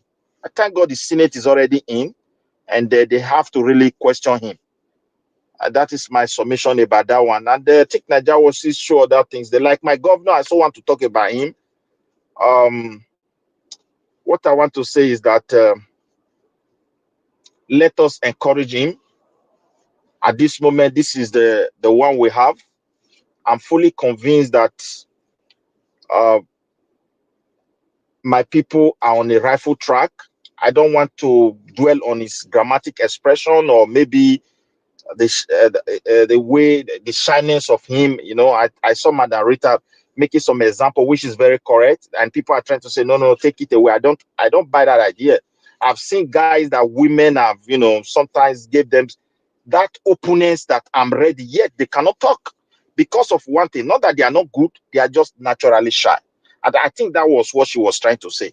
Anything outside that, I don't know, but this is my understanding about that statement. But that is not a yardstick for we to say, oh, continue like this. I beg. At least this is your own document. You were the one presenting it before them. You should do better.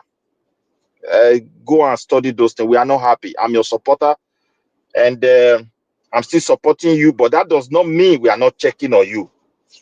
Just have that one in the back of your mind. And all those guys who said maybe people checking on you, they are going to chase them. That is very wrong. But I still stand on my word. People who threaten us, like federal government using oppression, like all this IDP camp, I'm so worried because they are not properly documented. We don't know those who are there, and they can't even go back to their own place anymore. Some of them have been there for quite. Yes. Sorry that I have to quickly come in. All those people threatening, there's nothing like all those people. You know the name, the satanic APC at those state chairman. Say his name is Telebe. A tout, a disgraceful Mr. Najawad. Now you say no put down my journal, and give most people some respect. No, there's no respect. It's a tout. It's a tout. I'm saying it. Say it, but that one not treating the Edo people. Why you say all those people? This is one of the problems we have in Nigeria. When it comes to our own, we'll be sitting around becoming stammering. We can't be stammering when because this one consigned now. The way to build all these people. Say Telebe, satanic Telebe Tau Tagberu is the one that said it. Thank you. Yeah, one thing again, I have to to be sincere, the full content of his statement, I've not viewed it, but I come across a place when they were, it's like people just pick some aspect of it, and that's what I've watched, and that is where I'm speaking to. I condemn it with all totality and all sincerity. That should not be a statement from a leader, and he have to correct himself and apologize for it. And I hope he do that. You Yes, sir. condemn who? The statement of who? Of Jared Tenebe, the APC chairman in Edo State. Good, so he shouldn't have. Name from your mouth. Yeah, he shouldn't have done say that, and we don't want violence. Round At least up.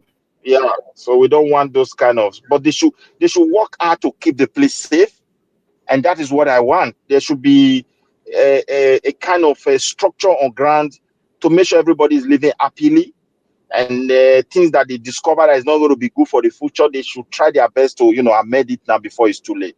And that's just my submission. Thank you, Naija Watch, and I greet everybody, sir. Yeah, thank you very much for your submission. Yeah, so we see. I think the dimension you came from concerning the previous submissions is very, very accurate also. I also agree, I align with that, yeah. With that example, some people can also be given the green light and they are still so scared to talk. And Madam Rita, I think some people agree with you on the comment section. I remember Michael Okata completely agreeing with Madam Rita. He says the example given by Madam Rita is a perfect example. I deliberately use the word in present tense. He says present continuous, just to bring the matter to the forefront. Yeah, thank you so much. So let's continue on the broadcast. The next person I'll speak with us for the next 4 minutes, Dr. CM, I can see you turn on your mics as if you are ready to talk, but you have to wait because Abdul Malik is just joining us. Abdul Malik, talk to us. And you come late. Since we don't give our brother Midwest 8 minutes, it'd be like say we'll still allow you 8 minutes. So I don't know, Mr. Naija Watch. Yeah, good evening. Okay, Abdul Malik, you get log fire on since Mr. Naija Watch. I will not use up to 8 minutes. Okay, good. Good evening, yeah, Abdul Malik. Welcome to the show. Yeah, good evening, Mr. Chris, and good evening, Mr. Naija Watch, everybody in the panel, and good evening, Nigerian. That man that came to Arise TV that defend the FCT Minister Wike about the grabbing land. There is what that man said. He said Polosa and 4 other companies have acquired that land for 1984, which is 39 years from now. Okay. And they give them notice, which is 2023, January 1st, almost 20 months, according to what that man said. Okay, quite all right. Okay, why is it that those people that they are in that land, that they are demolishing their house, why they did not aware till that time, till now, they are not aware of that notice, 2023, January 1st, till now. But they are complaining. I don't really understand that statement of that man. Okay, you give somebody notice, 2023, January 1st, till now. People that they are builders in the land, they are not aware of that. Is that right? Is it true? Or I don't really understand if it is true or that man is lying. Yeah, I don't believe, because the way he says something, he even says something that those people don't have C of O and one other document. You see, they don't have it. That is the reason why they demolish those land. Yeah, I don't believe it is true, because even I watched one video about that land too, which is very dark man. Those people, they have C of O. Majority of them have it, but they just try to grab that land because of they are using authority to grab the land. Because there is one video Naija will show, Fashola, that social media guy. He said that, is it not last 2 months, or be last month, Wike give one family 580 hectares of land. One of the family give them 580 hectares of land, which is, there is some people, they have applied only 1 hectare of land, which is only one plot of land 2 years back. They have not got the land. They have not got it yet. But only last month, UK give 580 hectares of land to one family, which is almost one community in Abuja. What type of country are we living? One family have 580 hectares of land in Abuja. And all that they applied for 2 years, 3 years, depends. Only one plot, they have not get it. They are just coming on air to disgrace themselves. They are not true forward to themselves. They are lying. They are just formulating lying, spreading lie everywhere.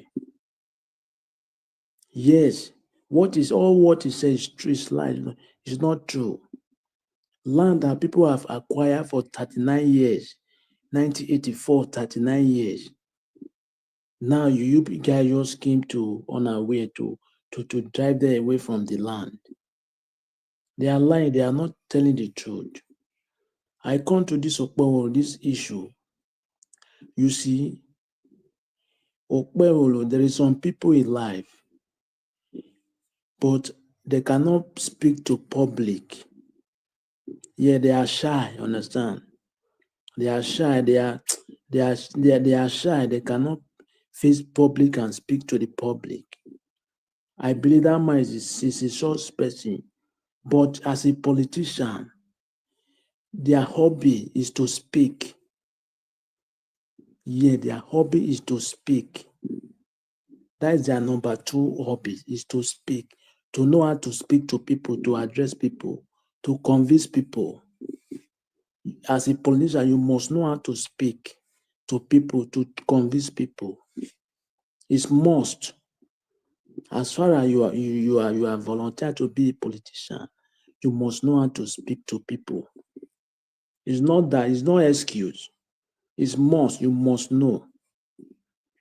How can a city governor, you want to read the budget, you don't even go through to the budget before you come on air to read the budget? It's not. It looks somehow. It looks childish. It's quite exam. You want to do exam, you will read the books before you go to the hall. If you don't read, there is nothing. You cannot write anything. Yeah, just example like that. You have exam like 3 weeks to come, 2 weeks to come. You must practice. You must read before you know what to write. Without that, you cannot write anything in the exam hall. There is no excuse there, but at least, according to Jared Telebe, what he said is very wrong. In life, you must know how to approach people. Even your child, in your home, you know how to approach him or her. How can you tell people if you don't like it, you go to her and pour to arches? It's very wrong statement. It's not acceptable. It's very wrong. As a PDP chairman of the state, so some of those people, I don't really understand if they know their position. I don't believe, because some of them, they just behave like they are on evil. You cannot, even though you have everything, you cannot write people low. No, you can't do that. You don't know what's tomorrow. Tomorrow is pregnant. You don't know what you will born. Yes. You don't know. You cannot write people anyhow. It's only today you know. Only God knows tomorrow what is tomorrow. But we Nigeria, I don't really, most of the politicians, they behave like, I don't really, look at Peter Obi now, that woman that's speaking against him. He went, because the man is an intelligent man. He went there to know what to do. Yes, he's an intelligent man. How can you those people? I don't really understand. No matter what you have in your pocket. You don't have for somebody. As far as you don't feel somebody, it's like that. But some of them, I don't really understand the way they behave. Like Wike, the same thing. You are demolishing people's house. But you don't know what those people will tomorrow. You can meet those, you can come across those people tomorrow when you are not in position. Or your family, the same thing. How do you going to look those people's eyes? What are you going to feel?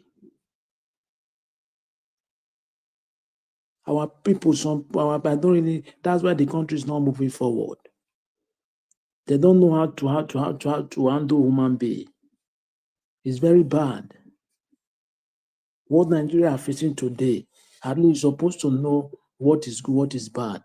But some people, I don't care. They don't care. I don't care. It's something like that. Understand? There is something Madam Rita say is true. There is some people they don't know how to approach woman at the first time, the first stage. Yes, it's true. She said the right thing. There is some guy they don't the first time they will tell their friend go and tell this woman I like her. Yes, she said the right thing. It's not complicated matter. There is some people they are shy. Understand? It's not that. It's just like the way they are born. Something like that. Thank you very much, Mr. Chris. That is what I have. Thank you. Yeah, and thank you so much, Abdul Malik. Abdul Malik, I like your submission, but Abdul Malik, Mr. Chris. Yes. I have some information so that they can speak on it too. Hope so not genuine information, because you know, say I know they throw something now before this thing. Say before you person get genuine information, and I supposed to show him so that time. No, this one as something just coming. Maybe you don't hear. Okay. There is another executive bill that is coming forward. The National Executive Council of Nigeria went on to print a paper on state police.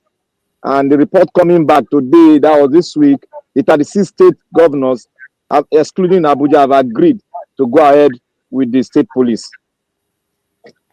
Yeah, but Black man, no wait till I just talk finish just now. Eh? You know here, be like say you know here. I just talk that information finish just now. I know here. You know here, yeah. I said the force in short. Tinubu people. Tinubu they bend all of them. Oh. Yeah, then force all the 36 state governors, make them take a position. If they not take, make them forget that they are going ahead. And because of that, the 36 state governors, they don't take position. But in this case, now only Abuja, they call exempt Abuja, because if Abuja join, it will not become a constitutional matter. Deep down in their mind, they know say the constitution not actually say Abuja as a state. Yes. As a special status. Yes. So they don't want to use that thing to rubbish the bill. You see, these people get sense. So that judgment when they deliver for that 2000 Peter will be this thing. Yeah. They know it's not a very wrong judgment. And the state police now go end all these Fulani Marudas. Yeah, they go end them. Yeah, the reason now that one make me talk. Say something tell me somehow that Tinubu restructuring with it's just doing it piecemeal by piecemeal. Piecemeal. Yeah, so before 2027, before Ariwa people wake up, the thing don't catch fire for under this thing for their backside. So I don't know, but like I go repeat again, like Oga Jonathan talk, it's not here. He said, but can you trust all these people? Madam Rita still echo that thing.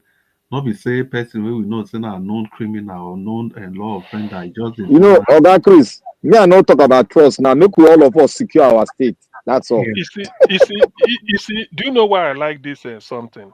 Yeah, Dr. Sam, just use your 4 minutes now. Okay, yeah. Because since every state we now have a state police, if Anambra they mess up, it does not mean you can hold your governor accountable now. Yes, now it does not mean say Edo go they mess up. If Rivers know the work, it no means say Ogun State no go work. So that is, you see, the competition will be there. Every state will like their state to be secured. So that is the issue. If there's cross-border terrorism, you just drive and say, look, it's not, this state can't contain us. Make them run come out. If they run over that, they pursue them. So that is what we are saying. And you cannot go and bring somebody like state police. You carry somebody from Anambra, may go the police of your state. How can?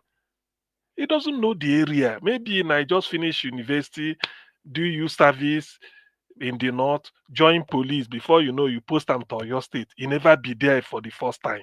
So it's not working. So the thing is, let every state secure your area, because the people, and I know by the time they have this state police, it will boil down to a particular local government. The police that will be there for the state will come from that local government.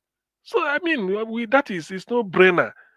Sociology, I mean, the police has to do with sociology and the anthropology. That's all. That is police, and maybe what is that called? A bit of psychology. But mainly, you have to understand the people. You study the people in group. That is social science. So that is a welcome development. Like we said, maybe in the do and piecemeal. Okay, maybe it's piecemeal, but eventually we will get there. But Nigeria, we all know the cheating is too much. From this tax something to this police, state police, and from state police, a lot of things and resources go they go. So you train your police. Maybe left for me, the state go they cooperate with the regional police. But federal, Abuja should be left for maybe federal police with there Abuja, Nigerian police force Abuja. You go there and secure it. If you secure the state, if all the 36 states are secured, Nigeria becomes a secure society. It's as simple as that.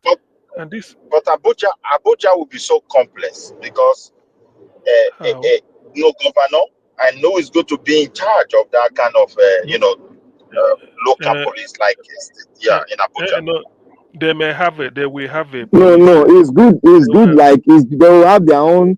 The federal police will be in charge because it's the federal government. You can't have two captain in a ship because the state capital you can't have two captain. That's why they put chairman or mayor. They can name it to mayor or chair, anyone they want to, but they cannot have a governor in that territory. It's a territory, not the state. That one a small issue. It doesn't. I don't really. They say as long as the whole 36 states are secured, Nigeria is already a secure state. Forget about FCT. No, see my worry. Everything look good. To be frank, I cannot argue that. Yeah. But when it comes to election, do you think this so-called state police will not become another very problematic something to the indigenous people? Do they have really laws to address that? Yeah. Okay. Do you mean yes? People will feel that you use the governor will use state police to rig election and intimidate. I doubt that because do you know why? No, my brother, let us be honest. Even for local vigilante. Boy, let us cross the river first now. Now, so now we go stop and now they go change their mind. Go cross river first. Okay, please. Before Chris time me. Okay, so let me put it just like for Midwest and the other people. You see, what gives me joy is that the police you see in Edo, all of them have Edo State indigenes. That's one. It is not left for them. It's not every time that the governor will deploy them to illegal mission. It may not work because the state is their own. Remember, the opposition also come from somewhere. So I don't really. I know that is I remember tax law. The guy people know more tax. So I know because of that fear. But if you consider that a disadvantage, it is better to have it than to allow Fulani headsmen come down and be terrorizing your area. Police cannot do them anything because God bless you, sir. Okay, for instance, it means that the divisional police officer in the 18 local governments of Edo State are indigenous of the state. In Anambra, it don't used to be. DPO, Commissioner of Police in Anambra, cannot be Igbo man. It might not be. I mean, how do you do that? You see, because you now hold the people direct. And if you tell me that a local government, the local police in the local government area are from that local government, the people know them now. They know their villages. So things, I mean, they will be much more because they know whatever happens, it is them. It's like local vigilante guarding the street. they know because they live there. So that is the best thing to happen. I know there may be people might try to manipulate it or sort of undermine it in a way, but the wider the advantage outweighs the whatever disadvantage it we have. That is just what I want to say on that. Chris, thank you. Yeah, Dr. Sam, thank you so much. I completely agree with that position, because even if the governors, they want to use it, at least not all governors will Yeah, do that. exactly. Yeah, we At do least that. if some states, like we they compare Enugu today, see what's going on in Enugu, if some states, they will take a leave. But the most important thing, Midwest people, imagine the commissioner of police for Edo local government, now maybe one Obayuwana, where everybody know Papa house. Yes. Then can't they do anyhow? You can hold them accountable. Then Yes. all those DPO for New Benin Market, now one Osage, DPO for this thing, now one Ipomosa. The same thing Yes. across the federation. Imagine for Malik place now, the commissioner of police, now even Malik there, Abdul Malik. So that's it think till they start. But for Black Panther, please, we not make Black Panther commissioner of police. Look at you. I don't clear all the bad boys for road comments now. It's a good development, though. I agree. It's a good development. But what I'm trying to put in there is that Midwest people too. Now for motor park na Wike take start. Wike was in charge of Obiakpo motor park. Yeah. From there they make a local government chairman. Now there you take. So Black Panther can start from there. I don't know. Midwest people see may I quick talk this one time they go. You see what Tinubu they do so. Say automatically you see this problem they say insecurity for not. Nobody go blame federal government again. Again. This one with the state by themselves, they encourage this insecurity. We know some of them they do. So if they cry these days, Nigeria don't abandon us. Let me tell you now, that money where they collect free for security, they not go see them again. Now, don't understand. Yeah, Black Panther. So they will say all those ones they cry the federal government to IGP camp. They don't go fit talk all those ones again because now them get their hand now them they do. I'm also very happy. I'm happy that they have agreed. Yeah, but what I'm trying to say is that individual from state like we, sometimes we give public opinion. We should also try to talk about areas where we have worries. So if we address it properly, my brother, we will be so happy, because taking that right for we to secure ourselves, it's a complete marginalization. You don't even know how people is getting their promotion. Sometimes they recruit some people inside their houses, give them. I have a friend. Midwest. Let me say this before you continue. You see, they've agreed. Midwest, quickly finish. You have a friend that does what? That did what? Yeah, my friend, a friend of mine has been in Nigeria police force. I can say nothing less than 25 to 30 years. He read law, he read criminology. This guy has been working fine. Up to today, my brother, now inspector, now is still B. Nobody is helping him, because when I call him, he will tell me no connection. Nakota is from the warrior. You see, they will say that connection. No, connection. They structure the thing in a way that they will dominate, not how they will serve.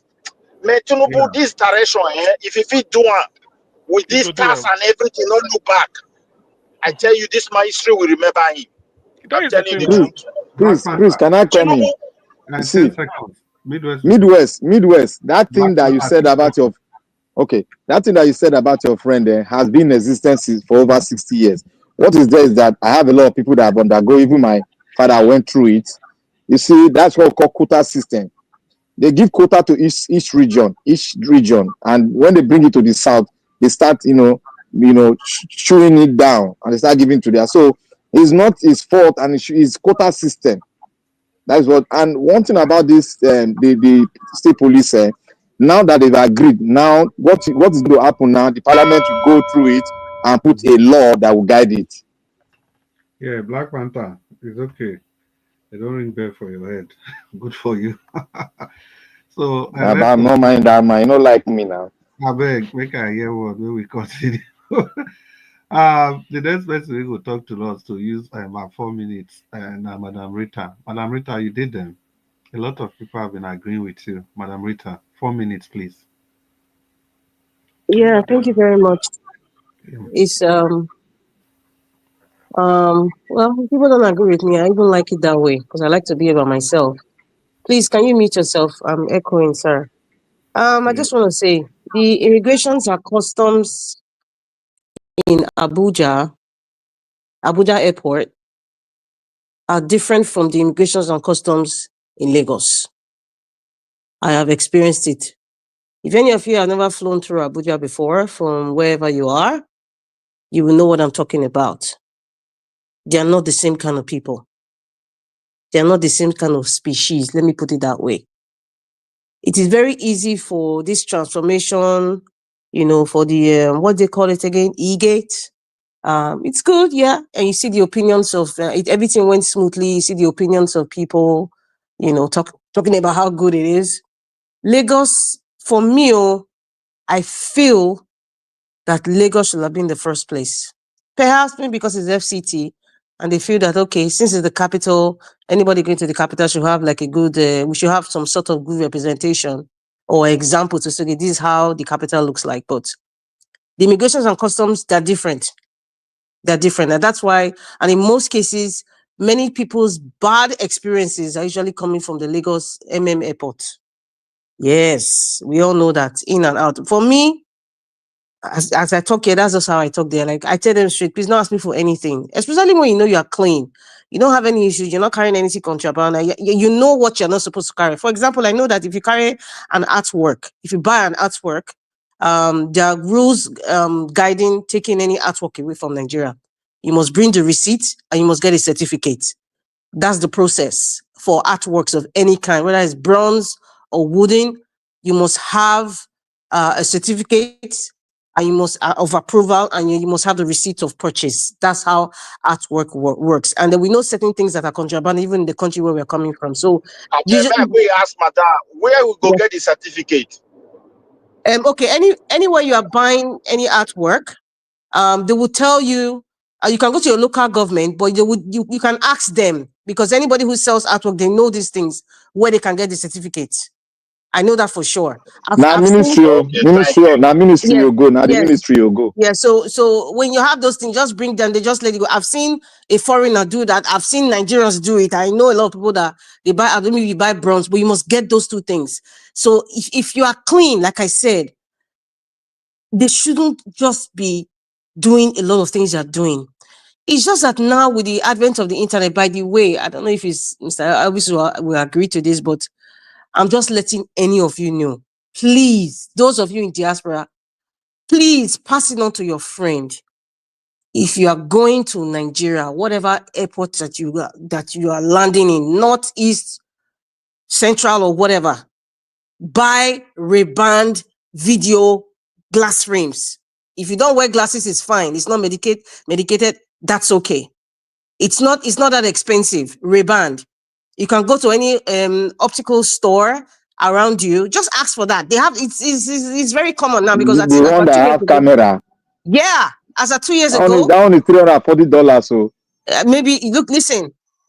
There are ways you can get this stuff, and if you go to one party, if you live in a place where they don't have a lot of optical stores, you might find a very high price, but it's really not that expensive. Some of you who have insurance for eyeglasses, perhaps every year or every 2 years, you should invest in that, because when you're going to Nigeria, is the best. But you're not holding any camera. You don't need to hold your phone to record or anything. You just wearing that glasses. It's taking pictures. It's taking videos. That's it. That's all you need. You come from diaspora, you have access to this gadget. Please use it. Please buy it. Ray-Ban. It's very easy. Mr. Elvis, I'm sure you know some, maybe Mr. Elvis even has. You don't need to hold a phone to say you're recording. You just be recording it. Everything clean and clear. Please invest in that. Yes, sir. Moving along. I haven't used my units. You just round up in 1 minute. Wow, I was patient when everybody was talking. Midwest was talking, and round up in 2 minutes. You know, Nigeria was on the ring bell for people. So Mr. Elvis, it's Friday. It's Friday. And You're still in Lagos there, so please give us some time. Anyway, to be quick on what I was going to talk about. Yeah, so the immigration and customs are different.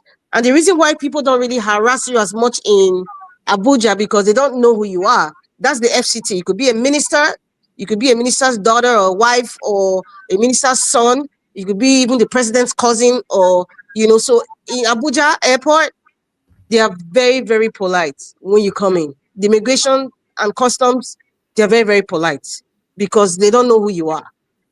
Can you mute yourself, please? My voice is echoing. But Lagos, so those are things that I think Festus Keyamo, maybe perhaps there's a reason why, because Lagos is pretty big and pretty vicious. But it's something that he said. He said, when people come to complain, oh, this is the attitude of these people. He said, they don't understand that it is not me, it is the contractors. I'm like, okay, so who the hell employs this contractor? If their staff is not doing what they need to do, fire them, get another contractor. But however, it's Nigeria. This is where nepotism comes from, because it's always somebody that gets a contract, and then because they just got the contract, whoever they employ, they don't care about the services these people are rendering to Nigerians that are coming into the country. And there's one thing he said, the principal duties of customs is money laundering.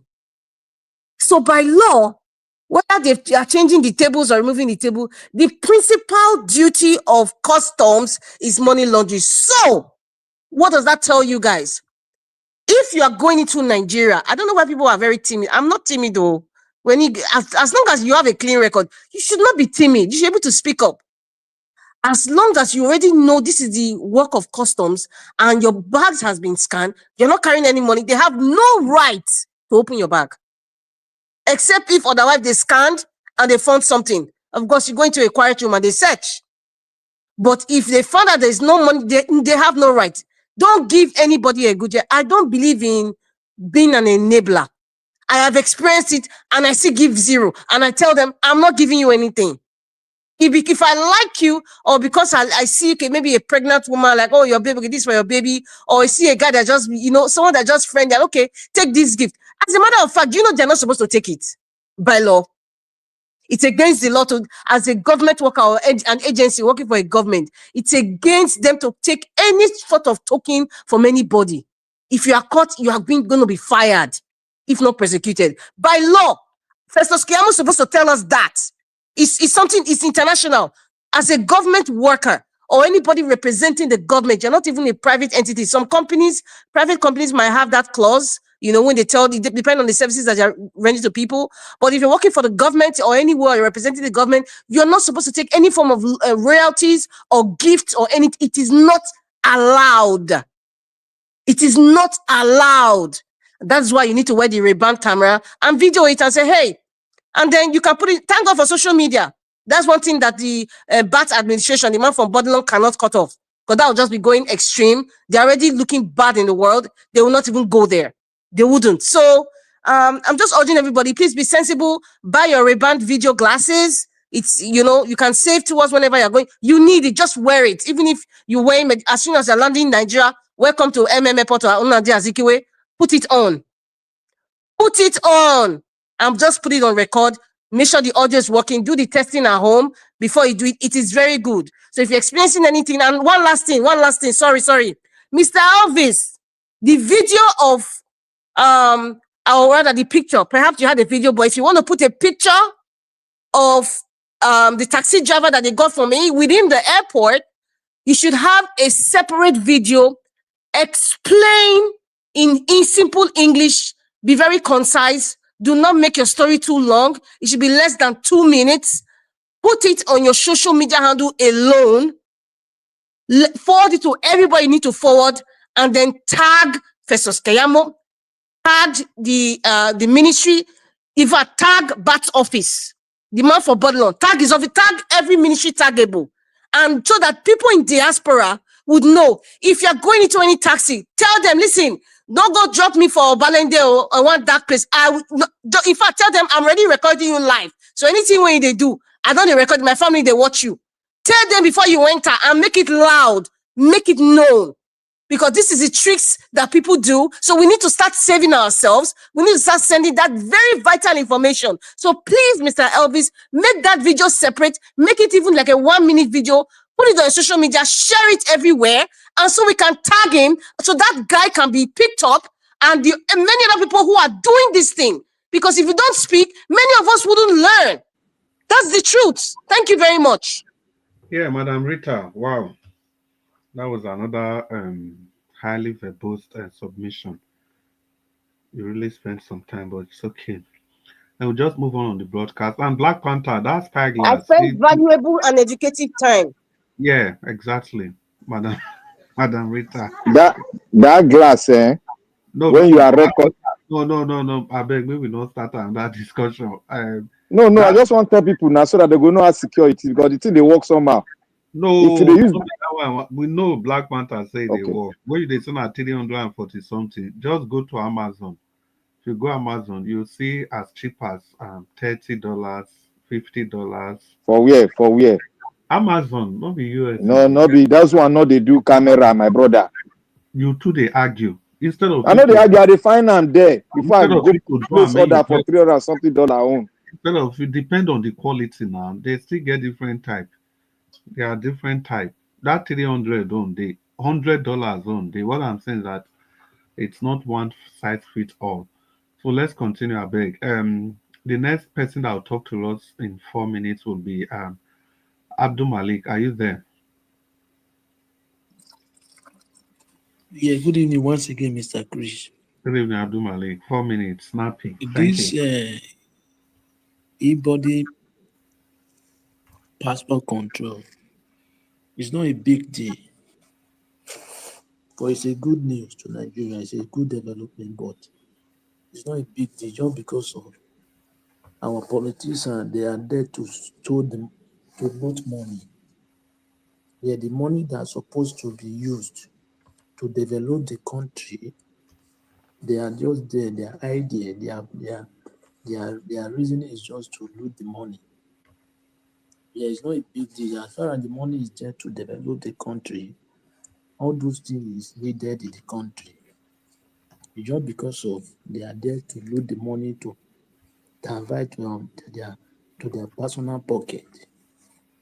Yes. Imagine 64 years, no light in Nigeria. Even then, when they was interviewing those passengers in Azikiwe, Unadi, in the airport, one of them said the system is slow. You see, because there is no network, no good network. Yes. All those things not big deal. Just because of the money supposed to use to develop the country, one person will use the money to go and keep somewhere. The country will look tattered. That is what I say. Why are we going to continue like this? Nigeria, nothing to show. Even currently, no sufficient food to eat. No light, no water, no sufficient food to eat in the country. Before you know, another thing will apply again. Are we going to continue like this? The answer is no for everybody. It's no. Excuse me, sir. You're making a lot of background noise, please. I can't really hear you. Can you hear me now? Yeah, I can hear you now. Thank you. Yeah. Okay, sorry for that. Yeah, the answer is no. We cannot continue like this. There is money there, but the money is divided to their pocket. That's why the country is not moving forward. Passport control. It's just like new something. It's not new. Thank you very much.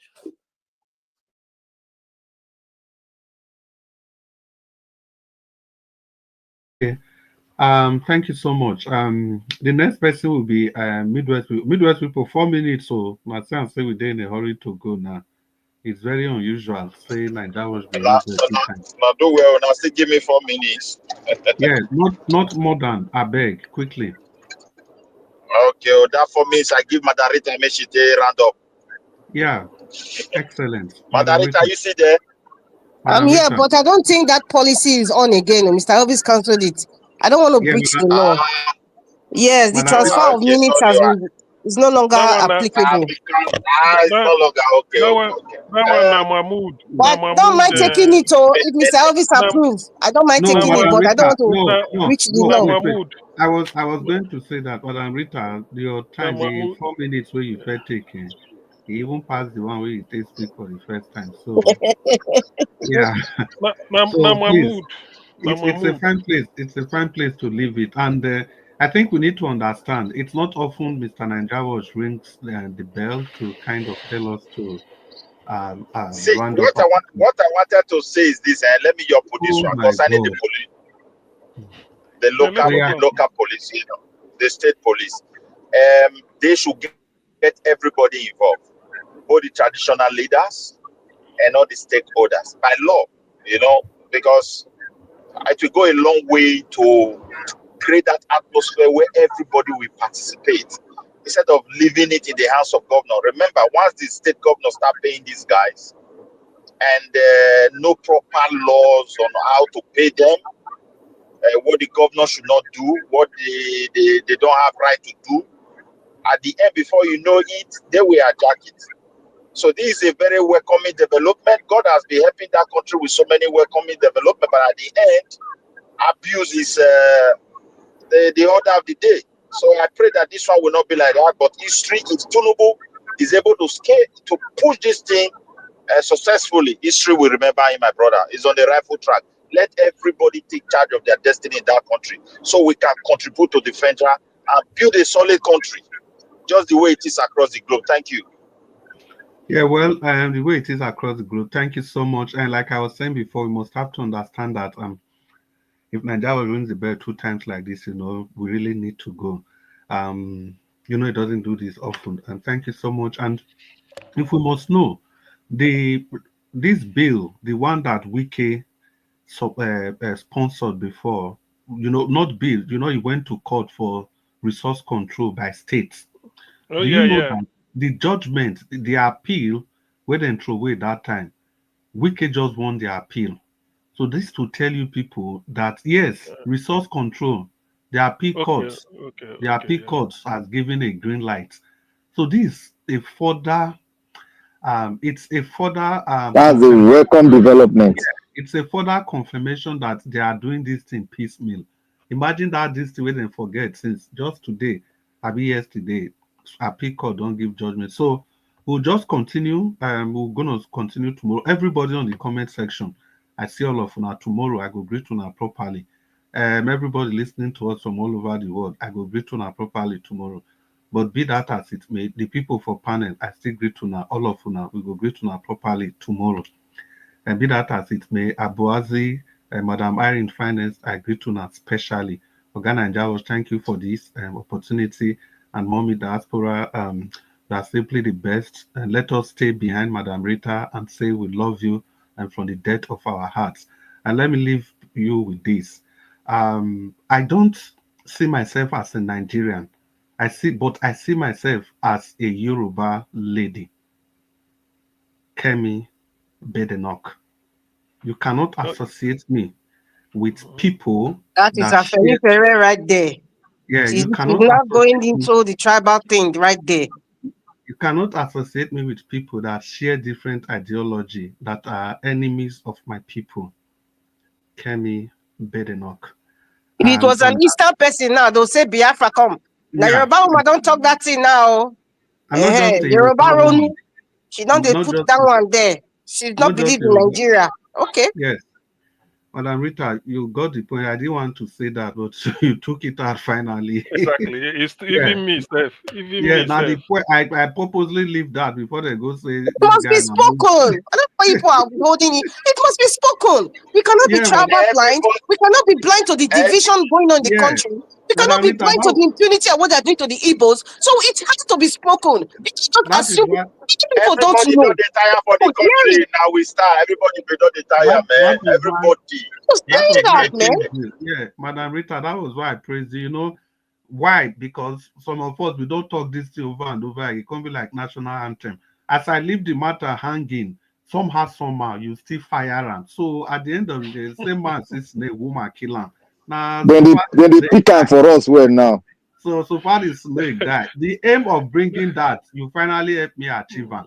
Well, on this note, Mr. Nanjawaj, please, you don't need to indulge us any further. And let me invite you to come and bring this broadcast to a final end. Mommy Diaspora, we love you. We hope to continue later today. Mr. Nanjawaj, sir. All right. Thank you. Thank you very much, my people. God, Chris, thank you very much for all that you do. Thank you, Black Panther. Thank you, Mother Rita, Oga CM, Oga CBD, Midwest people, Abdul Malik, and those of you that joined us earlier on. I appreciate you all. Thank you so much, everyone that supported the channel. God's Child, Peggy Modi, Pretty EJ, BTV Nigeria. God bless you all, my people. Appreciate you all. Those of you that called into the show, Gashi Mize, Madam Emmy, thank you so much for calling in earlier on. Thank you, everyone, right there on the comment section. Started Mother of all Mommy Diaspora. Thank you very much, Mommy, for all that you do. Appreciate you always. Thank you, Abu Azi. Thank you, sir. Appreciate you always, always. Thank you, Ajio Deborah. I can see you right there. Peggy Modi, thank you very much. I appreciate you as well. Appreciate everyone of you right there. Thank you very much for your time.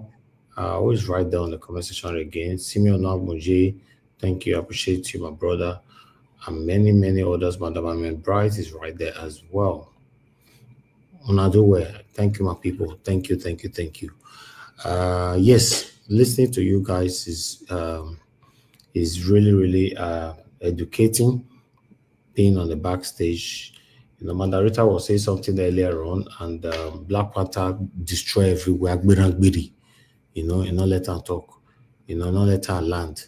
This boy, we need to find the way we'll take that statement back now, else I charge you to court for defaming my character. Not true. Excuse me, Naija Watch. Yes. You know, Naija Watch. Wait. Naija Watch. Thank you for saying this. You know, this is a season where people they go court to sue those who defame them. I think I could consider Black. It don't say where Black Panther they defame me. See, exactly. Yeah, no go court now. The fresh one with the talk first. I will be a witness. That I will do a election. I don't let me sleep. That's a political speech. I'll be political correct. You don't say. I think I have to go to court now. I go court. I go. Black Panther. No. Be our lawyer. No. That was a political statement. I was only being politically correct, so you cannot hold me responsible for that. Na defame. Na court to explain that. Na true. Na I remember. I'm being defamed here by the CEO of Naija Watch, and I'll make a lot of money because I'm going to sue you $5 billion. So you if they give you $50 damages in court, when you sue for $5 billion, they give you 50. So may go manage 50. So what you go do? Go manage. First, when they say it is over 100 billion naira, they use 500 million to bail for court. Jesus Christ! I mean, I don't understand. Man. Now Nigeria now they not use 50 million bail. Person will see more than 100 billion for Edo State. Now governor, not 5 million they bill. Oh wow. Anyway, thank you, my people. Let's continue for what we stopped later on. It's already later on now, according to Oga Chris. And I know today is 14th December 2024, Saturday. Yes. We'll see you again tonight, 6-7 p.m. Nigerian time, so that we'll continue for where we stop. Thank you very much, Stella. Myself, I can see right there. Good night, everyone. And God bless you, my people. Thank you so much, Midwest people. Thank you, sir. I appreciate you. Thank you, everyone. Let's continue to stand for what is right. It's very, very important. No matter anybody way involved. As long as it's right, it's right. If it's not right, it's not right. That's how it should be. You know, we all are getting old. Like Nigeria, we all of us they fight for. You never stay better. We want to make it better for our time. Not because they do what they do for you today. You know, don't forget, say our papa, our forefathers, they try. They not fit survive them. You know, now we they try. It will be nice. Say we survive them. you know, but if we are not truthful to ourselves, if we are not supporting the right people, you know, if we are applying sentimentalism based on, oh, this person is close to me and all that, we're not going anywhere. This is what I talk about all the time. If you go to social media, see how people comment on the comment section, then you're beginning to ask yourself, is it not the same country where there's everybody they're hungry? Christmas is around the corner right now. You know, midday at my eye, they witness everything. Even to if people now stay in the different estate gate now begging for food, carrying children and all that, it's crazy. Are you It's really serious? crazy. Yes, you know, they carry baby and stay in the different estate when you are driving out. You know, everybody's begging. You know, demonstrating with their hand they are hungry. So, how many people can we really help? To be honest, how many? It's You know, true. so you know we can't help. So it's painful, it's heart bleeding driving past this some of these people sometimes, even though you know it's painful, but you can't help everybody. If you want to try to help everybody, you yourself you become poor. That's how it is. You know, so you just you know, I wish they will learn, but they are not the sad part of it is that they are not even ready to learn. That's the part of it. They are But, not ready. but Niger Watch, let me address this to you. You that left UK and you've been living in Nigeria, how you they manage sustain? Because I know you can't make money in Nigeria. Rather, you take money from here, go home there and be spending it. So I can just No, imagine sustaining because here is no, I will correct that. I make money in okay. Nigeria. Yes, Okay, of okay, course, yes. Yes, okay, I make money in Nigeria. I've been making money in Nigeria since 2000, okay, 2011. So okay, so, it's long, okay, long while. Yeah. okay. You Yeah, are an but you said what? okay. I say you are an exception, sort of. Yes, but you You know, two say you dey call am CEO for nothing. See No be this like Mr. that. no, Now. CMO. Say Naira they lose value now. Say they no, no to be be. honest, you know, there's nothing like exception or whatever. Nigeria is hard and is affecting everybody. That's just the fact. You know, in anything you are doing, if you make your money from Nigeria, UK, or whatever, as long as you as a person, you are right here in the country, is going to affect you. You know, buy petrol now, for example. Every 3 days I buy petrol, and it's very, very expensive. So spending up to between 300,000 to 400,000 naira to buy fuel for your cars every month, it's not cheap, you know. Then pay internet. The internet that I use to talking to you people here, before I used to pay 78,000 naira. Now it's now 110,000 naira I'm paying, you know, every month. Then you now think of if I have to tell you every month. No, we're not talking about feeding or anything now. So for you now that lives in diaspora, you want to live like how you live in abroad. Oh, get that one straight. Maybe some people not get that differently. If you live in abroad and you come to Nigeria, you want to maintain that same lifestyle as how you take the live for abroad, then at least in a month, you'll be spending between 3.5 million naira to 5.5 million naira every single month. Like I said, if you want to maintain your lifestyle in abroad. But some people, they come from abroad, they not concern them, they just want to manage themselves and all that, then that's suffering. There's no need to come. Because for me, anything that makes you reduce yourself from your normal standard, you know, so now suffer and I could knock for your door with that, you know, in not to water like that, you know. So except you want to visit and just spend 1 week and quickly run away. Even the people that are still visiting Nigeria and spend 1 week, ask them. If you know any of them, ask them how much did they spend. Madarita was in Nigeria this year. I'm gonna ask how much, you know, to spend to be in Nigeria for just 1 week. You know, I know many people that have been on this panel. You know, there are some of them are still in Nigeria right now. Ask them. So, but like I said, depend on how you live in your life and all that. But for me, I've always known that when I was growing up, that if the way you will be living your life, immediately you reduced it. For example, you eat 3 times a day because you want to save money, you can't eat 2 times a day. Now that day, now no say suffer does start for your life. You know, that's true. But if you buy 2 shoes before you can't reduce and say you buy one, that will not be suffer because you are not you are not focusing on what you need. But when that comes to food, your comfort and all that, then there's a problem. Or like light not day. You say, okay, number one, I never on gen, I never need light, now for safe way. No, say suffer don't come, you are suffering. You know, so for me, these are the things, you know, or if you want to drive, go one particular place, go buy food. You know, because of where not there your car, you not feel go. No say suffer.com. So you should know what I'm talking about. But if you want to live a comfort lifestyle, you know, visit Nigeria. But normally people who visit Nigeria don't spend more than I used to visit Nigeria. My first visit to Nigeria was 2005. From that time till for more than 10 years, I was visiting Nigeria every single year, but I spent 3 weeks run back, 2 weeks run back, maximum 1 month run back. So I remember how it used to be at that time. You know, like a week before you come back to abroad, your money don't they read red, don't they read danger, you want finish. You know, so we know how they do at that time now. You know, you call it look time. Sometimes because that time I be know the rush go. That time said they won't take the run now. For see your money don't they show red. You can't run go Lagos, can't go stay for one hotel like that. Hotel we know say not too dear. And then you can't do the many 1 week before you take off because you know say if you still they be that's also money you they spend. So we know how it is.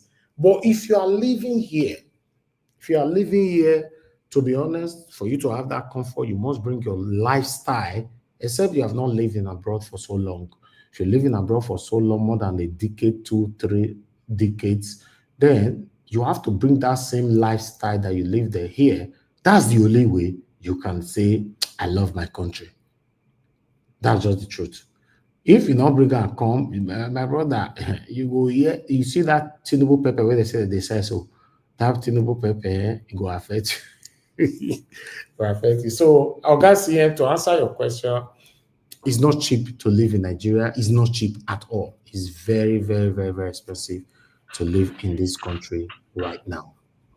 So I pity for people that is still the reason why these people sometimes I try not to pity for them, but my heart is not accepting it. You know, but it doesn't look like they are ready to make the changes yet. That's what I'm saying. It doesn't look like someone you're the manager and they go like that. If you can do food shopping in your house and every other thing in the house, what else?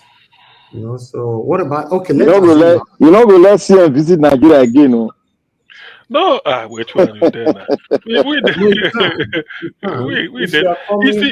It's even cheaper in the villages. Like if you go direct to the village, you know, like for occasion, like I mean for festive period.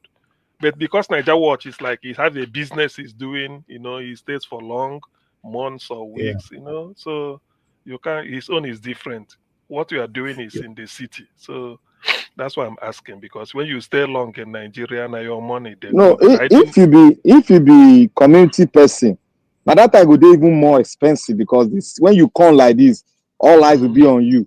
That's true. And even all eyes will be on you. Whether you go village or now Oga, my chairman don't come, you go pay their bill. If you like it, or every time you run, you must pay their bill. Anyway, sure, it's true, but you go use because you will get budget. Or that one where you talk, Black Panther, I felt believe on that time. Say if you knew con, all eyes will be on you. Trust me. Now when you did Benin be that too, and the way you take they live your life, you know, people like us be like saying every day now will come. Now how you take now the way you take carry yourself, how you take come out now. People depend on you every day. People see the kind car they drive, what you wear, where you take day. I bet forget it. Who should be all idea? You know, listen, people in Nigeria way better pass so many people there abroad right now. Forget your idea. Niger wash. You know what they talk when you get men, when you land for you see the island where that lucky where you stay. Na GRA. Na GRA. Me I know if you stay that place like that. Because it's too quiet. Now mainland me like to stay. Like it too quiet now. Like it will be like if I first day for London. Too quiet. Even me, some of us we don't stay Lagos, study for Lagos. If I'm to live in Lagos, if not be mainland, the Sulere, all those. No, now you talk Sulere. Now you talk. Now that place be my place. I don't go stay like day. I will stay for Lekki. Me not go stay for where they too crowded for that mainland. Lie. Now only case I get connection with them. No, Sulere no be crowded play like that. It dey lively. No, you understand? No, where that time, you know. Now that DSTV, Africa Magic, they very lively. Sulere with Badabia Mila. All those Baja, yeah, you know, all those Now for estate, opposite estate building there. Oh boy, see life now. From National But Stadium what opposite. I'm saying is that it's a busy place. So related in a busy place. Now they are live there. Now they are live No there, life to be day, honest. yes, life day, but it's too God no. Mr. Elvis Mr. Nanajebota. Elvis, 99, Asking you to do 99. All something. this Ajebota life where you live for London. He's an Ajebota. He 99 be can't that. change who he is. Black Panther. He can't change who he is. He's not into all those ragamuffin area. It's just who he is. They talk say not be because of London doesn't have anything to do with it. I was born inside fenced gates, and for us to come out, we have security that will open gate for us to come out to monitor where we are going. Then I went to Ati Maria Nursery School, where you go read school, they'll first give you tea and bread and everything. Driver can't drop you, driver pick you, take you back home and everything. So you know all those things. So no, it's not by London, it's about And you know what, sheltered life. Mr. Elvis has lived a sheltered life. Naija wash. You know when you live Naija wash, me I live with a teacher. That's why they teach for college, for security college, and now gate fence high like anything. Before you go enter, you get gate pass. But what did they make me the escape? They say I get uncle, I just go stay 2-3 weeks, 3 months for a place. That's when I dey flex. But if I enter that compound with pass, it don't end. So Naija watch. You know, go primary school where then they thief pen for school for class. Thief your pen. No. You know we go that kind. Till all my life I grew up before I come London. I was not born in London, before I come London.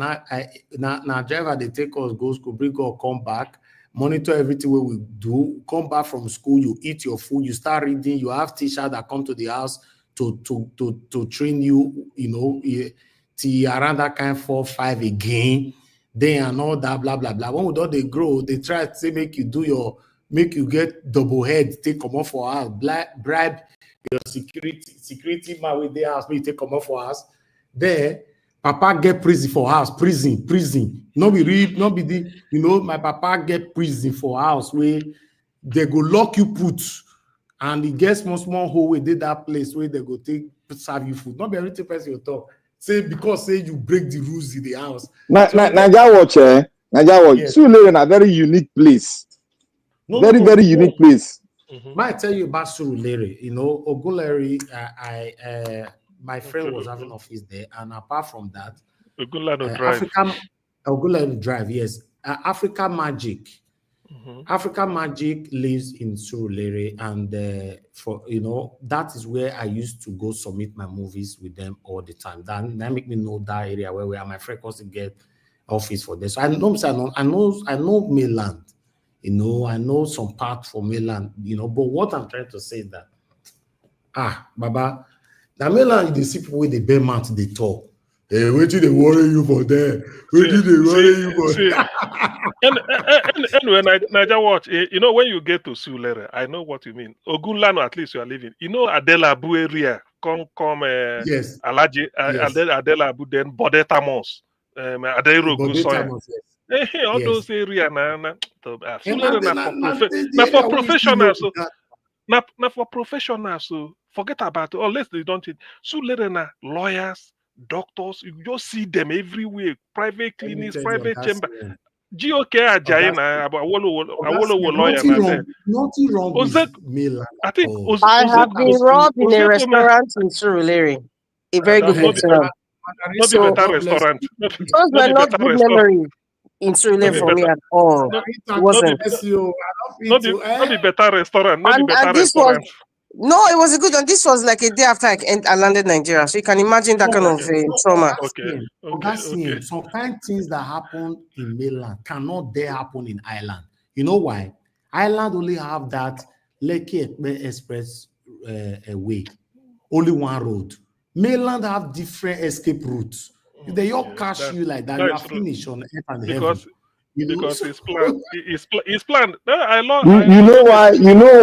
know why most of you cannot, like me, I can stay anywhere. Not that I stay any place. Because where I grew up for GRA section of mainland. So, and we are guided by. So, according to what Black Panther is saying, I agree with him. In terms of reducing your spending, if you are in mainland, obviously you will spend less. Exactly. You will spend, yes, you will definitely spend less, yes. Yeah, that's You will enjoy yourself to the highest high, but you still spend less. All those So I know. Island is fake life, basically. That's what I'm hearing. No, not be saying a fake life. Now, just their life they different.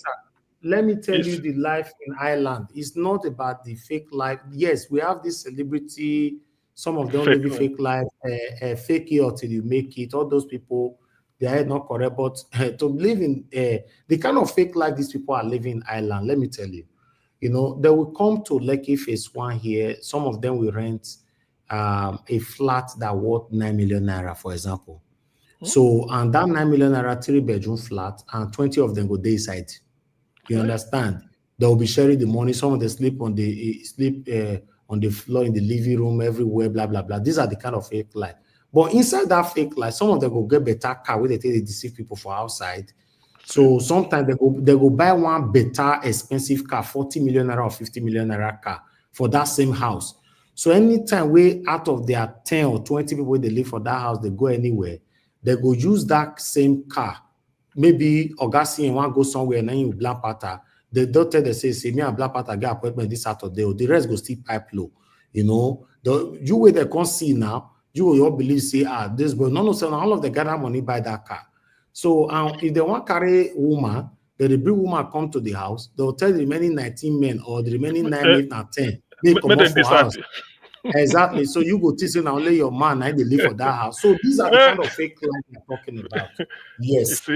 But if you want fake people who live fake life, they hard to know. You go know them because it costs more money to maintain a fake lifestyle. It costs more money. That's just the thing. Yes, So, and people who live this fake life, 80% of them can never achieve anything in life because they are spending more money to polish their fake lifestyle. They go to club, people like us, now people who they go club now will be, if you buy drink of 10,000 naira, if you did there, if you know there, buy 100,000 naira, I'm done. But people in the live fake lifestyle, they want to buy that 2 million naira, 2.5 million naira home to tell people say they have arrived. So those people can never buy land in their entire life. So we know these people. You know what I enjoy for mainland very well. Now clubhouses, not the nightclub, but clubhouses. Oh boy, no dull moments. This fake lifestyle, I don't believe guys are doing it. Or guess they rent house together for Ikoyi. About 15 of them go there inside. From there they'll be doing their boy, that's a jegule life. But you won't know. That be the tip because obviously, man, not they come out for the house. Now from there they put their head to catch big boys, And when you want to drop on for house, you go drop on for Ikoyi. You say now big gear they carry because na Ikoyi I go drop on. You don't know say that house and na a Cuba market now they stay inside that house.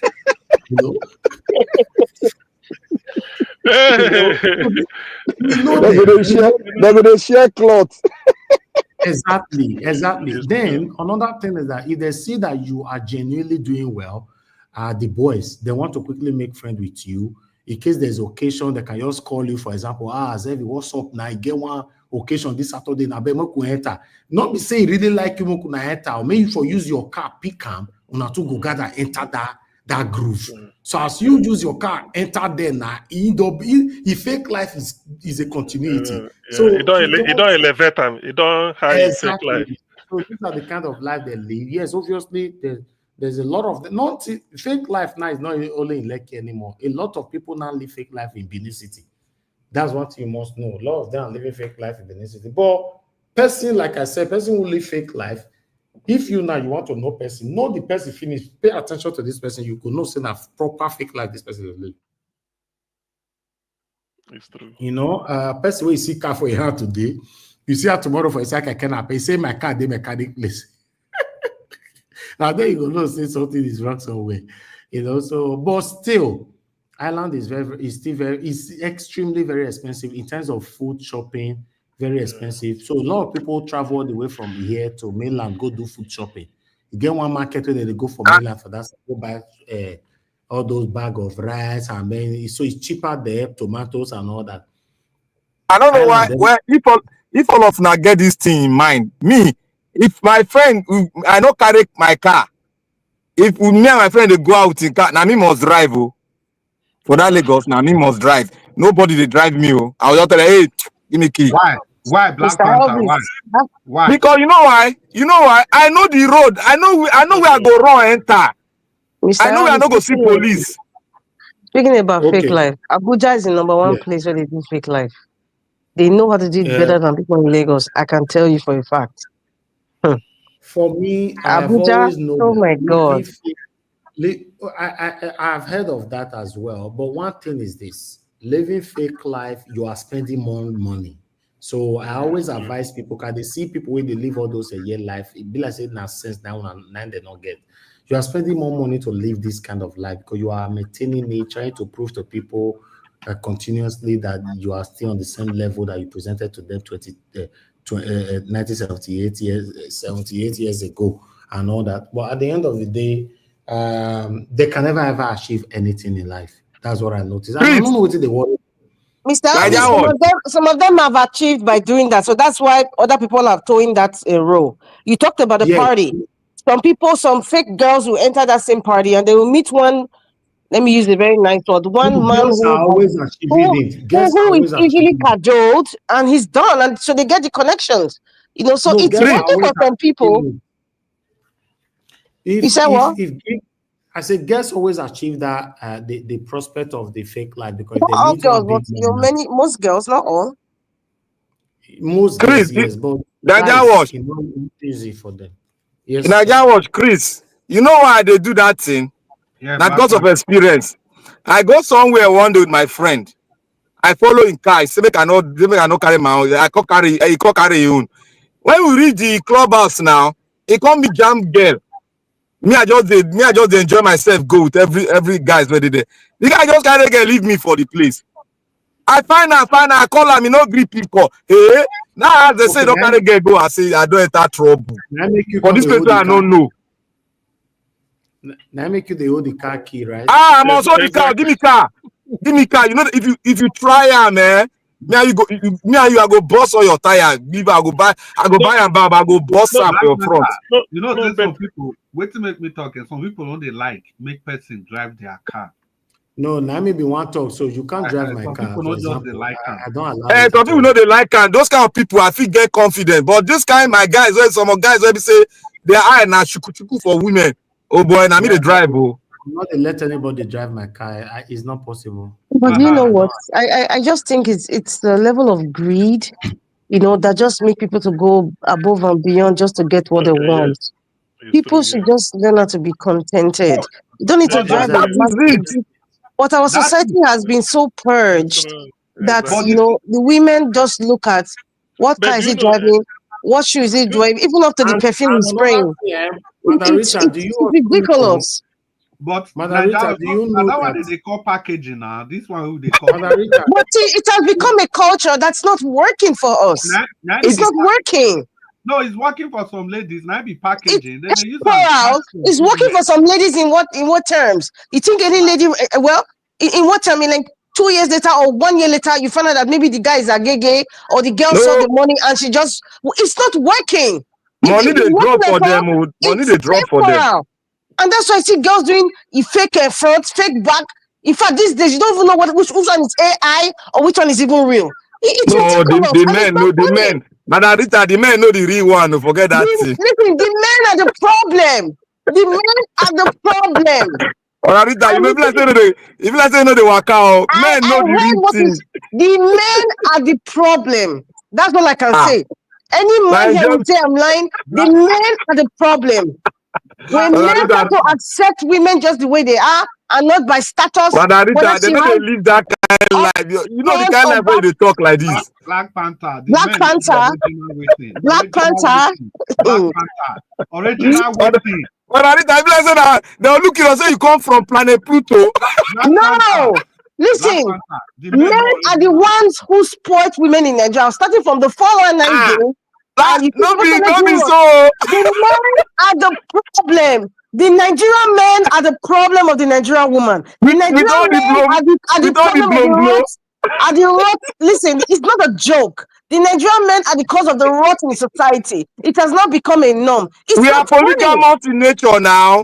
I'm not even talking about the polygamous nature of a man. I'm talking about everything that encompasses a very good society. It's funny to you now. It's not funny. There's HIV, there's staph, you know, there's all sorts of things going on everywhere. You know, because of this kind of lifestyle. Madam Rita. They talk about pedophilia. It's terrible. Our society is just rotting. Madam Rita, you don't to stay for abroad. They go back home. Black Panther with Dr. CM, is either you make a comment or you stop laughing. Don't mind this. You have something to say. The men are the problem of what's happening in today. We are the problem. Thank you for admitting it. You like laugh, but you know. See the free men small now. I don't know for Madam Rita. Last, but that's bad. They free men small, Madam Rita. I have to tell them what their fault is. It's out of love. I am saying out of the love of the men that I love, you know, good men. But it's out of love. I'm saying, look at these lapses that you're doing, and you think it's for the present pleasure. When I go enter Canada, let me finish. I will find you. Let me finish, Black Panther, please. It might seem funny, it might seem enjoyable, but there's a very bad negative effect it has, and it's a rippling effect. It's like a cycle that keeps happening. The men are the cause. Why are women doing body enhancements? I know sometimes women have some natural deformity, but that's what men are accepting. If you take a girl now, two girls now, the ones that has bleached her skin or the one that has enhanced the front or the back is what you're looking for. No, so let me ask you a question. Let me ask you a question before you go deeper. Let me finish. I'm trying to get to a point why men are the issue. Now, a man will go to the National Assembly, collect money for his constituents, and they want to carry a high-class girl. So everybody wants to be like the high-class girl because this man, where did he get the money from? You are riding a bicycle, all of a sudden you're talking about billions, and then you're no longer going to your so-called class, you're carrying the higher girls. Now, any girl now who's living a fake life, I want to be like the higher girls because I want to be on top. So you see, it's a revolving door, and it's a very vicious one. Rita, let me rephrase your statement. Let me rephrase your statement. Some men are the problem. Not be all men, some men. I don't get billion. I don't get billion to throw for one girl. May go do backyard. I don't get them. Wait. No, Black Panther, wait to Dr. CM, not they open your teeth again. Madam Rita. No, man, I don't want to talk. Now me the help and they talk. Now I don't want to talk. Madam Rita, did you say all men are the problem? You cannot say all men now. No, Madam Rita say all men. All men, because the good ones have refused to speak, and that's why Madam Rita and the National Assembly, no be all men. Abba, so I would say all men. The good ones are refusing to speak. They don't. They're saying they don't care. So it's all men. Yeah. All right. All men. I think Madam Rita is right. And Abati, I don't say all men. The day Black Panther go talk all women, make it not shout. Abati, please don't write statement again. I love men. Please, I don't have any issues with men. I just stand for the truth. Hello. Thank you. Cannot be all men. Hold on, Black Panther. Yes, it cannot be all men. I agree with the Black Panther on that. Yes, if you say some men or most men, I understand where Madam Rita is coming from, because most of the satanic men here, they are the one even giving money to these useless women to go put this blow and everything for their body, you know. So it's crazy. You know, they're encouraging it, and the genuine organic women, nobody really cares about them anymore. So I understand where she's coming from, and that this thing is spreading like a virus rapidly, you know, and all of them is now living fake lifestyle. And many other women are now looking at, okay, meanwhile, I did the way God to create me. No man they come for me. Make I still go live this fake life. Make people still accept me and all that. So that's how it works. You know, there's different dimension of living this fake life. Either you enhance your body. But Naija Watch, let me ask you a question.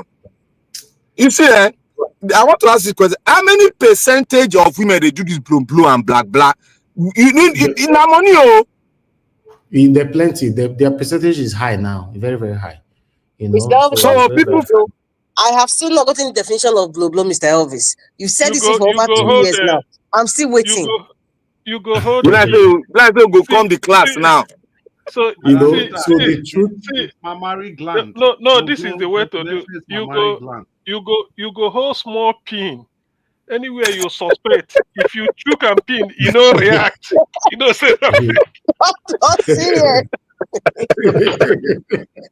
go hold Dr. small Sam get pin. experience for this matter. No be Dr. no Sam, no get you dey experience for no this you dey matter. everywhere. No be even no be Now you put you for senator there. life in the live.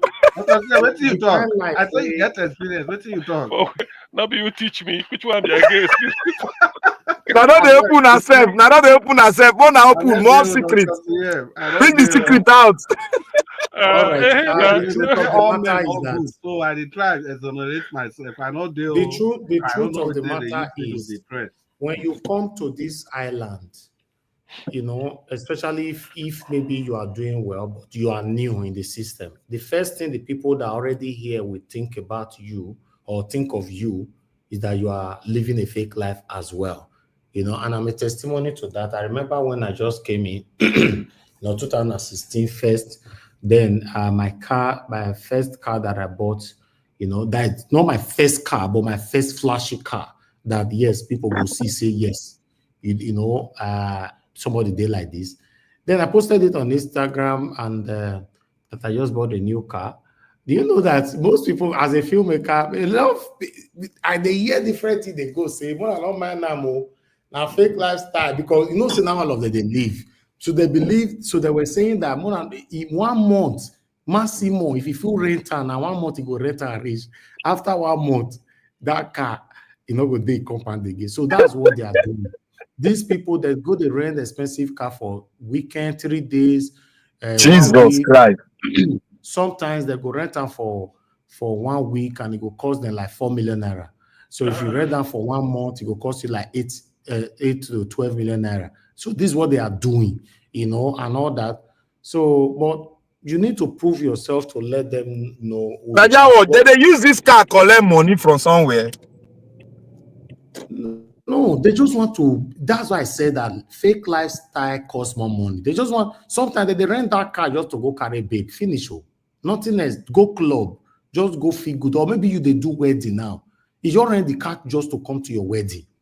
Main shake everywhere. Finish. Listen, the spirit of fake lifestyle is like somebody that is gambling. When you are living, using your money to gamble and all that. One day go use I believe it's like the gambling life. Exactly. So yes, and it's crazy. So this my first flashy car in Lagos, my time for screen now be this one. So anyway, anybody go know anybody for this picture?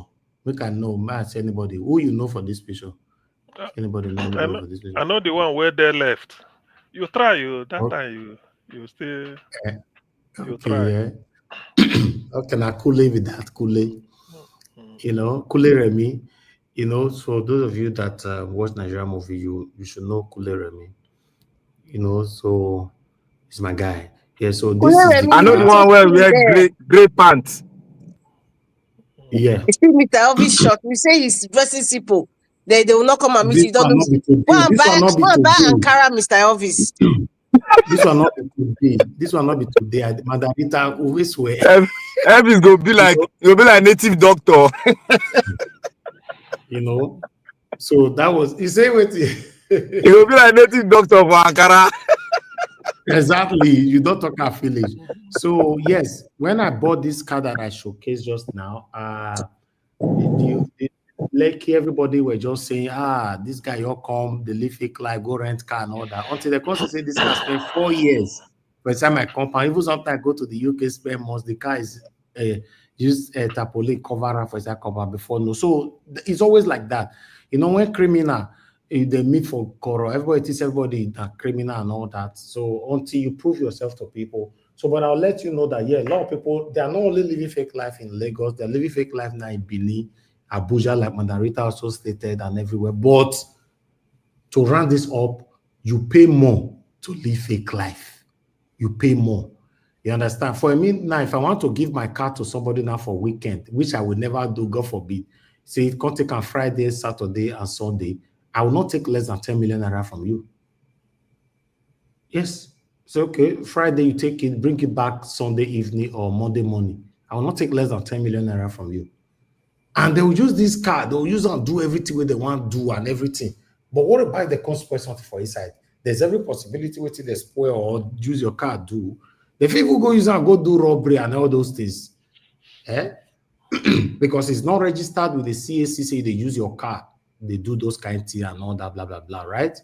So these are what the kind of life these people are living here. So, but still, let's come back to the hunger. That's a big risk. Now, big risk. No, exactly. I cannot take those kind of risks. But the truth of people don't approach me so many times. Hey, guy, what's up now? I feel use your car for one day. You know, I'll give you 1 million naira. And all that. I'll use your 1 million naira. Do I give you my car key? For one day, you give me 1 million naira. You see, but those people will go island, they live fake life. For Sulere, like I'm telling you, you can still live a comfortable life. Or it might not be. You can't live fake, but you can be comfortable with those things you live. Why I'm saying this is that I've lived in Sulere. Why would anybody live fake life? Can you imagine? Why would anybody live fake life? Exactly. Who they pursue you, they go. I don't know. Who are you trying to even please or impress? Because of Nigeria, say now, like inviting. It be like addiction. Let's say it don't become addiction. It be like say inviting stress upon yourself. That's what it means, because you have to try to, what they call it in UK. The thing is saying that to meet up with the Jones and what they say. Keeping up with the Joneses. We get this our group of Benin boys one time like that, where they go party, go they spray dollars, spray different kind of money. Fake dollar. Fake dollar. Now they borrow it from a dollar exchange and return it back. Hey, listen, they said in PDP convention before this 2023 election. Now we can they refer to we pay $30,000. And for that every delegate $30,000. Made they for vote for her. That's why we can they cry. So that $30,000. Now agents we can give and make them go distribute. So some people go, some go remove either 15,000 original, take 15,000 fake, fill them up, go give. so go give. So when you now go and change and they say, oh God, this one a fake, this one original, you go to wonder, say, is that what happened? So you see, you can't trust. That's why sometimes ask somebody.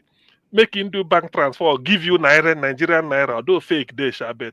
Give me, because those dollar, they feel just flash them for your face. Say, na dollar, no, say na fake. Until you take and go bank, then go tell you, so God, this is not fake dollar. So that is part of living a fake life, you see. Part of living a fake life. We've come to the end of the broadcast. This last discussion on our broadcast sometimes is very, very interesting. We all at the Enjoram is a random discussion which also we all are still learning from. But to cement this up, always live your life. You don't owe anybody explanation. You don't need to impress anybody in this world. Just live your life. One thing you must understand, waiting my mama, they always let me know, say, even though you build house today, just share it for everybody that surrounds you, they'll still find fault in you. And if you not still give, they'll still find fault in you. Then just live your life. Just live your life. Any name where people give you is not your name. So you're living fake lifestyle or trying to impress everybody and all that, blah, blah, blah. Although sometimes when God still bless you, you say me still showcase what God bless you with. Some people still say they brag or he can no. How they take color? He can raise shoulder. So there's a problem everywhere. There's problem anyway, but just be yourself. Just be yourself. And but for me, my people, Nigeria still remains the best country in the world. If our government can just, touch it a little bit, I tell you, many of you listening to me right now, you will move back home. You might not agree now, but I'm telling you the fact. If our government can just touch it a little bit, the insecurity, take it out, then give us good healthcare, good road infrastructure, and permanent light. Then every other thing we can manage ourselves. Nigerians are hardworking people. We can manage ourselves with the remaining things. But if you check out now, the worst part of this country now is the insecurity. where people just kidnap people now for ransom.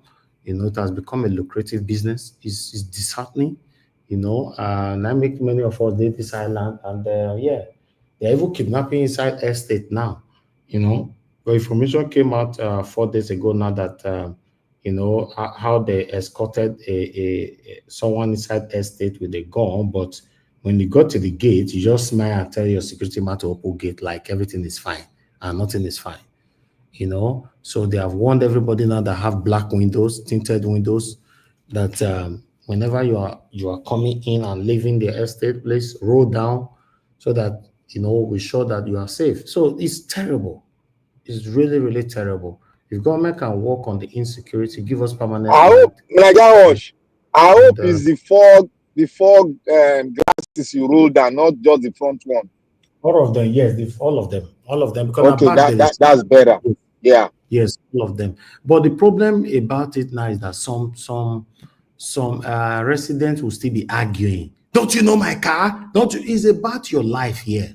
You'll be shouting on the security men, and all that. For me, as I just see for the past 4 days now, they rolled the 4 down Sayo Ridge Gates. As I pass, I roll up. They say, okay, sir. If they come, I roll everything down. Know that nobody's hiding inside my car. Know that yes, I'm safe.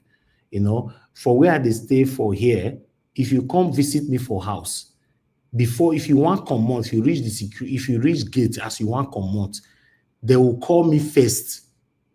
Hello, sir, are you okay? Your guest is leaving. I'll say yes, let them go. You see that? So yes, that is that's very, very good.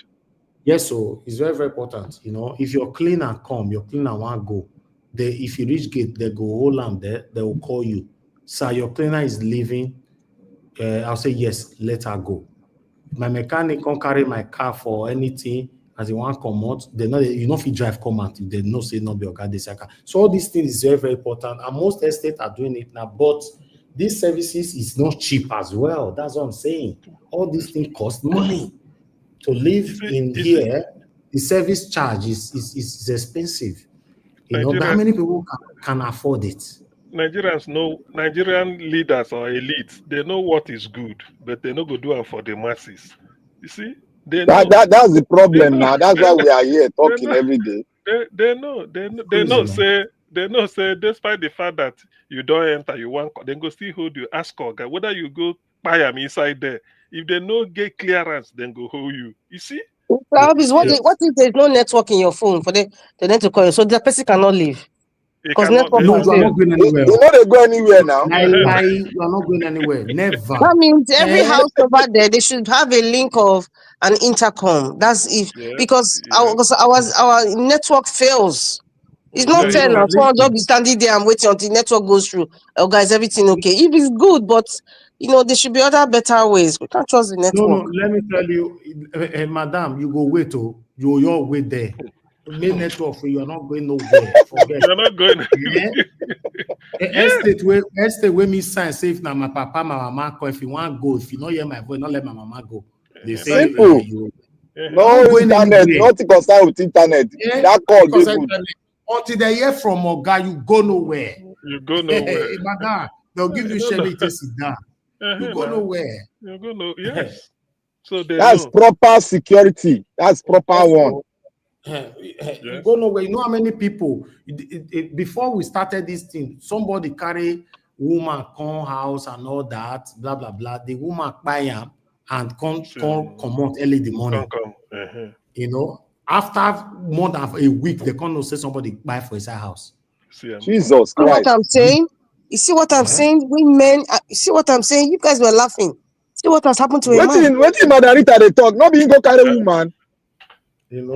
So the truth of the matter is, just forget. If you know, if it's not even possible. If my mama they come my estate, my papa come my estate. If they never hear my voice, they not let them enter. Yes, and go tell them say my mom is coming. Then as you reach gate, because you pass 3 gates before you reach where they live. First gate will be authorized. Second gate will be authorized, and the third gate will be authorized. Then the fourth one, and the one within my house, go. You understand? So aren't we living in a prison? And that would be That is why we talk with that now. When we they talk, Now we talk now. That's why may I can't leave for Sulere, but you go. You go gadge up well.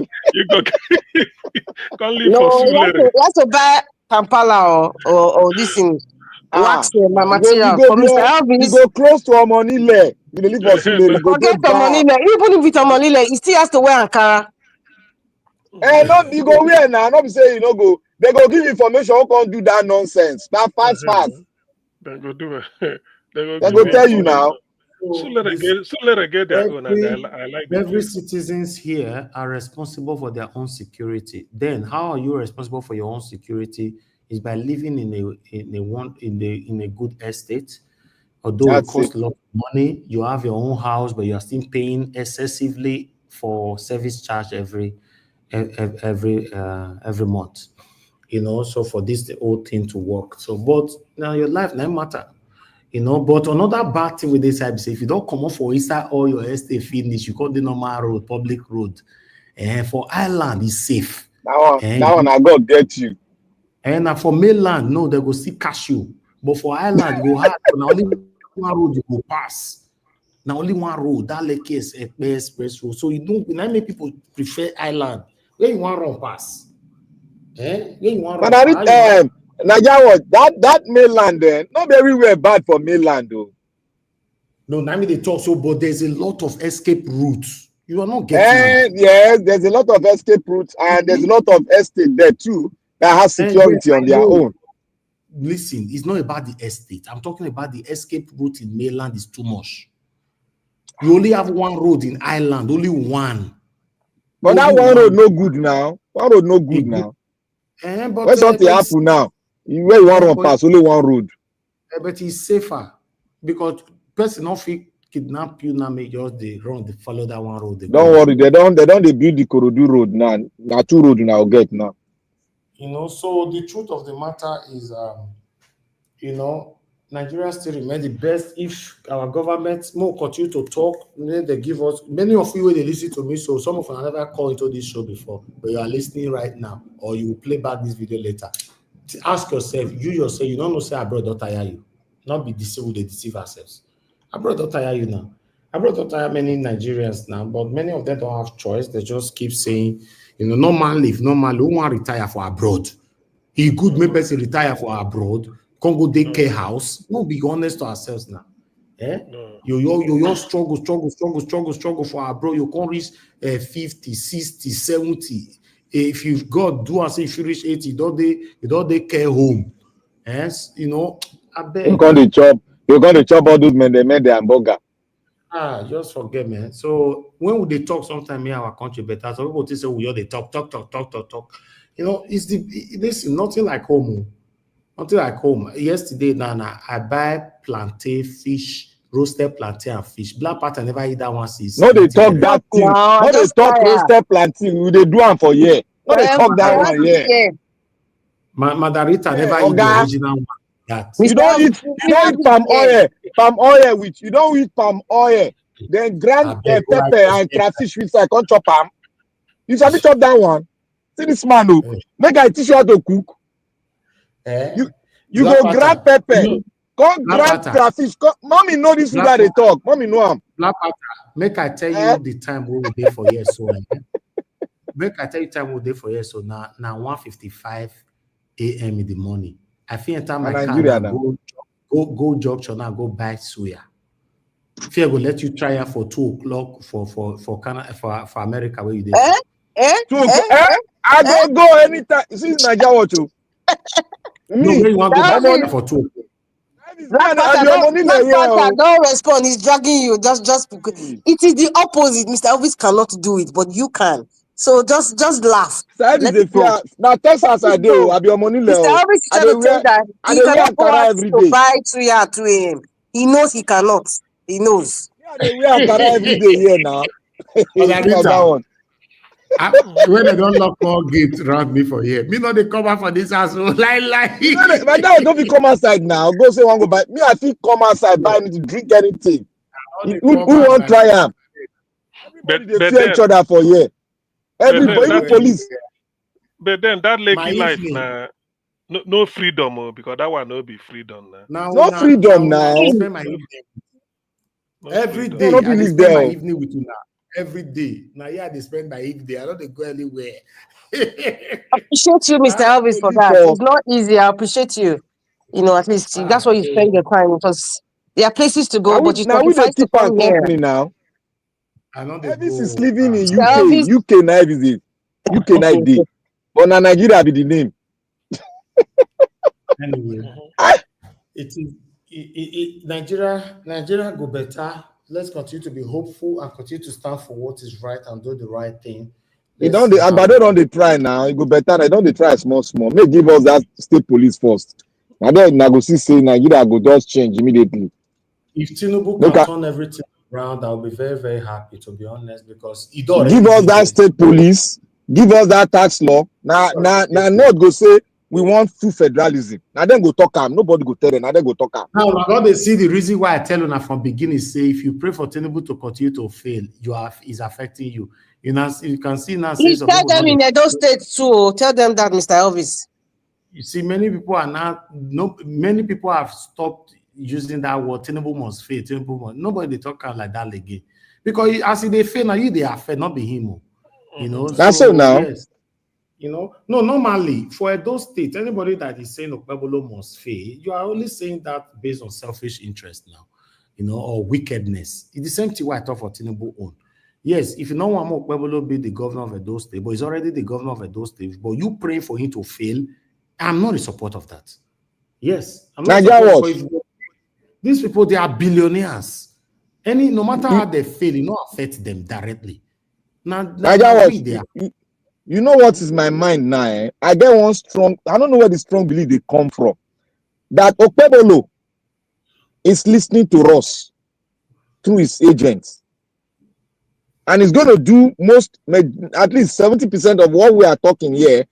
If they're not through him from that quarter, he's going to perform, because if he not do anything, in short, now straight ticket out. I believe they're going to remove Ansha. I don't know why. That's what I'm thinking. If they not remove him, he is pressed to perform. Like Agbado now, he take us unawares. I pray make it perform, but it go hard. You know why? You are not getting it. Let me explain quickly. Make around. I know some people they gadget plenty. I know, understand you. Hold on. Let me quickly let you understand. When you have so many people put hands together to bring you to this position where you are today, you are serving them till you leave office. So that perform, I want to do a big magic way, want to make more money to perform. Budget comes state, you share into two, half you often go to leaders, political leaders first. Then the remaining halfway remain, you constantly take half of that one again. Perform go hard, but I don't know how that one go take work, to be honest. I not just know. People they will back to plenty. He plenty. Well, now then, Sabisha, if you not do anything, they boot her out. Now in luck, we need somebody. Even till now, what will they do as of today? Tell me. Apart from he wants to start this, Not be with the see so. Wait, he does. See, Enugu State Governor now is building the second bridge.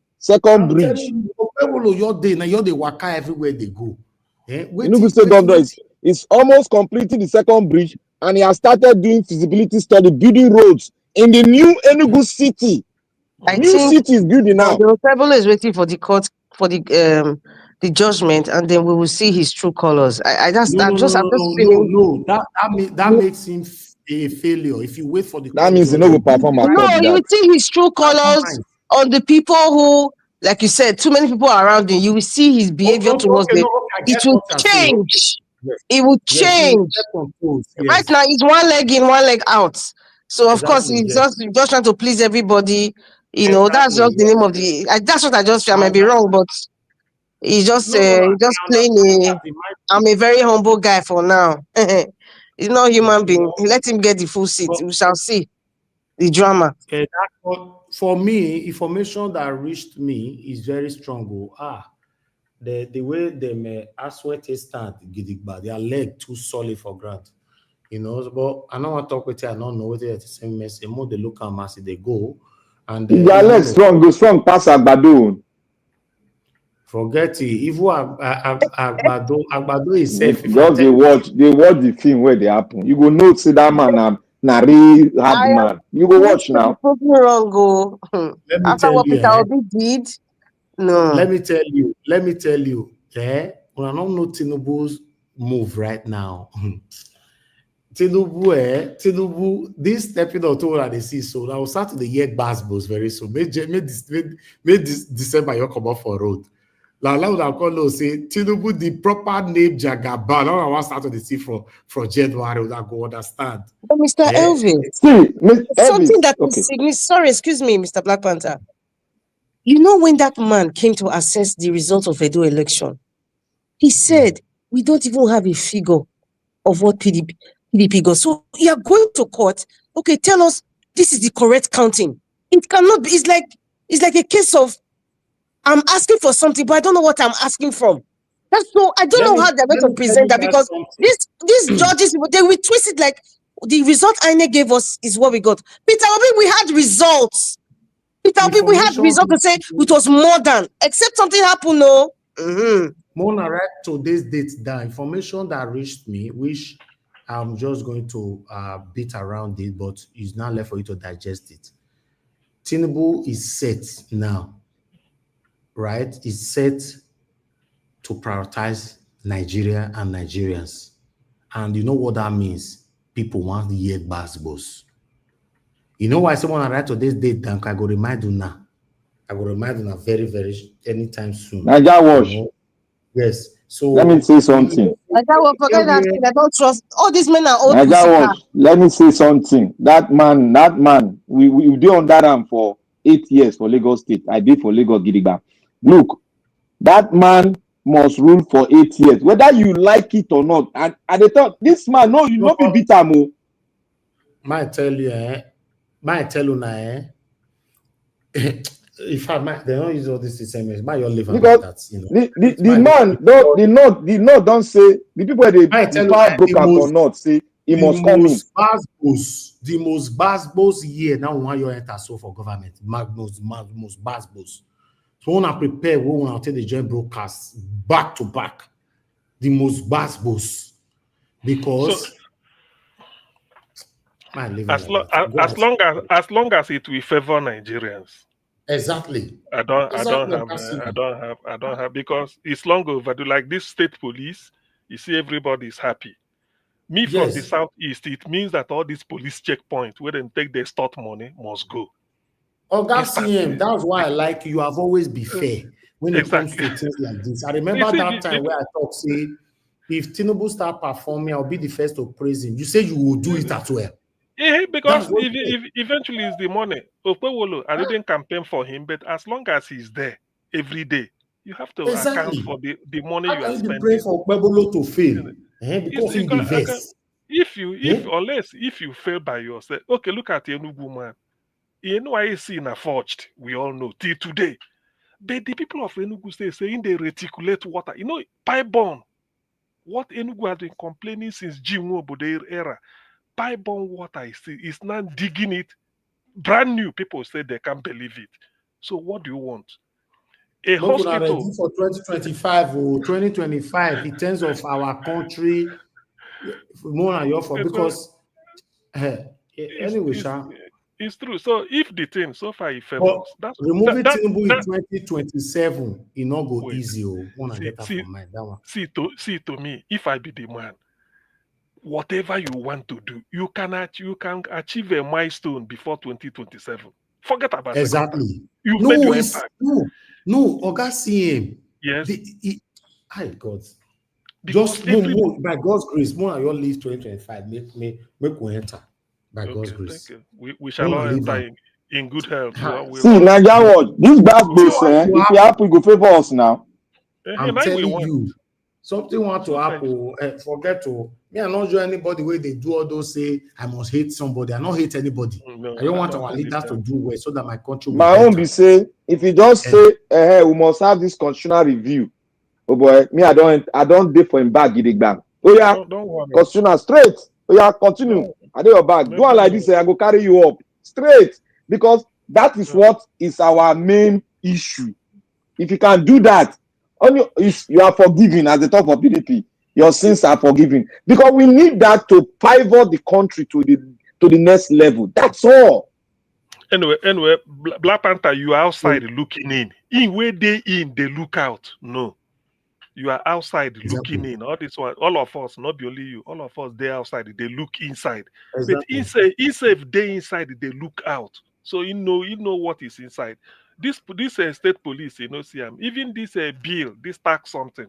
People this state police this state police go transform Nigeria, eh? Yes. Well. Because any state will complain, say they no fit go farm because of nonsense. I wanna no get state police. You go just take over, say make sure farmers are going to the farm so that people can cultivate food, and then at least the price of food stuff go drop.